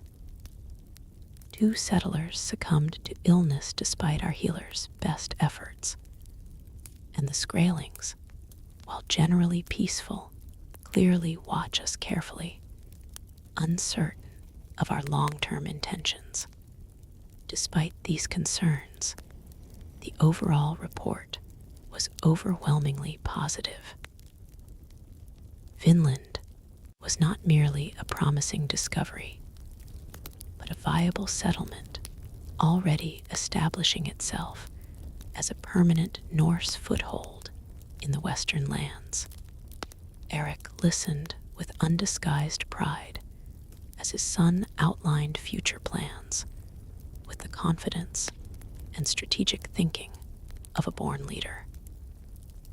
The torch had indeed been passed, and Leif was carrying it with a steady hand, illuminating new horizons for their people. Later, as the formal briefings concluded and the celebration began in earnest, Erik found a moment alone with his eldest son. "You've done well," he said simply. "Better than I could have hoped." Leif acknowledged the compliment with a nod. "We've made a solid beginning, but there's much yet to accomplish before Vinland can be considered secure." "There always is," Erik agreed. "Settlements are like children. They require constant attention in their early years, with crises large and small arising just when you think you've solved the previous problem." "Speaking of children," Leif said, with a meaningful glance toward Thorvald, who was enthusiastically describing the now-canceled relief expedition to anyone who would listen. "I hear my brother nearly had his chance at adventure." "He did," Erik confirmed, "and would have sailed within the week had you not spared us the necessity. He's growing up quickly, that one." "Too quickly?" Leif asked perceptively. "Perhaps," Erik admitted. "But then, we Thorvaldsen men rarely time our ambitions conveniently. Do we?" Leif laughed. "A family trait I've come to appreciate from the other side. Patience was never our strongest virtue." As the celebration continued around them, Erik found himself reflecting on the curious path his life had taken. From twice exiled troublemaker to founder of 2 Norse colonies, spanning an unprecedented expanse of the northern world. From reckless warrior to elder statesman watching his sons extend his legacy in ways he could never have planned or predicted. All of it stemming from what had essentially been a marketing ploy. A deliberately misleading name designed to lure settlers to an ice-covered island that had seemed to offer little genuine prospect for prosperity. Greenland. His creative deception had somehow, against all odds, led to genuine discovery, viable settlements, and now the beginnings of a Norse presence in lands beyond the knowledge of Europe's oldest kingdoms. Not bad, Erik reflected with satisfaction. For a red-bearded liar with a talent for nomming places after what they weren't rather than what they were. Not bad at all. Chapter 10. Sagas never end. 3 more years passed in Greenland, marking a full decade since the first Norse settlers had followed Erik the Red to his deceptively named colony. What had once been a precarious outpost clinging to survival against brutal winters and limited resources had evolved into a thriving network of settlements with established trade routes, both within Greenland itself and now extending to the newly discovered Vinland. For Erik, now approaching his 55th winter, these were years of gradual transition. His health while never returning to the robust vigor of his youth, had stabilized enough to allow an active, if more measured life. His reputation had evolved from that of a hot-tempered exile to respected patriarch and founder, the man whose vision, however exaggerated in its initial presentation, had created something genuinely significant. Bradalid had grown considerably under his continued leadership. The improved harbor facilities now accommodated increased ship traffic, including regular voyages to and from Vinland. The defensive walls, initially planned as a precaution, had been completed and now served more as a symbol of permanence than out of any immediate necessity. Most notably, a proper thing place had been established on a natural plateau overlooking the settlement, a formal recognition that Greenland was no longer merely a colony, but a self-governing Norse community with its own laws and traditions. "You've become quite the respectable chieftain in your old age," Bjorn remarked one afternoon as they inspected a newly constructed storage building near the harbor. Hard to remember the red-bearded berserker who got himself exiled from 2 countries. "Not that old," Erik corrected with a mock scowl. "And not that respectable. I simply channel my troublemaking into more productive directions these days." This was true enough. While Erik's wilder impulses had indeed mellowed with age and responsibility, his fundamental character remained unchanged. He still approached challenges with the same directness, still inspired loyalty through a combination of charisma and determined leadership, and still occasionally alarmed his wife with ambitious plans that others might consider impossible. The most significant change in Erik's life was his evolving relationship with his children. Leif, now 22, had firmly established himself as a leader in his own right.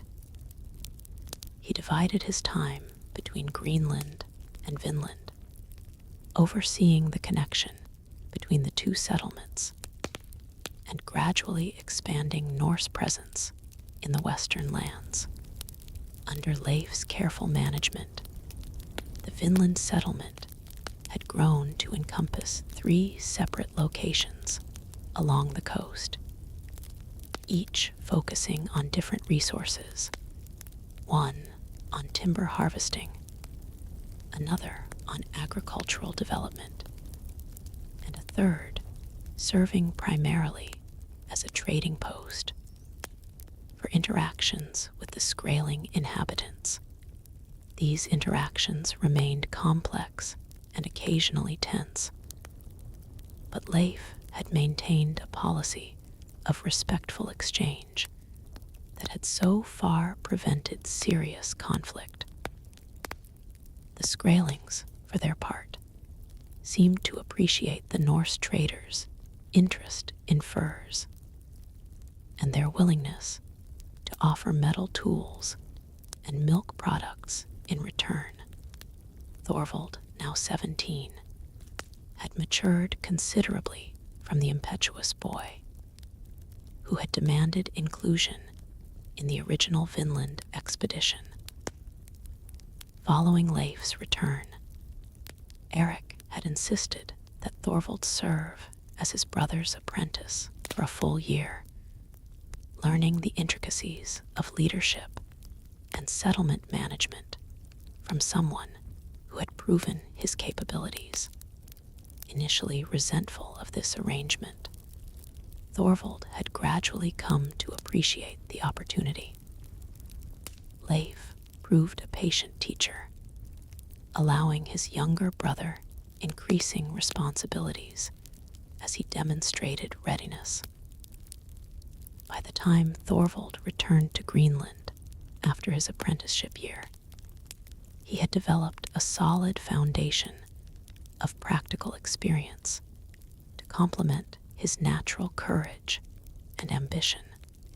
He's still headstrong, Leif reported to Erik upon their return, but he's learning to think before acting. Most of the time, at least. A significant improvement for a Thorvaldsen man, Erik acknowledged with a self-deprecating smile. We tend to reverse that order well into middle age. Now Thorvald was preparing for his own expedition, not to establish a new settlement, but to explore the coastline north of the existing Vinland colonies. With Erik's blessing and Leif's support, he had assembled a crew of adventurous young men eager to extend Norse knowledge of the Western territories. The morning of Thorvald's departure dawned clear and bright, with a favorable wind promising good sailing. The harbor buzzed with activity as final preparations were made, supplies loaded, and farewells exchanged. Erik found his son at the stern of his ship, making last-minute adjustments to the steering oar. Thorvald had grown tall and strong, with a reddish-blonde beard just beginning to fill out his still young face. In his bearing and intense focus, Erik saw echoes of himself at that age, eager to make his mark on the world, confident in his abilities, perhaps excessively so. Everything in order? Erik asked, approaching with deliberate casualness. Thorvald nodded, straightening up from his task. The ship is ready. The men are ready. The wind favors us. He glanced at his father, a challenge in his eyes. Any last warnings about my recklessness? Erik laughed. Would you listen if I offered them? Probably not, Thorvald admitted with a grin. Then I'll save my breath. Erik clasped his son's shoulder instead. You've earned this command, Thorvald. I have confidence in your judgment.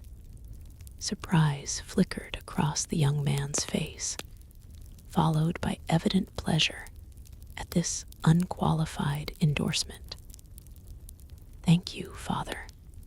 I won't disappoint you. I know, Erik said simply.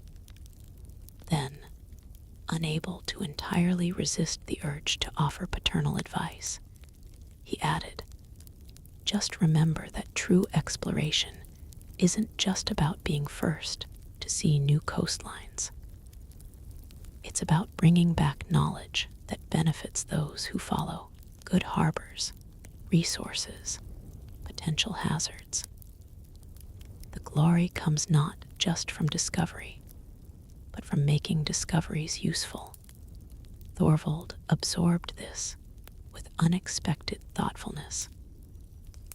Like your Greenland, whatever exaggerations you might have employed in its description, you found a place where our people could establish themselves and thrive. Precisely, Erik nodded, pleased by his son's understanding. Though perhaps with fewer creative liberties in your nomming practices. This drew another grin from Thorvald. I promise not to name any deserts, forest land, or mountain ranges, flatlands. A wise policy, Erik agreed solemnly. One exaggerator in the family saga is sufficient. The tide was turning, and final preparations for departure were underway. Erik stepped back, allowing his son to resume command of his vessel and crew. With efficiency that reflected his training under Leif, Thorvald organized the casting off, directed the initial rowing out of the harbor, and oversaw the raising of the sail as they caught the wind. Standing on the pier, Erik felt the familiar mixture of pride and concern that had become his constant companion as his children ventured forth into the world. Thorvald's expedition carried real risks, unknown coastlines, potential encounters with hostile Skraelings, the ever-present dangers of the sea itself. Yet, denying him this opportunity would have been a greater disservice, stunting the growth of a young man coming into his full potential. As the ship diminished into the distance, Erik was joined by Fjords, who slipped her hand into his with rare public affection. Another son sailing into the unknown, she observed quietly. Will it ever become easier to watch them go? I suspect not, Erik replied, though it helps to know they go better prepared than we were at their age. True enough, she agreed. I still remember that first winter here, when we all wondered if your Greenland would be the death of us. And now look at it. Erik gestured expansively at the thriving settlement around them. Perhaps not as green as advertised, but green enough where it matters. Fjords smiled at this characteristic spin. You'll never admit to outright deception, will you? I prefer to think of it as vision, Erik replied with dignity. Seeing not just what was, but what could be. Their banter was interrupted by the arrival of a messenger. Breathless from running up from the harbor, Chieftain Erik, the young man called out. A ship approaches from the south. It appears to be from Iceland. Unexpected visitors always brought a mixture of welcome news and potential complications. Erik and Fjords exchanged a glance before heading toward the harbor to greet the newcomers. The arriving vessel proved to be a merchant ship captained by Leif Eriksson, an experienced trader known for his reliable information as well as his goods. After the usual greetings and formalities, Erik invited the captain to share mead and news in the great hall. What brings you to our shores, Leif? Erik asked once they were settled with drinks. Trade or tidings? Both, the merchant replied, though the tidings may be of more immediate interest to you. There have been significant changes in Norway since your last news. Oh, Erik raised an eyebrow, his political instincts immediately alert. Relations with Norway, while not hostile, had remained complex since Greenland's founding, with Norwegian kings periodically asserting claims over the distant settlement. King Olaf Tryggvason is dead, Leif reported. Fell in the Battle of Exiled 3 years ago. Norway is now under Danish and Swedish control, ruled by Sweyn Forkbeard. This was significant news indeed. Olaf's aggressive Christianization policies and expansionist ambitions had been a concern for Greenland's independence. A new power structure in Norway might bring different priorities, for better or worse. And how does this new arrangement affect Iceland? Erik asked shrewdly. Iceland's status would likely indicate how Norway's new rulers might view Greenland. For now, little has changed, Gudleif replied. The Danish king seems more concerned with England than with distant Norse colonies. But their representatives have been asking more questions about Greenland recently, and particularly about the western lands your sons have discovered. Erik nodded thoughtfully. Vinland's existence could no longer be kept secret, of course.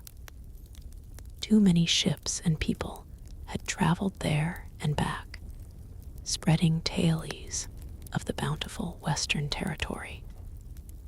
That powerful kingdoms would eventually take interest was inevitable. And what do you tell them when they ask? Erik inquired. Gudleif smiled slightly. That Greenland and its explorations are under the authority of Erik the Red, a leader who maintains his settlement's independence while respecting traditional Norse relationships. Diplomatically phrased, Erik approved, and completely unhelpful to anyone seeking to establish control. Well done. The conversation turned to more immediate matters of trade and exchange. But the news from Norway remained at the back of Erik's mind. Political shifts in the Norse heartlands could have far-reaching implications for Greenland's future, and by extension, for the nascent Vinland settlements. Later that evening, as Erik and T.H. Jodhild prepared for bed, he shared his concerns about these developments. We've been fortunate so far, he mused, establishing ourselves during a time when Norway was preoccupied with internal matters and religious conversion. But that isolation won't last forever. You think this new king will assert authority over us? T.H. Jodhild asked. Eventually, someone will try, Erik replied. Not immediately, perhaps. But as Greenland prospers and Vinland's resources become more widely known, powerful men will seek to control both. And how do we prevent that? She pressed. Erik considered the question seriously. We can't entirely, but we can make ourselves valuable as independent allies rather than subjugated territories. We can establish our own laws, traditions, and trading relationships so firmly that attempting to impose outside control would prove more costly than beneficial. You're becoming quite the statesman in your old age, T.H. Jodhild observed with a hint of surprise. Necessity rather than preference, Erik admitted. I'd rather be exploring new coastlines with Thorvald than contemplating political strategies. But we build the future with the tools at hand. This was perhaps the most profound change in Erik over the years. His gradual shift from focusing on immediate personal glory to considering the long-term future of the communities he had helped establish. Not that his ego had diminished. He still took immense pride in being recognized as the founder of Greenland and the patriarch of the family discovering Vinland. But his ambitions had expanded beyond individual achievement to encompass the lasting impact of his life's work. The following year brought both triumphs and tragedies to the extended Norse settlements. Leif's continued management of Vinland resulted in the first truly successful harvest of crops introduced from European stock, suggesting that permanent agricultural settlement was indeed viable in the western lands. Trade with the Skraelings had expanded, with both sides benefiting from the exchange of goods and limited cultural interaction. Thorvald's exploration expedition returned with valuable information about the coastline north of the established Vinland settlements. They had mapped several promising harbors, identified additional resources, and encountered new groups of Skraelings with whom they had established tentative contact. The expedition had not been without cost, however. During a brief but violent skirmish with a particularly hostile Skraeling band, Thorvald had been wounded by an arrow. Though the injury had initially seemed minor, infection had set in during the return voyage. By the time they reached Greenland, Thorvald Eriksson was fighting for his life. For 3 agonizing weeks, Erik and T.H. Jodhild maintained a vigil at their son's bedside, as Haldi's the herb woman and her apprentices fought to save him with poultices, tinctures, and healing rituals. Leif returned from Vinland upon receiving news of his brother's condition, adding his support to the family's ordeal. Despite their best efforts, Thorvald's condition deteriorated. In his increasingly rare moments of lucidity, he insisted on recounting his discoveries to Erik and Leif, determined that the knowledge he had gained would not be lost even if he did not survive.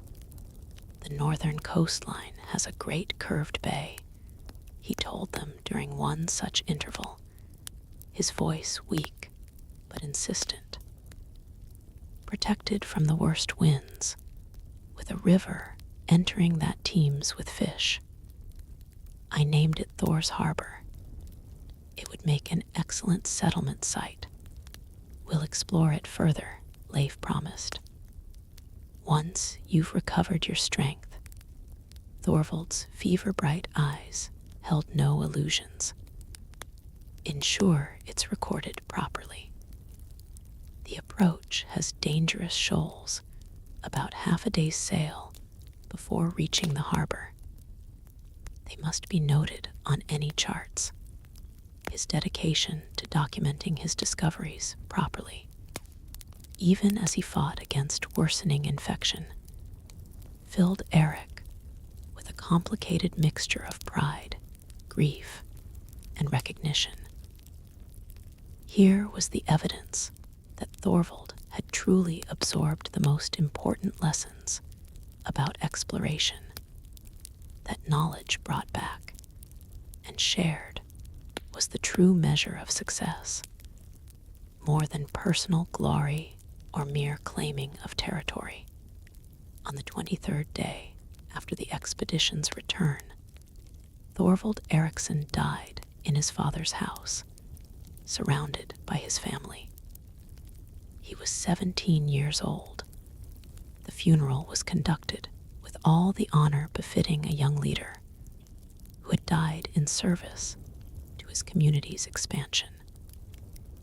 Thorvald's body was laid in a ship burial on a promontory overlooking the fjord. His weapons and exploration maps placed beside him for use in the afterlife. The entire settlement attended, paying respect not just to Erik's son, but to a young man who had embodied the spirit of Norse exploration and discovery. For Erik, the loss was devastating in a way that no previous setback or hardship had been. Physical wounds, political exiles, the harsh realities of establishing colonies in hostile environments. All these he had faced with the resilient optimism that was his nature. But the death of his son struck at something deeper, challenging his fundamental understanding of how the world should work.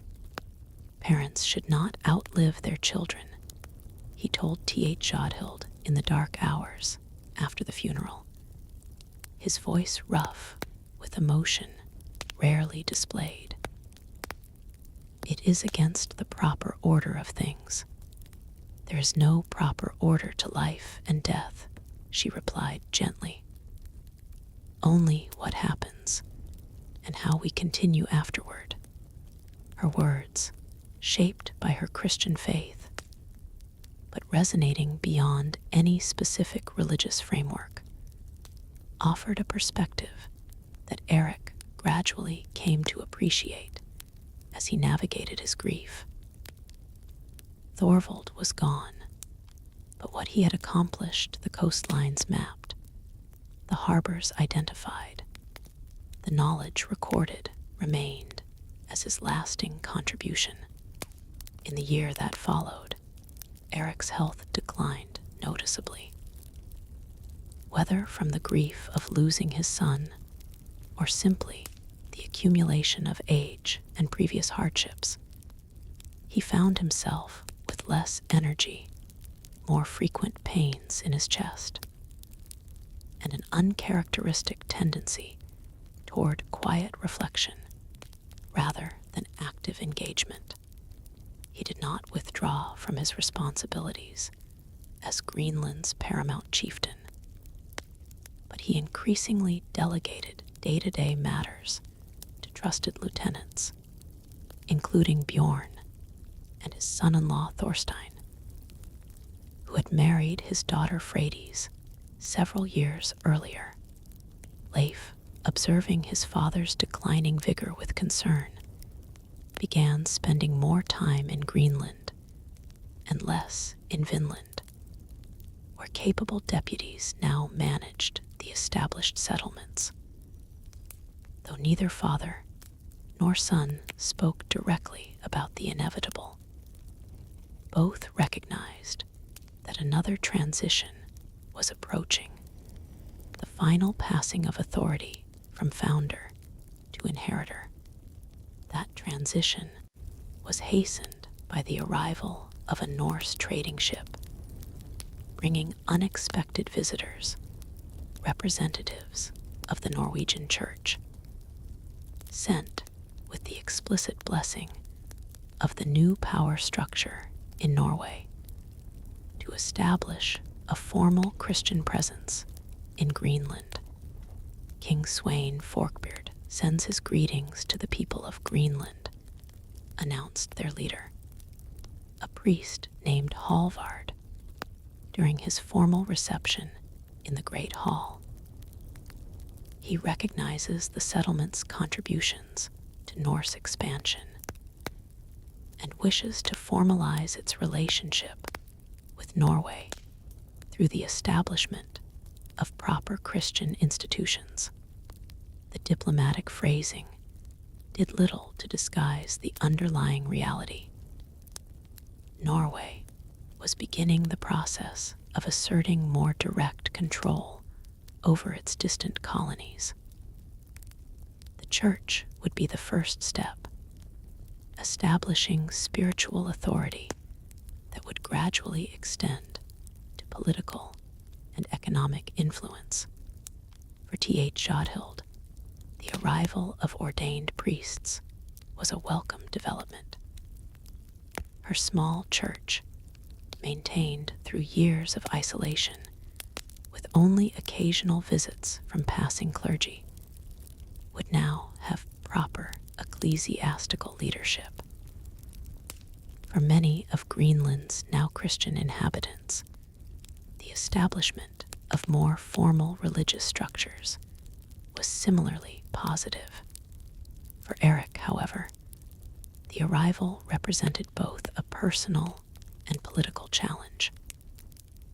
Though he had maintained a live and let live approach to his wife's Christianity, and its spread among Greenland's population. He himself remained committed to the old gods, who had, in his view, guided his discoveries and protected his settlements through their most vulnerable years. More significantly, he recognized the political implications of accepting official representatives from Norway, even in a supposedly spiritual capacity. Once established, their influence would inevitably grow, potentially undermining the independence he had carefully cultivated for Greenland. We should welcome them with appropriate courtesy, Leif advised during a private council with his father. Then integrate them into our existing structures in ways that maintain our autonomy while acknowledging traditional relationships with Norway. Erik studied his son with undisguised approval. You've developed quite the diplomatic mind, a far cry from my own approach at your age. I had a different teacher than you did, Leif replied simply. Your experiences shaped my education. This was true enough. Erik's lessons to his children had often centered on avoiding his own youthful mistakes, his tendency toward impulsive violence, his disregard for political realities, his reliance on physical prowess rather than strategic thinking. That Leif had absorbed these lessons and developed complementary skills to his father's natural charisma and boldness was perhaps Erik's most significant legacy. The integration of the Norwegian clerics into Greenland's community proceeded more smoothly than Erik had initially feared. Halvard proved to be a pragmatic man who recognized the realities of frontier life and the need to adapt church practices to local conditions. He was content, at least initially, to focus on spiritual matters while acknowledging Erik's temporal authority. For his part, Erik maintained a polite but minimal relationship with the new religious authorities. He attended certain ceremonies out of respect for community harmony and T.H. Jodhild's feelings, but made no secret of his continued devotion to the old ways. They say you're the last significant holdout against the White Christ in all of Greenland, Bjorn remarked after one such ceremony, as they watched the congregation disperse from the now expanded church. A final stubborn ember of the old faith, not the last, Erik corrected, simply the most visible. There are many who make the public gestures while maintaining private offerings to Thor and Odin. The old gods are not so easily displaced, regardless of what these priests might wish to believe. Whether this was accurate assessment or wishful thinking was difficult to determine. Certainly, the Christian faith had spread rapidly throughout Norse territories, with fewer and fewer openly acknowledging the traditional deities. But Erik's perception contained a kernel of truth. Many Norse Christians maintained practices and beliefs that blended elements of both religious traditions, creating a syncretic faith that would characterize Greenland's religious life for generations. As winter approached, Erik found himself increasingly confined to his home, his declining health made worse by the cold and darkness. He spent these hours dictating his memories and observations to a young scribe trained by Hallvard. A project initially suggested by Leif to ensure his father's experiences would be preserved for future generations. "Tell me again about the nomming of Greenland," the scribe would prompt when Erik's narrative faltered. Was it truly a deliberate deception, as some claim?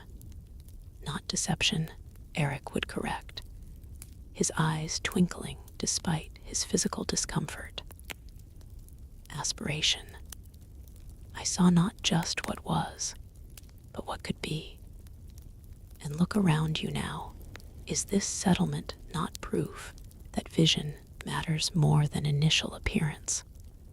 The resulting document, while colored by Erik's tendency towards self-justification and strategic omission of less flattering episodes, nevertheless captured the essential journey of a man who had transformed from exiled troublemaker to colony founder, from impulsive warrior to respected patriarch. When spring finally arrived, it brought with it a remarkable development: the return of a ship from Vinland carrying Skraeling visitors, individuals who had voluntarily accompanied Norse traders to see the eastern settlement for themselves. This was unprecedented, a significant step in relations between the two peoples that held both promise and potential complications. "They wished to understand where we came from," explained the ship's captain, a trusted deputy whom Leif had placed in charge of the main Vinland trading post. After years of interaction, curiosity overcame caution. "We believed allowing this visit would strengthen peaceful relations." The three Skraelings, a middle-aged man who appeared to hold a leadership position, a younger man with particular skill in crafting, and a woman who seemed to serve as their interpreter, having picked up elements of Norse speech, were understandably overwhelmed by Bradhalid. Though the settlement would have seemed modest by European standards, its stone and timber buildings, domesticated animals, and iron implements represented technologies entirely outside Skraeling experience. Their visit created a sensation within the settlement. Most Greenlanders had heard descriptions of the native inhabitants of Vinland, but had never seen them firsthand. The Skraelings, for their part, maintained a dignified composure despite their evident amazement at various aspects of Norse life. Erik insisted on personally receiving these unprecedented visitors, despite his weakened condition. Supported by Leif and Bjorn, he made his way to the great hall where the Skraelings were being hosted, determined to participate in this historic interaction. The meeting, conducted through the limited shared vocabulary that had developed between Norse traders and Skraelings, supplemented by elaborate gestures, was necessarily simple.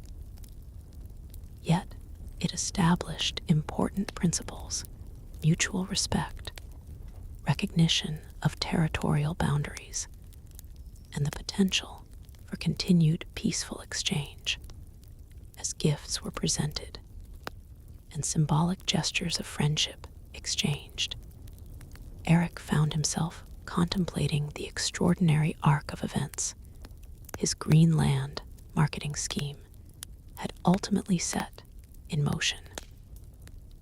From a desperate exile's ploy to attract settlers to an ice-covered island, a chain of exploration and settlement had unfolded, culminating in this moment of contact between peoples separated by an ocean and millennia of divergent development. That evening, as the settlement celebrated the historic visit with a feast incorporating both Norse and Skraeling elements, Erik watched from a seat of honor, his declining strength preventing full participation, but his mind still sharp enough to appreciate the significance of the occasion. "You look pleased with yourself, old man," T.H. Jodhild remarked, settling beside him with a bowl of broth. "More satisfied than I've seen you in months." "I was just thinking," Erik replied, "about how history unfolds in ways no one can predict. When I named this frozen rock Greenland to lure settlers, could anyone have imagined it would lead to discovering new continents and meeting entirely unknown peoples? The gods or God move in mysterious ways," T.H. Jodhild agreed, deliberately using a phrasing that acknowledged both their faith traditions. "Though I suspect your particular tricks and schemes weren't in their original plan." Erik chuckled, then winced as the movement triggered a pain in his chest. "Perhaps not, but they made use of me nonetheless, didn't they? Thor's hammer or your Christ's cross, either way, I ended up serving as an instrument for something larger than myself. It was as close to a philosophical or spiritual insight as Erik had ever articulated, a recognition that his life's significance extended beyond his own intentions or ambitions. Whether this represented a genuine late-life wisdom or simply the natural reflectiveness of a man nearing his end was impossible to determine, likely some measure of both. The Skraelings departed 3 days later, returning to Vinland with Norse escorts and carrying gifts and impressions that would shape future interactions between the peoples. Their visit marked a high point in Erik's final months, a tangible symbol that what he had set in motion would continue to develop in ways both expected and unforeseen. Summer came to Greenland, bringing its brief but intense period of growth and activity. Erik's health continued its gradual decline, with good days interspersed among increasingly difficult ones. He remained mentally alert, however, continuing to advise on settlement matters and taking particular interest in reports from Vinland and from Thorvald's mapped northern territories, which Leif had pledged to explore further. "We should establish a settlement at Thor's harbor," Erik insisted during one council meeting, referring to the promising bay Thorvald had identified before his death. "Not this year, perhaps, but soon. It would secure our northern presence and honor my son's discovery." Leif nodded, recognizing both the strategic soundness of the suggestion and its emotional importance to his father. "Next spring," he promised, "I'll lead the expedition myself." As autumn approached, bringing the first hints of the coming winter, Erik's condition worsened significantly. Confined now entirely to his bed, he still received regular visitors, settlement leaders seeking advice, old companions sharing memories, and most frequently, his family providing comfort and companionship. It was during one such family gathering, with Leif, Freydis, and their youngest brother Thorstein assembled around his bedside, alongside T.H. Jodhild, that Erik made his final attempt at characteristic humor. "I've been thinking," he announced, his voice weaker, but his eyes still bright with mischief, "about what tale the skalds will tell of Erik the Red in years to come. Tales of your discoveries, surely," Leif suggested. "Your founding of Greenland, your role in establishing Norse presence across the Western Ocean." "Perhaps," Erik agreed. "But I suspect they'll focus on my greatest achievement, the most successful real estate deception in Norse history." He managed a wheezing chuckle. "The man who named an ice-covered rock Greenland, and somehow made it work." "A simplification," T.H. Jodhild protested. "There was more to your life than a misleading name." "True," Erik conceded. "But not nearly as entertaining a story, is it? And in the end, what matters more than a good saga?"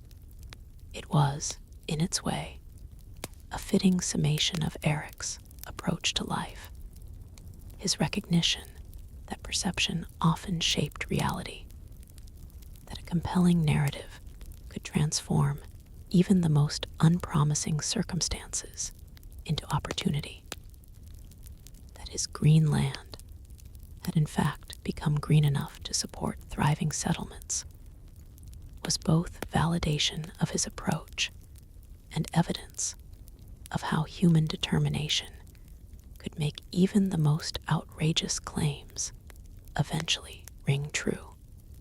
Erik Thorvaldsson died 3 days later, in his own bed, surrounded by family, a peaceful end that would have seemed improbable to anyone who knew him in his younger, more violent years. He was, by Norse reckoning, in his 56th winter, having lived a life that encompassed more adventure, controversy, and lasting impact than most men could claim in twice that span.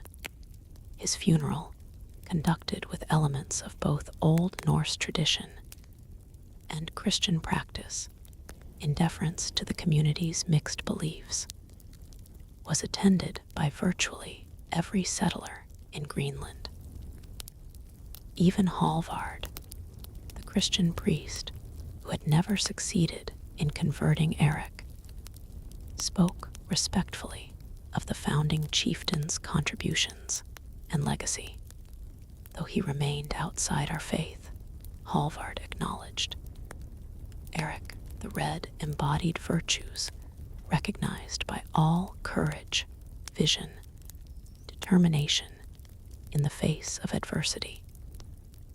He leaves behind not just a family to honor his memory, but communities spanning 2 continents that owe their existence to his initial daring.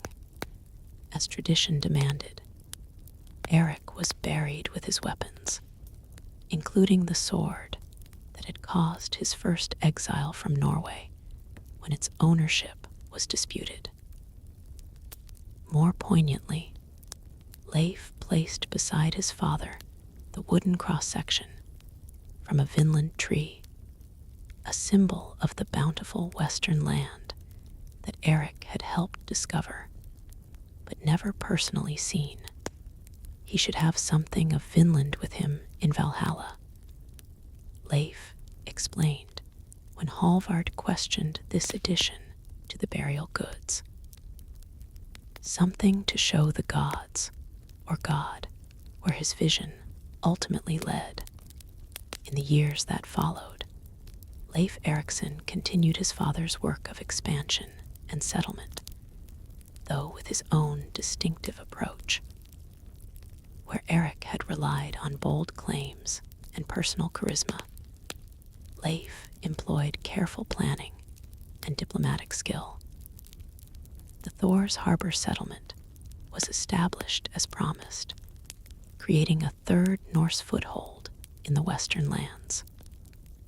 Relations with the Skrælings developed through a combination of trade, limited cultural exchange, and carefully maintained boundaries. Greenland itself continued to grow and develop, eventually supporting a population of several thousand Norse settlers spread across multiple communities. The colony maintained its precarious balance between independence and association with Norway, acknowledging traditional relationships while preserving significant autonomy in its daily governance. And throughout it all, the story of Erik the Red remained a central part of the developing Norse identity in these western settlements. The tale evolved with each retelling, sometimes emphasizing his marketing genius in nomming Greenland, other times focusing on his leadership in establishing the colony against tremendous odds. Aspects were exaggerated, others minimized or forgotten entirely, as happens with all historical figures as they transition into legend. Yet at the core of every version remained the essential truth that a red-bearded troublemaker with a gift for persuasion and a boundless confidence in his own vision had set in motion a chain of exploration and settlement that would expand the known world and create connections between peoples separated by an ocean. Not bad, as Leif would occasionally remark when hearing particularly embellished versions of his father's saga. For a man whose most famous achievement was giving a misleading name to an ice-covered island. Not bad at all.